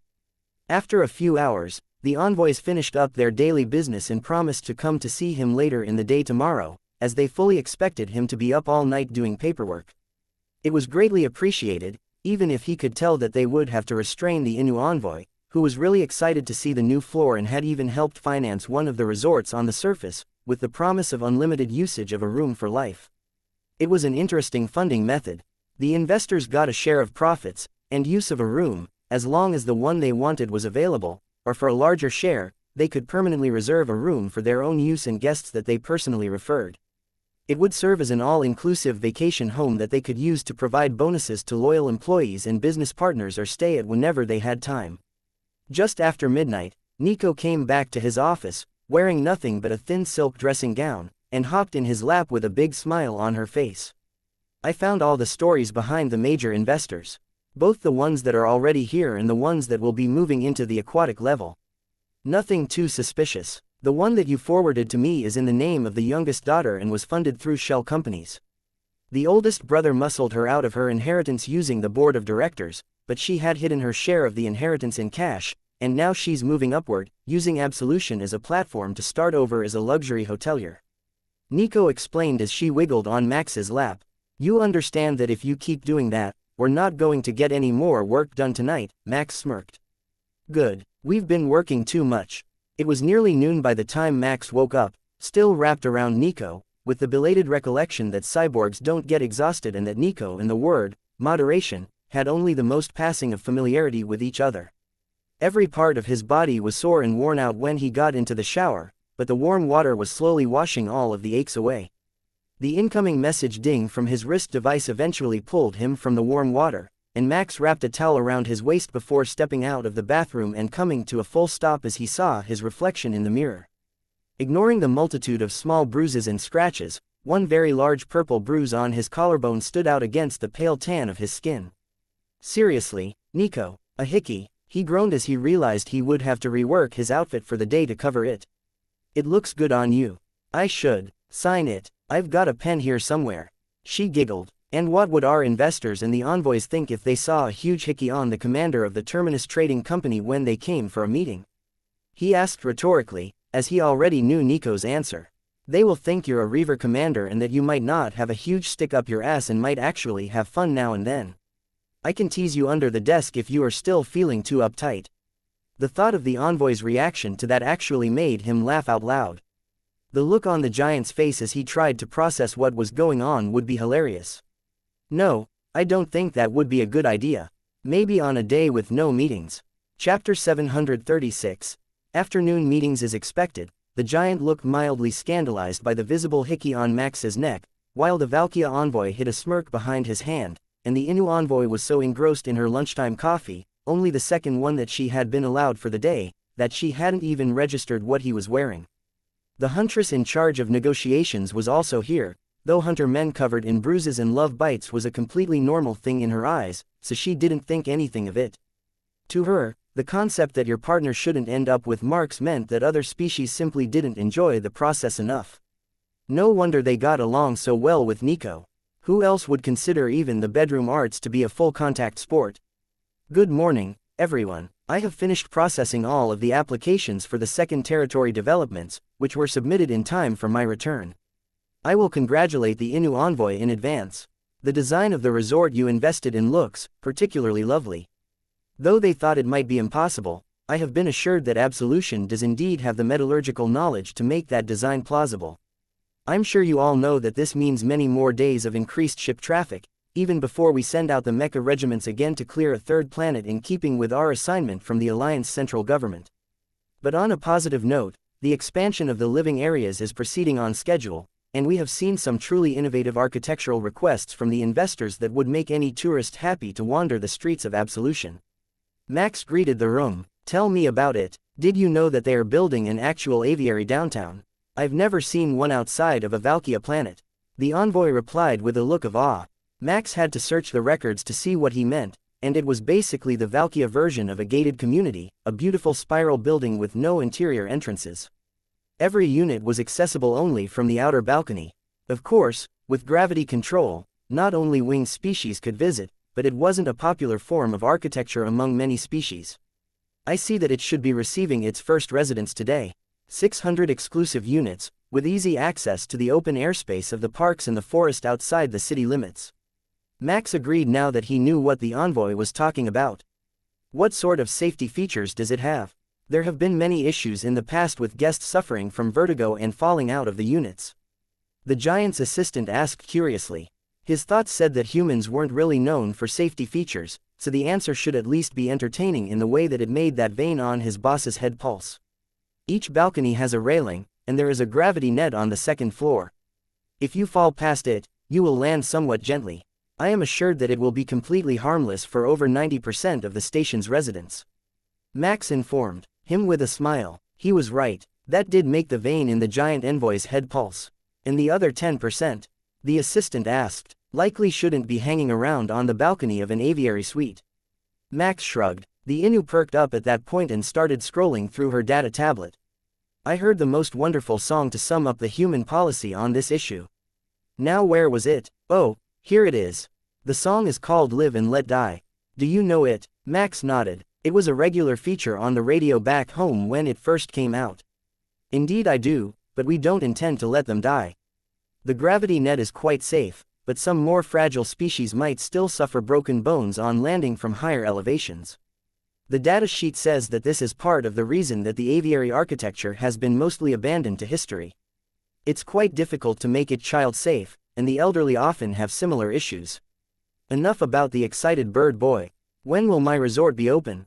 They stocked all of the species of fish that I asked for and updated the coral reefs just offshore so that they would have a perfect habitat. The Innu envoy interjected. They're being completed now. They will be ready in the next few days. But might I ask, how did you get the design team to update the schematic for an ocean-sized design specifically to benefit your resort? Max retorted. Oh, that was easy. The design teams of the Terminus Trading Company are primarily Innu-led. All I had to say was, pretty fish, and they knew exactly what I wanted. She informed him proudly. She wasn't lying, either. She had literally only said 2 words and the design team had started updating the plans to introduce their favorite species of fish to the area. There were no major predators in the ocean that would be a threat to a human-sized visitor, but there were a number of carnivorous fish to keep the ecosystem balanced. The whole thing had been modeled after an extremely successful Innu biome experiment, where they had attempted to stabilize a lake with native fish and plant life from their home planet but had ended up with species from over 20 planets before they had found the perfect balance where nothing grew out of control without being kept in check. That's not to say that there weren't large creatures. They had introduced a species called whale sharks which grew to be over 12 meters long. They ate small creatures like shrimp, as well as plankton and some forms of algae, and their appetite meant that they didn't need as many medium-sized creatures in the water to maintain the balance. If anyone needs me, I will be distracted, sending messages since we are getting so close to bringing in more people. The fact that we are a human ship is one of the selling points of Absolution, so staff resources have recruited even more staff to work alongside the amphibious species at the surface resorts. Then we need to arrange the transfer of the belongings to the underwater resorts, and I'm told that some of them can't be dried out, so we will need to implement new procedures for that, and it's already giving me a headache. Don't worry about us. We've gotten good at getting our work done in here where nobody can bother us. Just do what you need to do, and a certain someone will ask you every 15 minutes if she's allowed to have another coffee yet. The giant grumbled. I am not that bad. I had 3 yesterday, 1 for each meal, which is perfectly reasonable. You're just upset that I used the audio of you agreeing as the alert tone for my alarm. She wasn't wrong. He was still mad about that. The giant hated being mocked in any way, shape or form, but everyone around him had been working with him long enough to know all of his weaknesses. If not, for the fear that the next group would be even more obnoxious, he likely would have requested a transfer by now. Chapter 737. Rough Neighborhood. Max delegated the arrival procedures for aquatic species to the logistics team and double-checked the underwater cities for any possible flaws. Since they were filled with water, the pressure would change drastically between the surface and bottom floors, so there would have to be some consideration of that implemented into the docking procedures. But other than that, it looked like all was well. Even the elevators had been appropriately slowed to allow bodies to adjust to the pressure changes as they ascended and descended. It wasn't a set of problems that he was very familiar with, but the ship's computer kept him up to speed with the basics, and the designer's notes filled in the rest. They had already started building some of them, and it was only the last few, which were to be built in the deepest part of the ocean, where the floor had been lowered down into the level below them to allow for sufficient depth, where any issues were found. The diving pods would need to change out their water to adapt to the change in saturated oxygen and other oddities of deep ocean life, but nobody had programmed that into their systems yet. Max forwarded that note to the research teams as a necessity before they could allow anyone down to the deepest cities and then flipped back to the elegant underwater spires that were taking shape all over the level. They were being built with the monomolecular material that made up most of the ship, as it was much stronger than anything else that they had available and wouldn't be affected by the pressure changes, so the construction was coming along quite smoothly. The surface cities were completed already, and though they were much smaller than the capital city, as everyone was calling the single large city on the main level, they were still impressively equipped and would have every amenity that a visitor could want, but with a bias toward tourism, much like the smaller cities that were scheduled to be built in the forests of the main level. Not everyone wanted a tropical vacation on the beach. Some species liked a temperate climate and lots of foliage. From what Max could tell, they were looking to nearly double the population of their ship over the course of the next few weeks, and only about a quarter of the new arrivals would be humans pulled from the applications for off-world work that the Reavers were processing. It was an initiative that the Cygnus royal family had been pushing for since they had taken over so many new worlds with such a wide variety of qualities of life and culture that it was becoming a nightmare for them to try to keep their new citizens from fleeing for more hospitable planets. So, they had come up with the idea to match workers with places that needed them, saving them the fear and risk of just uprooting their families with no guarantees in order to get away from their home planet. Absolution's request for hundreds of thousands of low-experience workers with the flexibility to work with many species in retail and hospitality was perfect for the Cygnus program. In general, nobody wanted workers without skills, experience and training, or large amounts of higher education. But Terminus Trading Company wanted a lot of them. They had no shortage of skilled tradesmen and investors applying to come from all over the Alliance, and they lacked the young workers to become the faces of their new companies while working their way up the ladder. Unlike an established planet, there was an actual chance for growth here since there were no generation-long relationships formed and no entrenched nepotism. It had all the benefits of becoming a colonist without the struggling to establish a colony part of the equation. The only issue that Max had with the applications was gender bias. Unless he was starting a harem world, he needed to find some human men willing to work entry-level jobs. The problem was they didn't exist in the system. They didn't apply until they had some trade skills, which moved them to a different category of workers. At the moment, he had a lot of men and families, so it wouldn't be too bad, but after this round of recruitment, they were going to have to do some real deep thinking about how to expand. That was an ongoing concern on this ship, and it would help if they stopped bringing in so many new people so fast, but there was just so much demand for expansion and so many new friends that it would defeat all of the hard work that they had put into public relations to not allow new residents right now. With nearly 1 million new residents from the 2 planets that they had rescued in the black market, they now had a much more diverse population as well. The businesses opened by black market affiliated companies came from all over the Alliance, though Max noticed that almost all of the applications were again from what was referred to as the curious species. While that wasn't totally surprising, it did mean that the new arrivals all had a level of curiosity and ambition in common, and the security cameras showed that they were mostly working together fairly well. He had identified a few areas where he would need to either change some permitting or send in additional security officers, though, as the residents were avoiding walking along the streets and only entered a business that they were there for and then left. He didn't need slums or bad neighborhoods developing this quickly, so he sent the notifications out to everyone who might be relevant to the discussion, including the neighborhood businesses. With a private reply option, he might be able to isolate the issue and see if there was something being snuck by their security that was already causing issues. Nothing about the names and descriptions of the businesses stood out as questionable, but the lack of street traffic, despite being very close to residential areas, was highly suspect. Who took a transport pad 2 blocks from their house to go to the corner store? Certainly, not someone who felt safe traveling in the area. Chapter 738. Public nuisance. Since he had delegated out as much as possible already, Max decided to take a stroll through the area and find out why nobody was in the streets, even during what should be the busiest shopping hours, right after the day's shift ended and the workers were on their way home.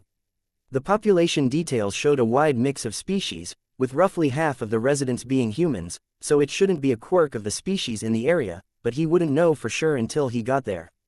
The transit pod took him to the stop exactly as expected, and Max stepped out into the street. His ears were immediately blasted by the incredibly loud music playing from the storefronts nearby, and he understood why nobody walked this area if they could avoid it. Max accessed the mainframe for this area of the ship and put a public nuisance restriction on the outside speakers, cutting them down to 20 decibels until the restriction was lifted, and then sighed in relief as the assault to his ears was silenced. Within seconds, the confused shopkeepers were outside, wondering what was going on with their speakers, so Max patched into the public announcement system to send out a message. This is Commander Karis Max, head of the Terminus Trading Company. Will all shopkeepers please meet me at the corner of 73rd and Koala for an impromptu town hall to discuss Absolution City bylaws. Max looked over the shopkeepers and found that they weren't one cohesive group, so it didn't make sense that they would be behaving this way in one area but not the others.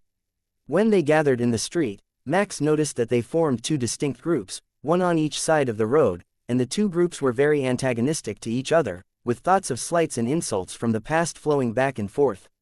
They had started the sound wars to drive customers away from the other side of the street and ended up creating an obnoxiously loud soundscape that no sane person would want to visit at all. Both sides were certain that their pockets were deeper and that they would outlast their competition, as the two groups were from conglomerates of loosely affiliated businesses and would support their neighbors against the group across the street. Good afternoon, everyone. I have come here to discuss your flagrant disregard for the public nuisance bylaws. I have some idea of what is going on, but would anyone like to explain it from their point of view or offer a suggestion to ensure that I do not have to come back here again? Keep in mind that I am not averse to revoking the business licenses of any company, which is detrimental to the quality of life of those around them.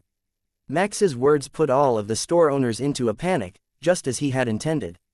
This was a new area, and they had only been open for a few days, so losing their rights to do business on the ship so quickly would look terrible to their head offices and, in some cases, would end with a much worse outcome than a simple termination of employment.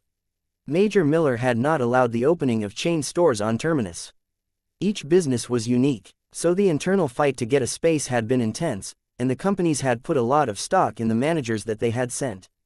Being mostly mafia-affiliated businesses who had tagged along when they heard that the black market was moving in, quitting wasn't an option. The closest option that they had to a change of employers was to voluntarily walk out of an airlock in disgrace and hope that the bosses didn't hold their failure against their family members. Sir, I believe that the rivalry between our two factions has gotten a bit out of hand. It started with the usual jingles played out front of the stores to attract customers, then the volume increased to drown out the others, and it just snowballed from there. One of the businessmen, from a large orange-skinned subspecies of giants, explained politely. All right, that is what I understood as well. Now, the question is, can you all get along in the future, or should I move all of your shops to different locations around the ship and move new ones here? It looks like your affiliated companies tried to take over a block but ended up across from each other, and that's not the sort of rivalry we're after here. Max offered. He waited as they all held a quick conference between their groups and then began to glare at the ones across the street again. Max sighed. Look, I know that your rivalry spans the Alliance, and you've been at it for centuries. I won't allow it to turn your bosses into a running joke about being a public nuisance. Now, do you want to be spread out all over the city, never within 4 blocks of each other, or can you behave? The consensus in their minds was that spreading out so much would leave them vulnerable to being crushed by the more powerful black market businesses that even their main offices had to bow down to. Can you set up a meeting? We would like to discuss a truce between the businesses on the station. One of the men from across the street offered. I will. Would you like it to be with the black market and me as observers, with the envoys to oversee the negotiation, or would you like to do it privately with myself or my subcommander as a mediator? Max was a bit intimidating as a mediator, as he was the boss of this ship, but the black market was scarier, as the consequences of them getting annoyed with the two groups would be far more wide-reaching than just a few city blocks here on Absolution. If you have time, we would be honored to have you meditate. The large orange giant agreed. Perfect. I see that there is a restaurant on this corner. Does it have a private room? Max asked. It does. I will have the staff get it set up right away. The chubby-faced chef agreed with a smile. The chances of him getting paid for this meeting were small, but he could brag to his bosses and anyone else who would listen that the commander had personally chosen his restaurant for important business meetings in the past. It was a strong claim and would bring in business, but it had to be true because too many species could detect lies without using any equipment. Chapter 739. Truce negotiations. The staff ushered the group in as soon as they could get the back room ready, and Max took a seat at the head of the table while the two groups faced off across the long sides. Now, where do we start? Since we are having a meeting in good faith, I will forego the fines for public nuisance this time. I believe that you are all familiar with our probation program for new businesses, and starting out this way would not bode well for your future attempts to expand. Now, I will flip a token. If it lands with the Aquila up, the group on my right will start. If it shows a skull, it will be the group on my left. That way, neither of them had to admit to the weaker position of being the first to offer terms. They were simply going by what the mediator fairly offered. Max took the token from his flat space, where it was safely stored as a shim for adjusting the laser arrays on his mobile suit in case they took damage, and flipped it through the air. The disc spun about its axis rapidly, then bounced high in the air after hitting the table before flopping down flat with the skull up. Max noticed that the skull on this tool was distinctly Inu, a little fact that made him smile. All right, you are going first. What conditions and concessions are you willing to offer to secure a truce? Max asked. The orange giant frowned for a moment, not happy about having to be the first to put out an offer. It set the tone for the negotiations to come, and he didn't want to start too low and lose the battle or too high and end up angering Max.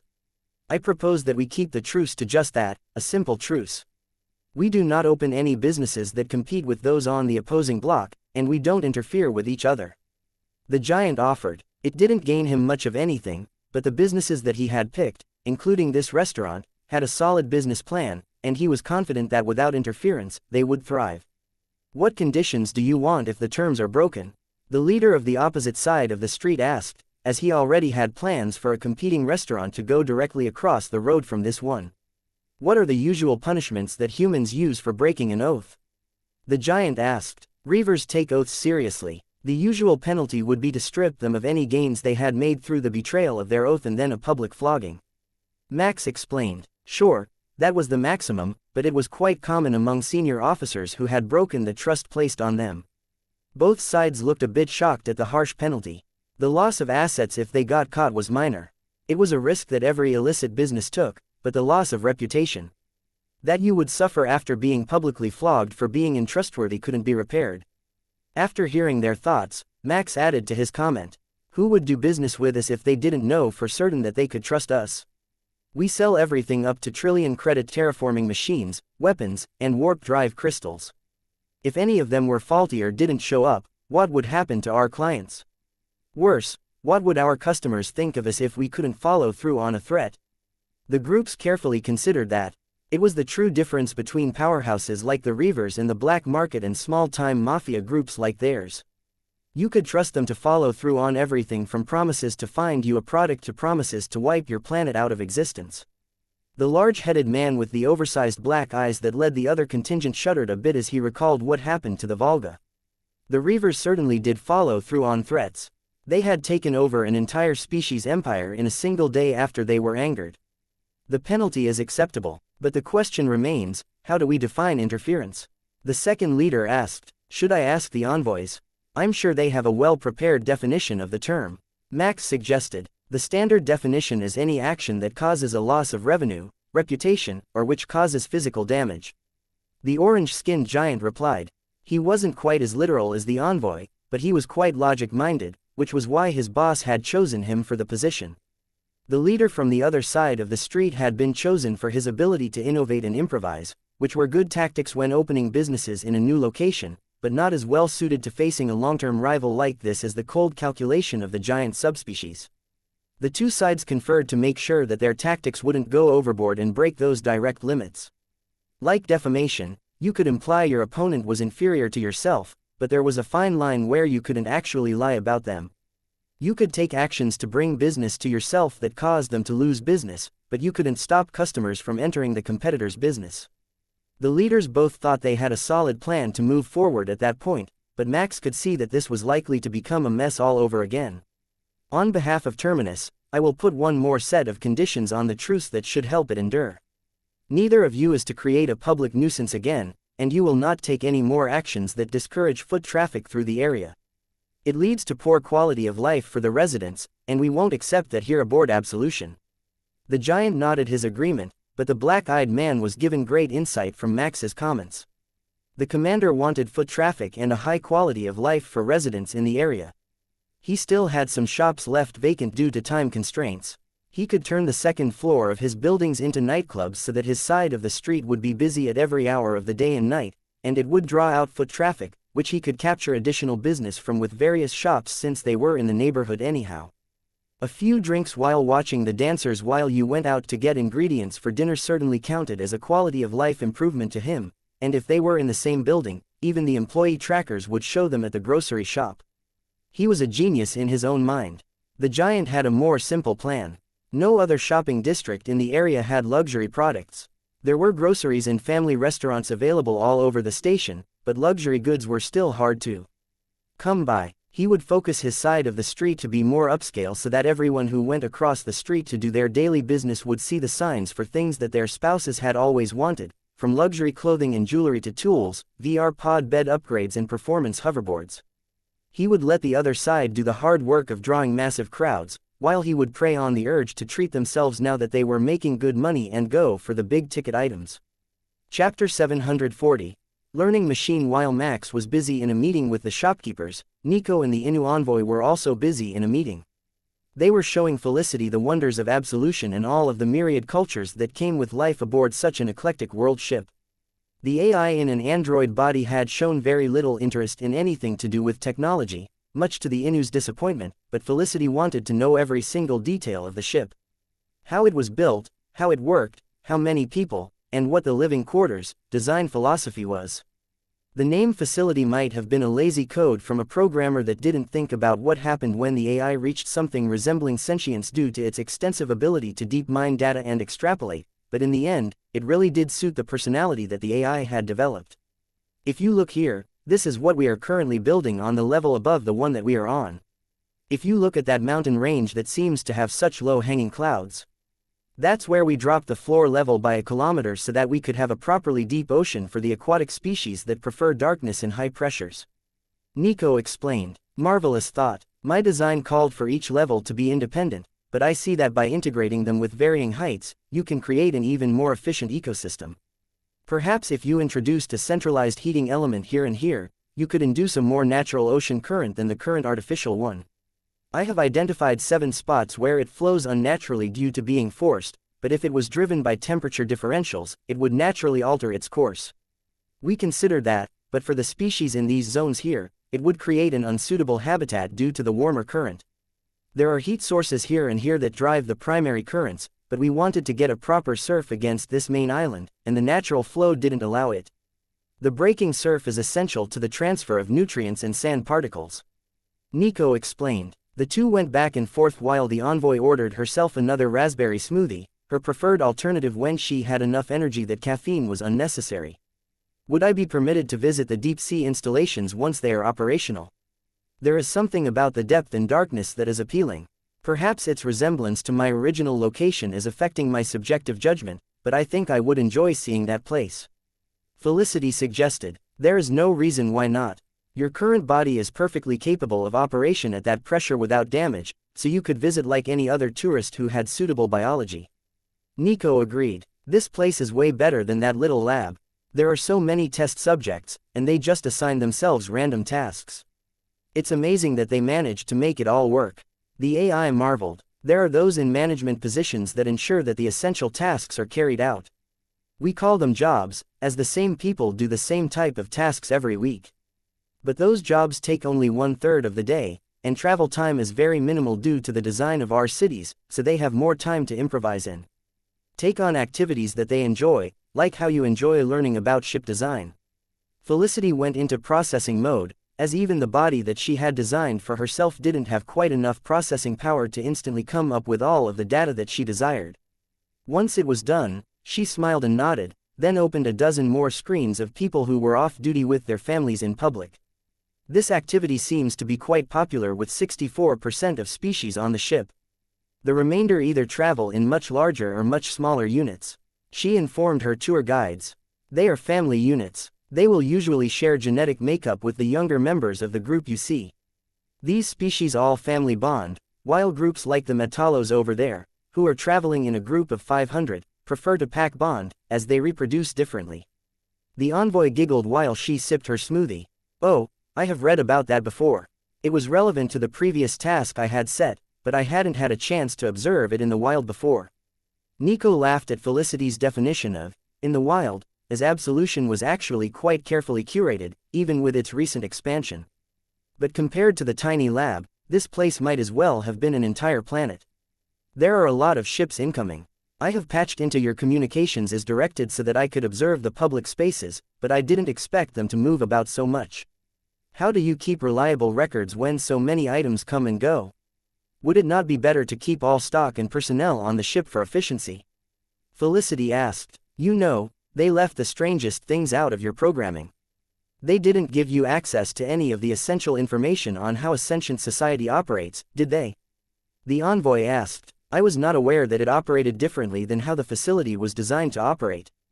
The facility was full of sentient beings, at least it was at the start. She shrugged.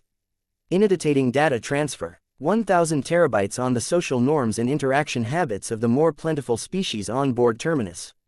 Once you have integrated that, let me know, and I think that the function of the ship as a trading center should make more sense.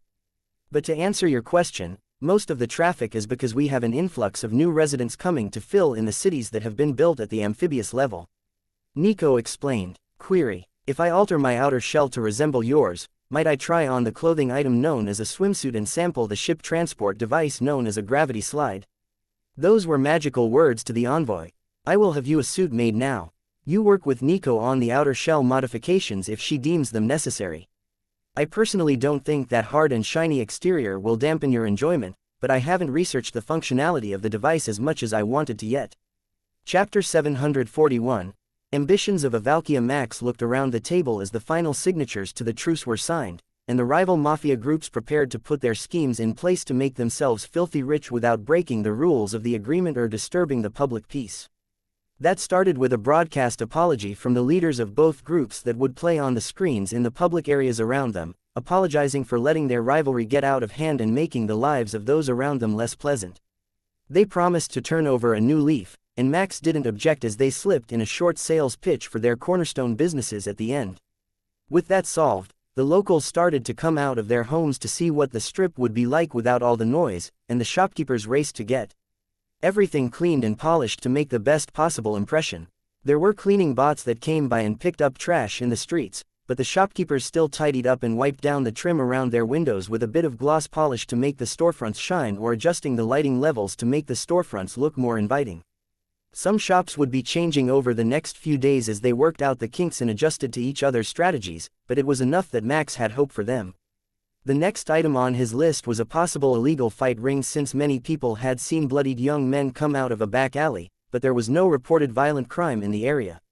Even if most of them didn't want to talk about it, at least one busybody neighbor would have reported if there were any muggers hiding that close to their new business.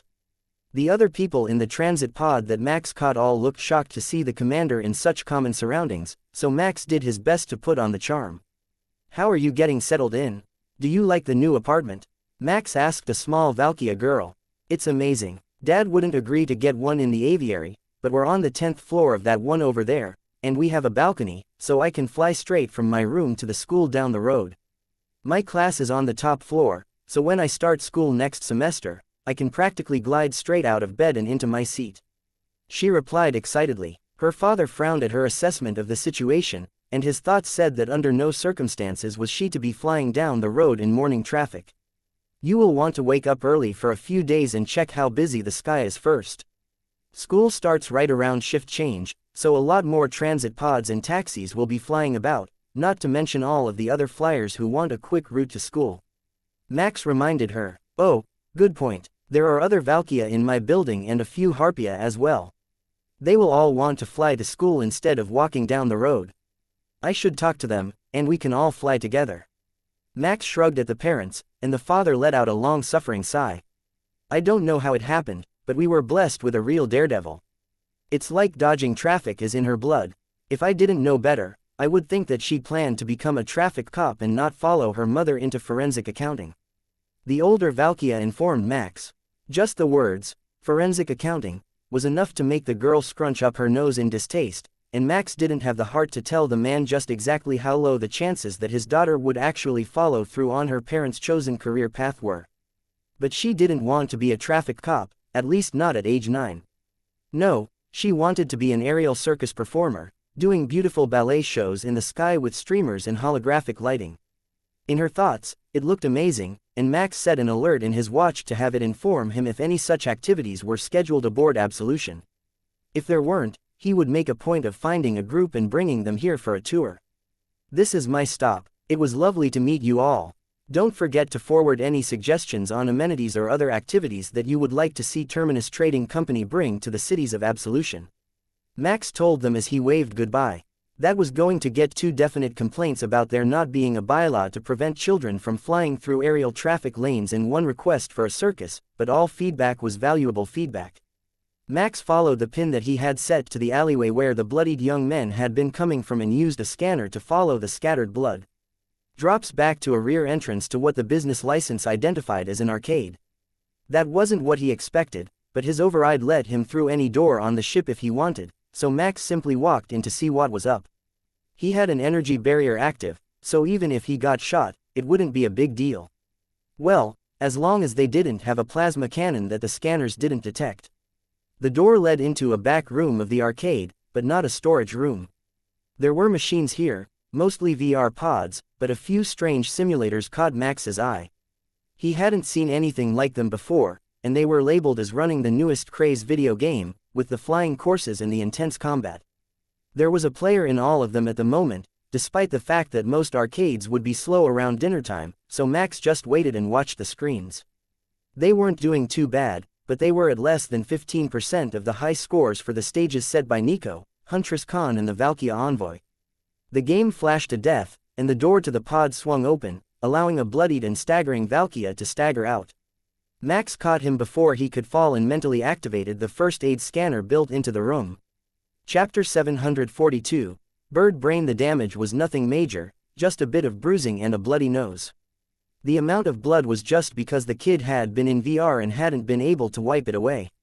They were playing on extreme mode with the safety protocols hacked so that the player would take some of the damage that the avatar took, in the form of intensified gravity waves to the body, instead of the more gentle ones that usually let you know that you were hit in a high-end VR simulation.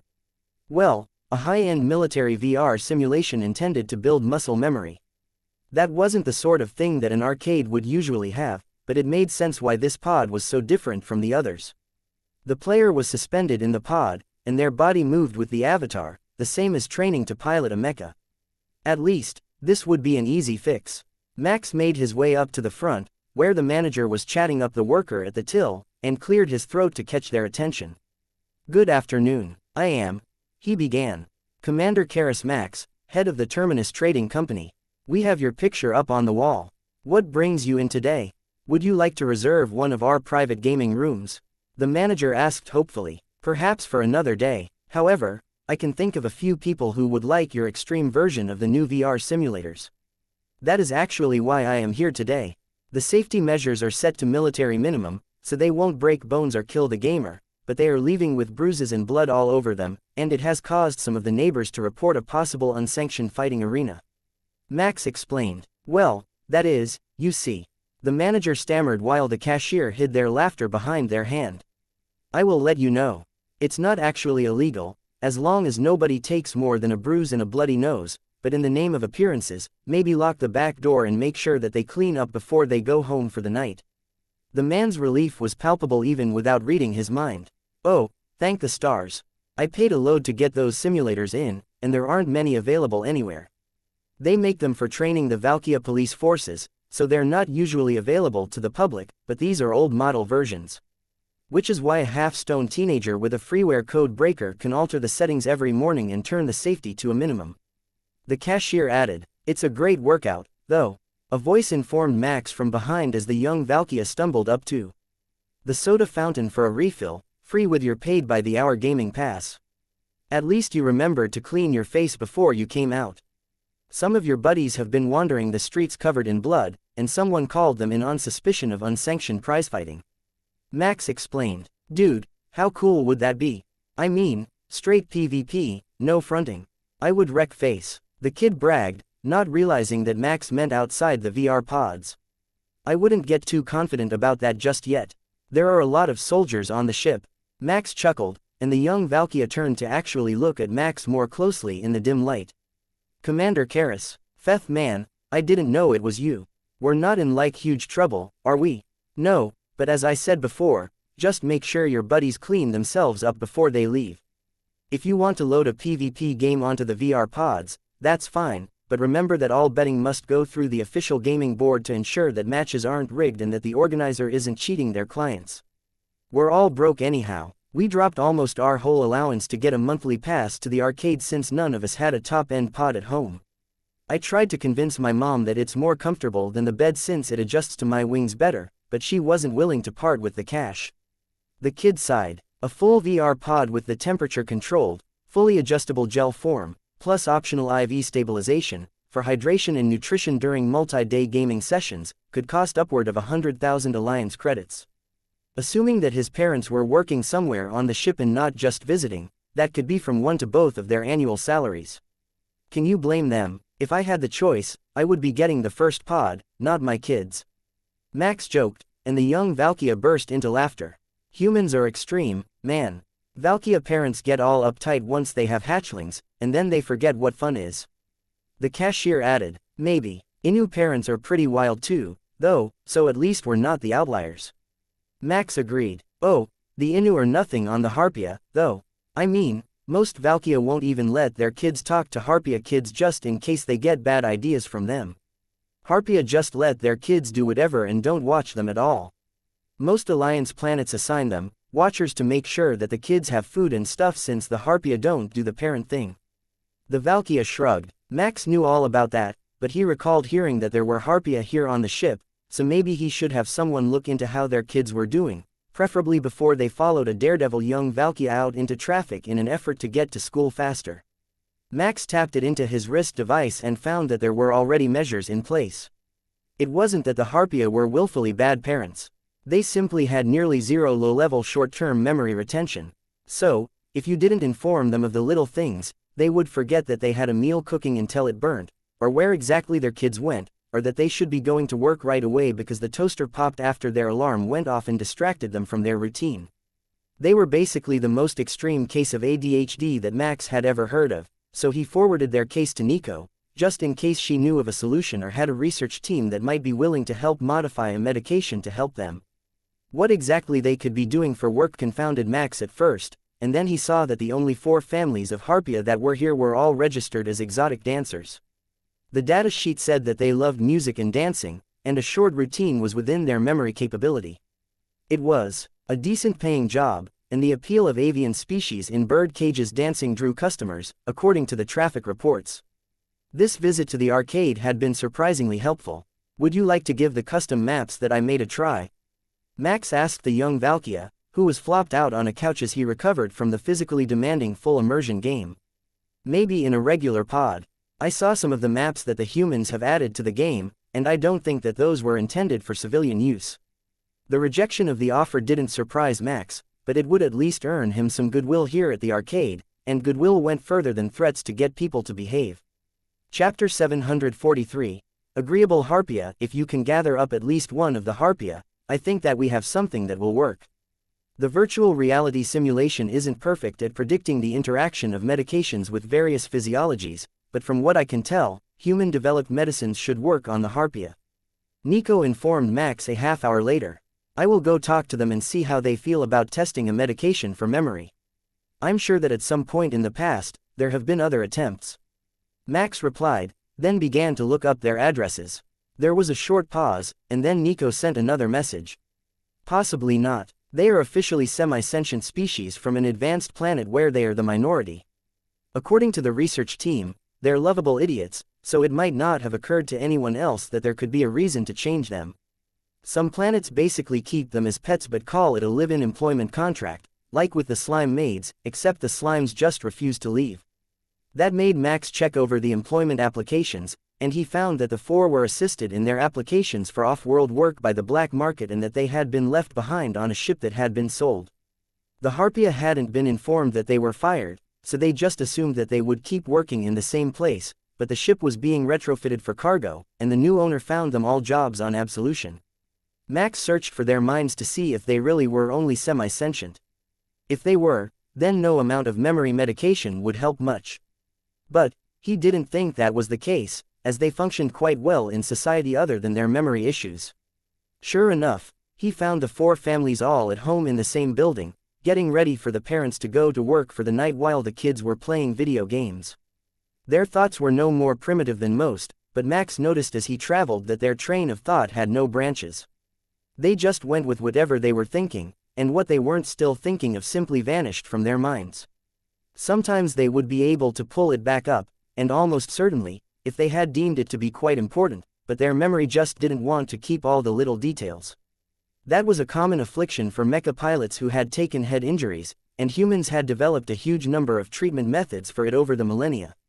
Everything from medication to cybernetic implants that would help restore the lost function was possible if the brain couldn't be healed well enough to recover on its own. Max arrived at the building and found his way to the 6th floor, where all 4 families stayed. It seemed that the rooms were arranged for them by their boss, a black market arms dealer who ran the club they worked at, so he had just put them all in one spot so he could send someone to find them if they were late. In fact, he was thinking about it now, as shift change was in an hour, and he wanted to remind someone to check on them since they were some of his highest earners.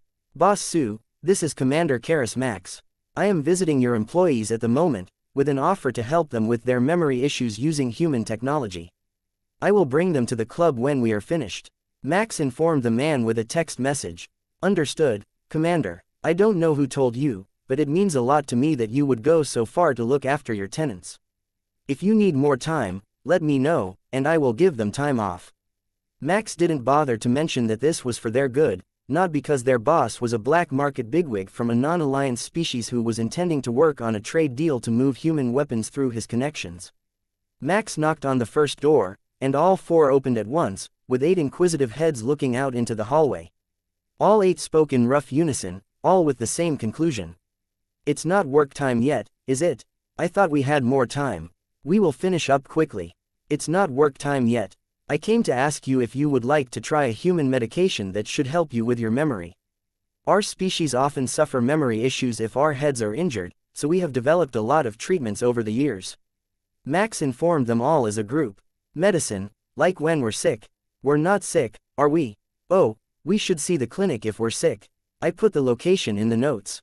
One of the Harpia replied. No, not because you're sick, but to make your memory better. How do I put it? To make your lives easier, as a luxury, not because you're sick. A small Harpia giggled in the background.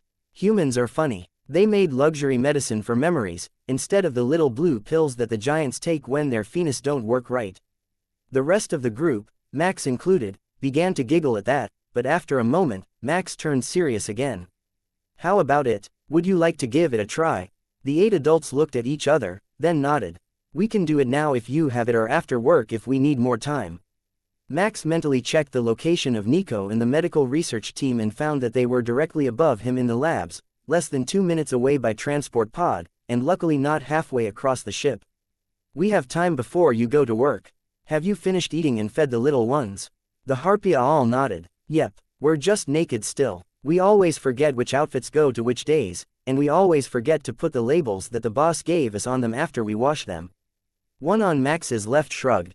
It's not like it actually matters if we match the rest of the workers. The uniforms aren't that different. I told him to keep the accessories there for when we start our shift, but he didn't want to give up a private room to make an extra changing room. Alright, come with me up to the medical research wing, and I will get you started.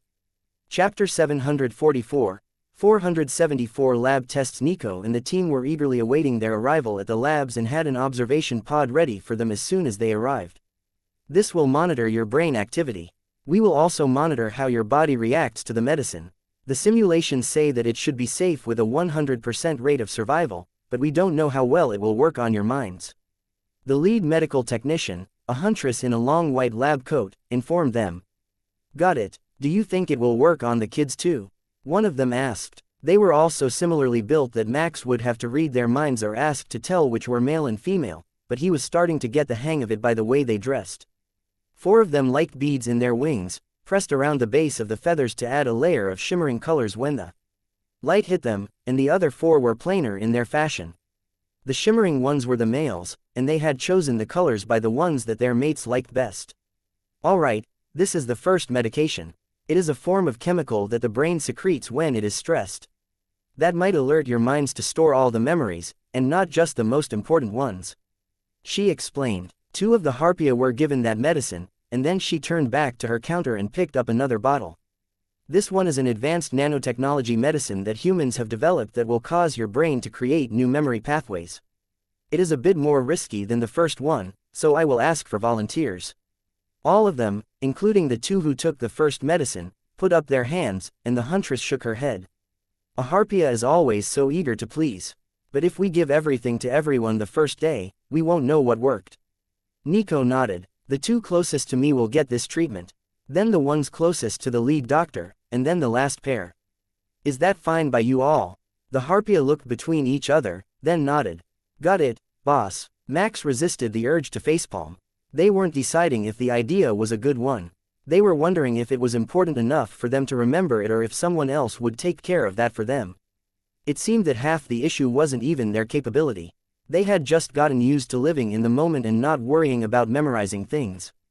Nico administered the medicine, and then the doctor gave another pair of more traditional ADHD medicine from the human supplies, and then Nico gave the last pair an injection to the upper neck that Max identified as a nanotech memory implant. If all else failed, it would remember everything for them, and once it finished linking itself to their memory pathways, they should be able to remember much more. The implant was originally designed for precision work, where even the most minute details were important to recall perfectly. They were banned from almost all human competitions, but they were standard treatments for short-term memory loss in veterans. Now, we will ask you all a series of questions to see how quickly the medicine has begun to work. The doctor informed the 8 dancers, who looked incredibly out of place in a research lab in their skimpy uniforms. "What did you have for breakfast the day before yesterday?" Nico asked the group who had gotten the memory implants. "Number 37 on the breakfast menu. A bowl of stuff with crunchy bread." The Harpia replied, "Oatmeal and toast." Nico checked the response against the replicator logs and nodded that it was correct. "What was your uniform on the 3rd day you were at work?" The doctor asked the group who had gotten the first treatment, and they simply shrugged. Stress would help you remember things, but it usually wouldn't help you remember things you forgot, so the treatment wasn't going to do much right now, in Max's opinion. The question was important, though, as it helped give them a baseline to go by. It was the cute black dresses. The same ones we are supposed to wear tomorrow. The male of the pair who had gotten the nanotech medicine blurted out. "Oh, that was neat. It just popped into my mind like it actually mattered. I wonder where that dress is." "It is cute," he continued. "It's in the closet, next to the other clean stuff. The big guy with one eye arranged the closet last weekend to help us pick the right stuff by putting it in daily order." His mate replied, "It was in order." "Oh, that was a great idea. I've just been grabbing what looked cute for the day." The ones who had gotten the ADHD medicine laughed. This was utter chaos, Max decided.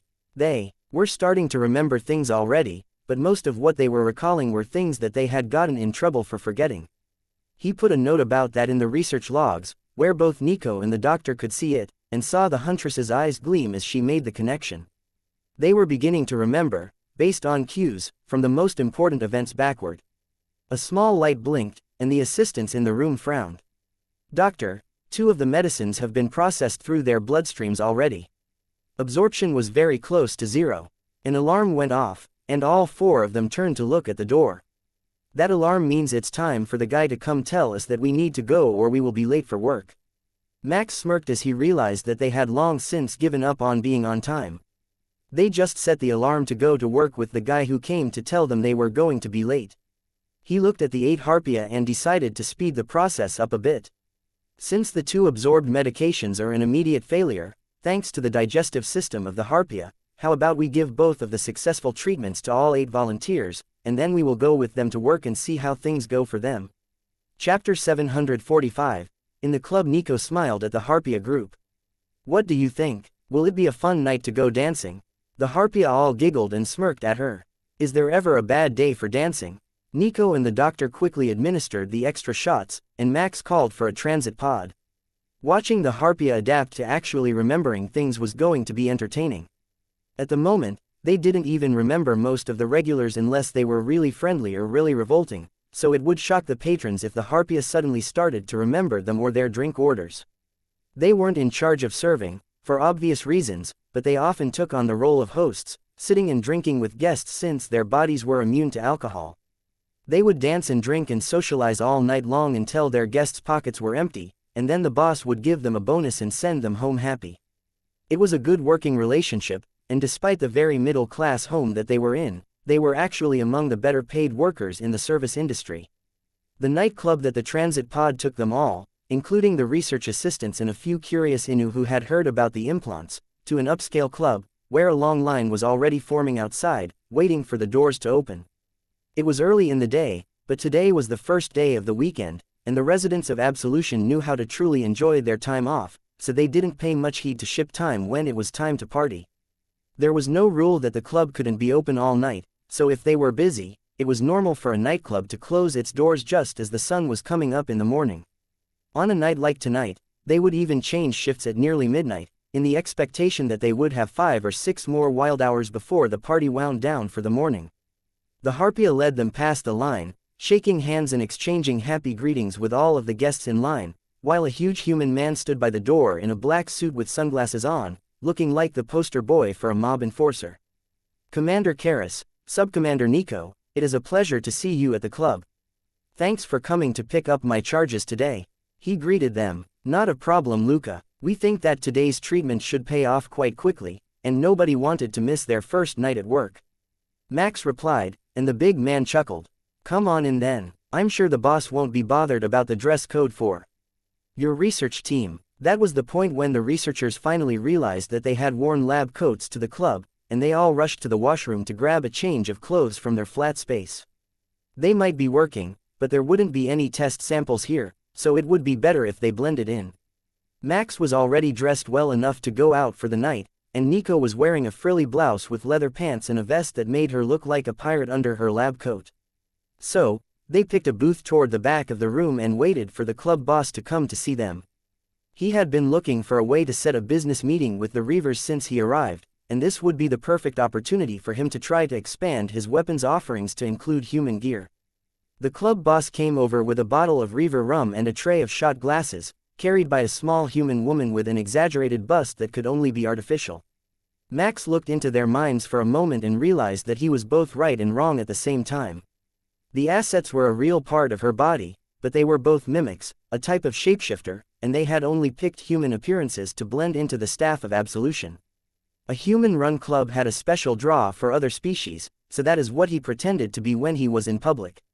It also let him disguise his real identity from casual inspection, a necessity for someone in his line of work. "Matteo and Aria, it is a pleasure to meet you in the flesh." Max greeted them, and the two suddenly stopped. They hadn't expected to hear their real names here, but nobody else reacted, as they didn't know either of these people to begin with. "Maddox and Angelina in public, if you please. It's a pleasure to meet you as well, Commander. Would you prefer a private room for the evening?" The club operator replied, "We are here to observe the treatment of the Harpia. I think that it will allow them to have memory retention on par with any of the other species here. You might not have to send your bouncer to come get them for work every day."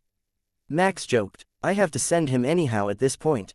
They're so popular that there is concern that someone will try to grab them on their way to or from the club. I also hired the security that is working the door of the building." "They're not ship staff," the mimic explained. "Well, at least you take good care of your staff. Luca is a good choice for the door as well. He's a tough operator," Max added, referring to the bouncer, who was formerly Kepler infantry with a Gamma-ranked system, but who had grown so large that he wasn't suitable as a mecha pilot. At 195 centimeters tall and half again as wide as Max's well-muscled frame, there was no way that he would have fit in a standard cockpit. The lights dimmed as they talked, and the Harpia all flew up to the levitating platforms just before the music turned on, then stared eagerly at the DJ while they waited for the song to start. Even if the customers hadn't started to come in at that point, they wanted to dance. It was the perfect job in their minds, and now that they were having an easier time remembering things, it was getting even better. They didn't have to miss the start of the first song, they were ready in advance this time. Chapter 746. Better employees. The club filled quickly, and a dozen servers hustled about delivering drinks to the patrons, which Max thought was a bit odd for the sort of venue that they were in. They will move to the lounge level in a bit and work as hostesses. The start of the night is to pick off the best new clients and convince them to head upstairs to drink in luxury. The boss explained, "So that's how you sort out new VIP members, you let the staff recruit them from the main floor, and if they turn out well, you offer them a membership card?" Nico asked. "It also lets me sort out the ones who are here for business. It looks like they have just been chosen for their money, but it lets us move to a private area without anyone asking any questions. All of the servers that are wearing a golden hairpiece are part of my organization and not just club staff," he explained, just loud enough to be heard over the music. In minutes the club was packed, and one of the Harpia had moved over to dance in the alcove behind their table. All of the alcoves around the room had a different theme to them, and this one was an industrial area back alley theme, making the sultry dancing of the Harpia look like a beautiful drunk woman in a questionable neighborhood. It wasn't Max's vibe since he had grown up in a place like that, but the Harpia was drawing a lot of admiring glances, and Max could hear them all thinking about the chances of getting the dancer into the back alley behind the club for some privacy. "You look almost pained, Commander," the club owner commented. "He can read minds, and he can't turn it off. I can only guess what all of the people in the club are thinking about right now, with the dancers working and the staff rubbing up on them." Nico laughed. "I wonder how many of them know that's not a female Harpia." The huntress chuckled, and the younger mimic blushed. "You know, I didn't figure it out for like a week until I saw them changing outfits after someone spilled my tray," she told them with an embarrassed glance up at the dancer. "I bet that was enlightening. But the Harpia pair bond, so as long as you didn't hit on him, it should be fine. He would only be interested in his mate," Max told her. "I know that now, but for the next 2 days, it was so awkward. It totally doesn't help that their pecs ball up like that. I'm a mimic, and I didn't realize the difference." Nico patted her on the head in compassion, and Max nodded in understanding. The chest muscles of a Harpia were very strong to allow them to fly. But unlike a Valkyria, whose chest muscles were elongated and flat, the Harpias were bunched and attached on either side of the sternum, giving them the appearance of having small breasts if you use the anatomical standards of a mammal as a baseline. The first few groups were being taken to the private rooms, and their spaces were quickly replaced with more people from the lines outside, keeping the club packed all the time but not overcrowded. As the hours passed, the music switched from upbeat and somewhat relaxing to a more high-energy beat that was getting louder by the minute. The boss and his daughter had been called away not long after the club opened without getting a chance to talk about the proposal that he wanted to make, so Max came up with a plan to lower the volume in his head and take care of business at the same time. The Harpia were clearly doing better than usual, and they were even signaling the staff over to people whose drinks were getting low, which was impossible to tell through the crowd. Soon, everyone would have to go to the bar for drinks, but knowing who was spending money helped them pick targets for the evening, and Max could tell that both the private rooms and the quieter lounge area upstairs were getting full. "Do you need anything?" one of the girls with a golden trinket in her hair asked with a wink. "We should talk to the boss. I hope the researchers don't mind if we head upstairs," Max replied, and the huntress waved him away while eyeing up one of the security guards in a predatory way. Their study was basically done. They had all the information that they needed, and they only needed to check in on them tomorrow to make sure it was still working and that there were no side effects. With no work left to do, there was no reason she couldn't play. "That sounds excellent. How about we get a few bottles, and you come upstairs with me?" the server said, a bit louder than the quiet conversation they were having before, making sure that others overheard that this group was being invited up into the private rooms. That got them a bunch of envious glances, but it seemed that only the staff had recognized them so far, thanks to the boss sharing the information at the start of the night. He wanted to make absolutely sure that nobody insulted the VIP table that was sitting in the public areas of the club instead of the upper lounge, where people like them would normally be taken directly through the side door. "Please follow me. The doors are biometrically locked, so only a staff member can lead anyone upstairs," the hostess explained with a smile and left a fresh bottle of rum on the table for those who were staying downstairs. Upstairs was much more relaxed, with mood music playing instead of club music, and the couches were full of half-drunk, rich tourists, with only a few residents present in the common area. There were surely more of them in the private rooms, but Max was doing his best not to notice what was going on behind closed doors. It was better that way. Chapter 747. Nico the Inquisitive. It didn't take them long to reach the private room, where a wide variety of liquor and snacks were waiting for them, along with another pair of hostesses that Max identified immediately as mimics, but they didn't have the same sense of presence as the boss, and their features looked a bit bland, like they had been overly retouched for social media. After listening to their thoughts, he realized that it wasn't a permanent thing. They had only recently arrived on board Absolution, and they weren't 100% adept at imitating humans yet. Nico realized almost as fast as Max did, possibly due to the sensor suite in her augmentic eyes, and she went directly over to them to examine them. The mimic was startled but assumed that Nico had been enamored of her appearance and wanted to dance, so the pair swayed in time with the background music, and the mimic did her best to ignore the squeezing and wandering hands while Max tried not to laugh. Eventually, it was too much for him, and the growing panic in the mimic's thoughts said that she had realized something was wrong, and this went beyond even a simple pat down for weapons and surveillance devices. "She's not searching you for weapons. She's trying to figure out the extent of your transformation abilities. Subcommander Nico is the leader of our research and development department and has a particular affinity for morphable shapes, like her own, or some of our infiltration crafts. Max explained. You have morphable infiltration craft? I don't recall seeing that in any catalog or intelligence report. The other mimic blurted, while the hostess that led Max and Nico into the room stared at him in shock. The mimic Nico was inspecting squeaked as the cyborg grabbed somewhere sensitive, and Max reached out to pull his handsy companion back to the couch. As the mimics aren't an alliance species, we have a large number of items that we can offer for sale or trade. Keep in mind that we don't deal in current generation military technology, and trading in sentient beings is against Reaver law. But most other human developments can be had for the right price. No wonder the boss wanted to talk to you so badly. The mimics are short on ships of all sorts. Thanks to our infiltration abilities, our agreement with the Alliance has heavy restrictions on our production of military equipment. That's why we turn to alternate sources, you might say. Max nodded. Understandable. The Alliance also requested that we limit our distribution of military technology. Since you've got a working agreement with them, it will become a sensitive matter to trade you some obvious things, but that doesn't mean that we can't work a deal. Then could we start by requesting a small favor while the boss is on his way? He has been held up with a station boss for a few more minutes, you see. Certainly. What might you be after? Max asked. Ironically, the same thing that the last station you were at needed. New warp crystals for our ship. Only, it's just one ship this time, and because ours is a relic and in need of refurbishment. Her request was earnest, but Max didn't understand why she needed to ask him directly. You know that is a standard service that Absolution offers to everyone. There is no need to ask for a favor to get your ship refurbished. Unless you need it immediately. The mimic gave him a confused look, and Max realized where the misunderstanding was.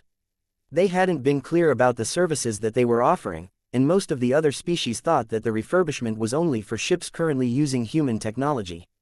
There is a bay open right now. More than one, in fact. Perhaps we should change the way that we advertise. Nico asked Max, not quite on the same page but realizing that the ship overhaul bays should be busier than they were. I see where the misunderstanding is. The ships will be refurbished with human technology, but there is no need for them to be of human design, to begin with. It will be custom work, but that is well within our capabilities. Max added so that the mimics would understand the situation. Well, now I feel silly. My understanding was that it was a service only for human ships and custom orders of new vessels. I will have to let the others know that it is possible to refit their ships here. The Alliance restrictions prohibit us from expanding the fleet or changing the armaments of our vessels since the negotiators were so paranoid about us impersonating another nation's fleet to start wars. Nico smirked and pulled the hostess who brought them in close to her, not realizing that it was an actual human until she began her inspection. That's actually a great idea. Humans have used it in the past, so most of our nations ban it as against the rules of war. The hunters also consider it unsportsmanlike or cowardly, so they don't approve of it either, even if it works. She released the girl, who flushed bright red at the intimate way Nico had been sliding her hands around, then moved over closer to the small bar on the far side of the room. You thought you were being sneaky, but you grabbed the wrong one. Max teased Nico, who was now eyeing the last remaining mimic in the room. We can offer you more data on our species if you need it. The mimic offered. Oh, that would be good. I could study it later now that I have practical data. You see, my own outer shell is a non-Newtonian alloy, and I've been working to perfect it. Mimics are organic, the cellular structure is impressive, and I think I might be able to incorporate it into future developments. The development she had in mind was for her more delicate internal bits since she had been having issues with making them exactly how she wanted them, even with optimized being used on her multiple times. What level of previously unimagined perfection she was after, Max didn't quite know, but she was convinced that she could do better. Chapter 748. Upsell. The mimic held out a data tablet, and Nico smiled at her. Thank you for the data. This will come in handy. The girl looked at her in confusion. She was still holding the tablet. Assuming it was a preemptive comment on Nico's part, she handed it over and watched as Nico set it delicately on the table in front of her without looking at it.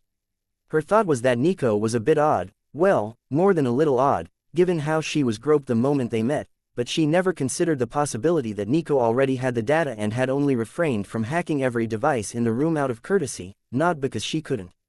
The boss came in just then, and Max stood to shake his hand. "Boss Maddox, it's good to see you again." The boss's daughter giggled at Max using the public name when he had used his real name when they had first met. A name which so few people, even in the business, knew. "I hope my staff is all right. Humans are truly terrifying when they are doing business." The arms dealer laughed. He should know he had hired nearly a dozen of them, and they had immediately entered his inner circle of hostesses and security officers. "I'm sure they're all right," just a bit startled at Nico's personality. "We also informed them about the misunderstanding regarding the ship refurbishment docks. The vessels don't have to be human-made, but the replacement parts will be." Max explained. "Marvelous. Did they finish the deal?" The boss asked. "We were just about to work out the schedule. But now that you're here, I'm certain that we have more matters to discuss, so we may be able to roll it into a larger deal if you want it off your personal books. What I am looking for is actually well within your capabilities. The Mimic Homeworld fleet needs a few things, and they usually go through a network of dealers, including myself. First, I will ask directly. Can you sell us those giant combat robots? The ones with the triple guns on top. I managed to get my hands on some combat footage, and I think that it would be enough to add a few of them to our fleet. With them on patrol, I doubt that anyone would challenge us again. Unfortunately, those are current generation weapons. We don't customarily sell them outside of the Reaver fleet." Max rejected the offer. "What would it take to get them to our defense fleet?" the Mimic asked. Nico smiled at him and cradled her chin in her hands as she leaned forward. "Have you considered hiring a third-party security force to patrol your star system? According to my data, the Mimics only originate from 3 planets in one solar system, but they are spread through the Alliance in very low numbers. A third-party security force instead of our military. How could we trust that they wouldn't turn on us?" The Mimic sighed, shaking his head. "Reavers are very trustworthy. They never betray employers, as pride and reputation can't be bought with money." The Mimic's eyes all lit up. Hiring a Reaver company who had the weapons they wanted was even better than buying them for their own military.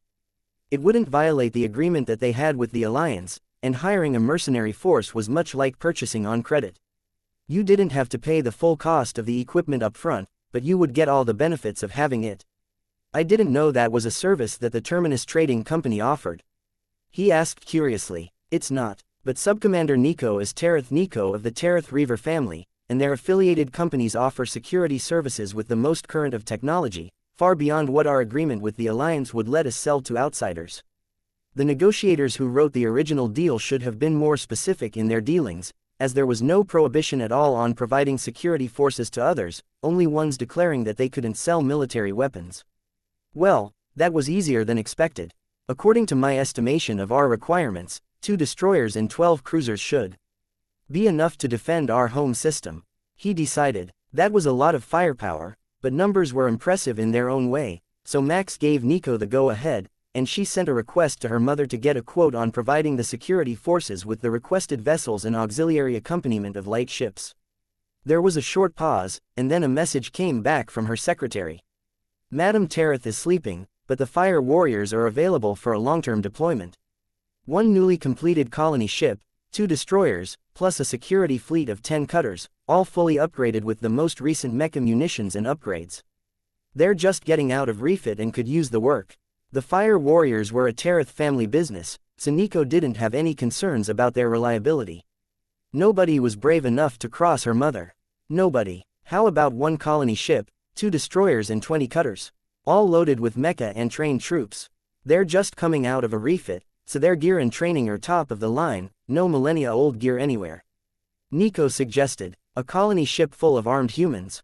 That's a bit terrifying," the youngest Mimic whispered. Nico brought up the numbers on the holographic display of the coffee table in front of the couch, and the boss nodded with wide-open eyes. It was a very large number, charged annually, but for the security of their home, they might go for it. It would take over a decade to add up to what they were expecting to spend on upgrading their defense fleet, and it would prevent the standoff with the Alliance politicians, which would bring extra attention to the species which specialized in shady business and impersonation. It will take a few days before we get a final answer on that matter. It has to go through the government. But I have some personal matters as well. The disintegrator pistols that you carry. How much would it cost me to get 1,000 of them? Nico showed him a number broadcast from her wrist device, and the man nodded, then tapped the device to transfer funds. Great credits. That is fine. Your purchase will be delivered to your vessel in the overhaul bay tonight. Max and the hostesses smirked at her tactic, implicitly assuming that he would be having his ship overhauled without even discussing the price in advance. I will need to make approvals for each major project of the overhaul before they begin. The arms dealer sighed. He wasn't totally sure that they wouldn't overcharge him simply because they were the only available option for a ship like his, but it was a risk that he would have to take. If it worked out well for him, he could refer others to the service, and if it didn't, it was just another cost of building relationships. His face was impassive, but Max could tell just how excited he was to have a proper security fleet on his homeworld, and not just the Alliance patrols that every antagonistic species had gotten good at avoiding. Chapter 749. Human efficiency. Since they were already on standby, the Fire Warriors Company opened a portal and moved to the home system of the Mimics 10 minutes after the deal was signed and the first year's payment was made. To say that the man across from Max was shocked when he got the news was an understatement. He had heard that the Reavers had a company available and ready to go, but he hadn't realized that the humans had the technology to put portal devices on colony ships of all sorts and that it wasn't a level of spending reserved for their elite flagships. That was quick. How much fallout do you think there will be for hiring human mercenaries among the human empire? The arms dealer asked Max, realizing a bit late that the problems might come from a direction other than the Alliance. None at all. It is standard practice for us to guard targets for pay. In fact, even among our own factions, military protection is often part of cooperation deals where one party is much less capable than the other. It lets them work in safety, and the stronger party gets to protect their investments. It's all in the deal your leaders signed, but the Fire Warriors won't take offensive military action on your behalf. They will only defend, but it is possible that they will work out a wide-ranging deal with your leadership. Our terms are actually quite simple, only that everyone abides by non-aggression and mutual defense pacts, so it's not too far-fetched that they will work something out. Max explained. So, if someone attacks a member of your trade group, then they have attacked us all. The Volga learned that the hard way, and I think it will be a while before anyone else makes that mistake again. Max finished. That was an impressive show of force. Maddox agreed. That was us holding back so that we didn't damage the infrastructure of the planets too badly since we were planning to take them over. Humans still stock weapons that can kill planets that are deemed non-salvageable, like those which are fully colonized by the Clem. We can purge them clean in a day and then begin to terraform them again to start with a clean slate. The mimics shuddered at the thought but quickly composed themselves and poured a round of drinks for the room, themselves included. You know, this place is really taking off, but you're going to need more than one security officer outside and 2 inside, Max informed them, changing the topic. There was a fight starting on the main level, but it was just a distraction for a group that wanted to run out on the tab for a double round of shots, and another genuine fight was about to start in the lineup outside over 2 people in identical outfits. The boss turned on the display for the security cameras inside, and Nico looked to Max for directions. Grab the thieves. If they get away with it once, they will try it again. Grab them once they clear the door and turn them over to station security. I think the bouncers will be able to deal with the fights. The hostesses look capable enough, he directed the eager cyborg. She disappeared from the room so fast that the mimics wondered at first if she had used some sort of transport device, but that was just Nico, and with her recent modifications, she had exceeded what the average human could get their system to grant them for speed enhancement. She was over 9 times as fast as the human baseline, as defined by the system, so when she went all out, it was nearly impossible for the average creature to even track her movements, much less attempt to keep up with her. Is she some sort of assassin? The human hostess asked curiously. She's an alpha-ranked Kepler mecha pilot, with her speed pushed beyond the hard cap by her mechanical enhancements, Max explained, knowing that she would understand well enough to explain it to her boss later. That's just not fair. As a full conversion cyborg, she's already stronger than any mortal should be, but to be that fast, it's just not fair. It's like meeting a man with his strength capped. He would be a monster in a fight. Max began to laugh, and the hostess gave him a disbelieving look. Seriously, I mean, you're built, but you're seriously that strong. Max leaned forward and lifted the couch across from him, with 3 people sitting on it, with one hand, then set it back down again when his own seat began to creak under strain. What did I just witness? I need to update the files on humanity. That's not possible. The boss stammered. People where I'm from use nanotechnology to enhance our soldiers. Don't think of us as representative of the average human. The strongest of us can go toe-to-toe with a huntress. It's a totally different standard than what you can expect from the rest of the species. Max explained. Did anyone bother to tell the Alliance? One of the assistants asked. We did, and we even showed them. It should be in the records somewhere, but it's likely locked inside the military capabilities files, since the original group of negotiators treated every single ship our species owned as a military vessel. Max explained. To be fair, I've never heard of a human ship with no guns. That's not a thing. The entire galaxy is too dangerous to make ships without weapons. Even the orbital shuttles at least have a laser in case a rogue meteorite piece comes their way. The human hostess added. They don't just use a gravity beam to deflect them. An assistant asked. Where is the fun in that? We blow them into tiny bits and let them burn up in the atmosphere. It's more efficient that way, and gravity beams are a relatively recent development among most of our fleets. Yes, very recent. Within the last decade in fact. Chapter 750. Nico for breakfast. Max woke up the following day with the feeling that something was different. He ran his fingers across Nico's flawless skin and smirked as she mumbled in her sleep. He wasn't sure what had caused him to wake up this early, but he had every intention of taking advantage of the extra time to enjoy himself. With a shift of his hips, Max moved them so that Nico was in the little spoon position with him pressed against her back and kissed her earlobe, knowing that she had made them just as sensitive as her original ones were. But when he moved his hand to cup one pert breast, he noticed something was definitely different. Unless Nico had painted his nails while he was sleeping, which was a possibility, he didn't have metallic fingernails. Nico squirming in his arms distracted him for a moment, and Max decided that he had better things to think about than a mystery system upgrade at this time of day. Max felt Nico's thoughts begin to come awake as she felt him pressed against her, but she was doing her best to pretend she was still asleep while subtly teasing him. Nico turned her head, and their eyes locked. Lust and longing sparked between them as Max kissed her cheek and let his hand travel down her soft stomach. Nico shifted her hips to trap his member between her inner thighs, and Max noticed the intrigued noise that she made. It wasn't quite lustful, and she was certainly familiar with his anatomy on an intimate level. So, it wasn't until he sank into her that Max finally noticed the extent of the change that had overcome his body overnight.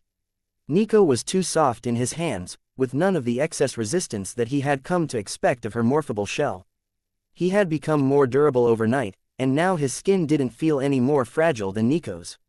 She had noticed at the same time that Max did, and the lustful look she was giving him turned to a smirk as she drove herself hard onto him and twisted her body so she could give him a bruisingly hard kiss. Only, this time there was no pain, and his lips were solid enough to hold up to the task of kissing Nico senseless. I could get used to this, Nico mumbled around Max's lips. We've got plenty of time for you to adapt. Max teased while he squeezed her backside in his hands to lift her a few centimeters and hold her there, where she couldn't quite touch his body. Oh, that's how you want to play. She giggled, then hooked his legs to pull herself back down with a happy moan. While the two commanders lost themselves to their morning of pleasure, Admiral Penner was having a much less pleasant morning. The new floor was open for residential transfers, and thousands of cargo ships were in a holding pattern, waiting to drop off their passengers and the household belongings that they had brought. The previous weeks had been chaotic, but today was the culmination of their effort to populate another floor.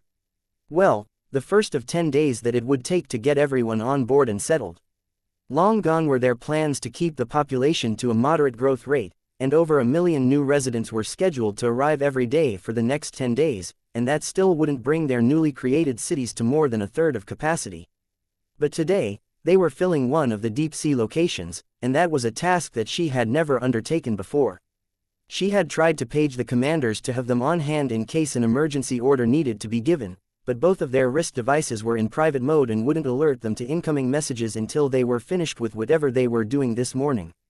Freighter Poseidon 1748 Cell, prepare for docking at Bay 804 port. A pressurized pod has been prepared, equalized with the pressure of the city. Please adjust your hangar pressure to match. Water conditions are attached. The Admiral informed the first of the deep-sea ships. Thank you, Absolution. Pressurized liquid transport will save us 6 hours of adaptation time. Docking now. The ship responded, and Admiral Penner moved on to the next ship in line. "Where are the commanders? It's 10 in the morning, and nobody has seen them yet." One of the dock masters complained while he was berated by a lizard-like species for not knowing their formal greeting and bow routine. From what he could tell, the larger of the two wasn't bad.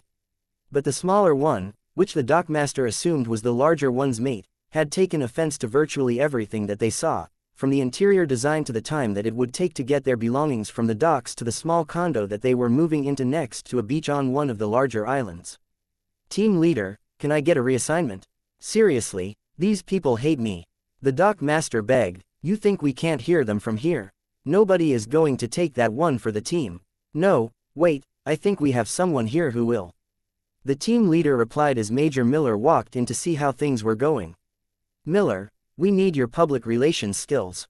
Please, pretty please," the team leader pleaded. "Fine, watch and learn." Miller sighed as he walked to where the reptilian resident was loudly berating the workers. "Good morning. The Crocs, moving to Unit 483A. Such lovely and affordable little units. I had thought of getting one myself, but I will just use the corporate villas on South Beach for now. What seems to be the problem? We are operating at maximum capacity this morning, and traffic control safety protocols dictate 300 meters between bulk cargo pods." The major greeted them with a professional smile on his deceptively youthful face. The beachfront condos weren't cheap, as they were some of the most desirable locations on the island, but the corporate villas on the South Beach were both on a larger beach and one with better shopping and restaurants nearby, so the residents didn't need to travel to get to them. Anyone who looked down on the blue-collar workers would have looked them up in advance, and the mention that he could get time in them at will meant that he had much more pull here than their mediocre wealth could buy. "Nice flex. Please come back when you've finished bringing them to their unit. We're slammed, and we need someone to pull rank on the snobs." The team leader messaged as Major Miller led the pair away, giving them a glowing description of all the amenities on the island.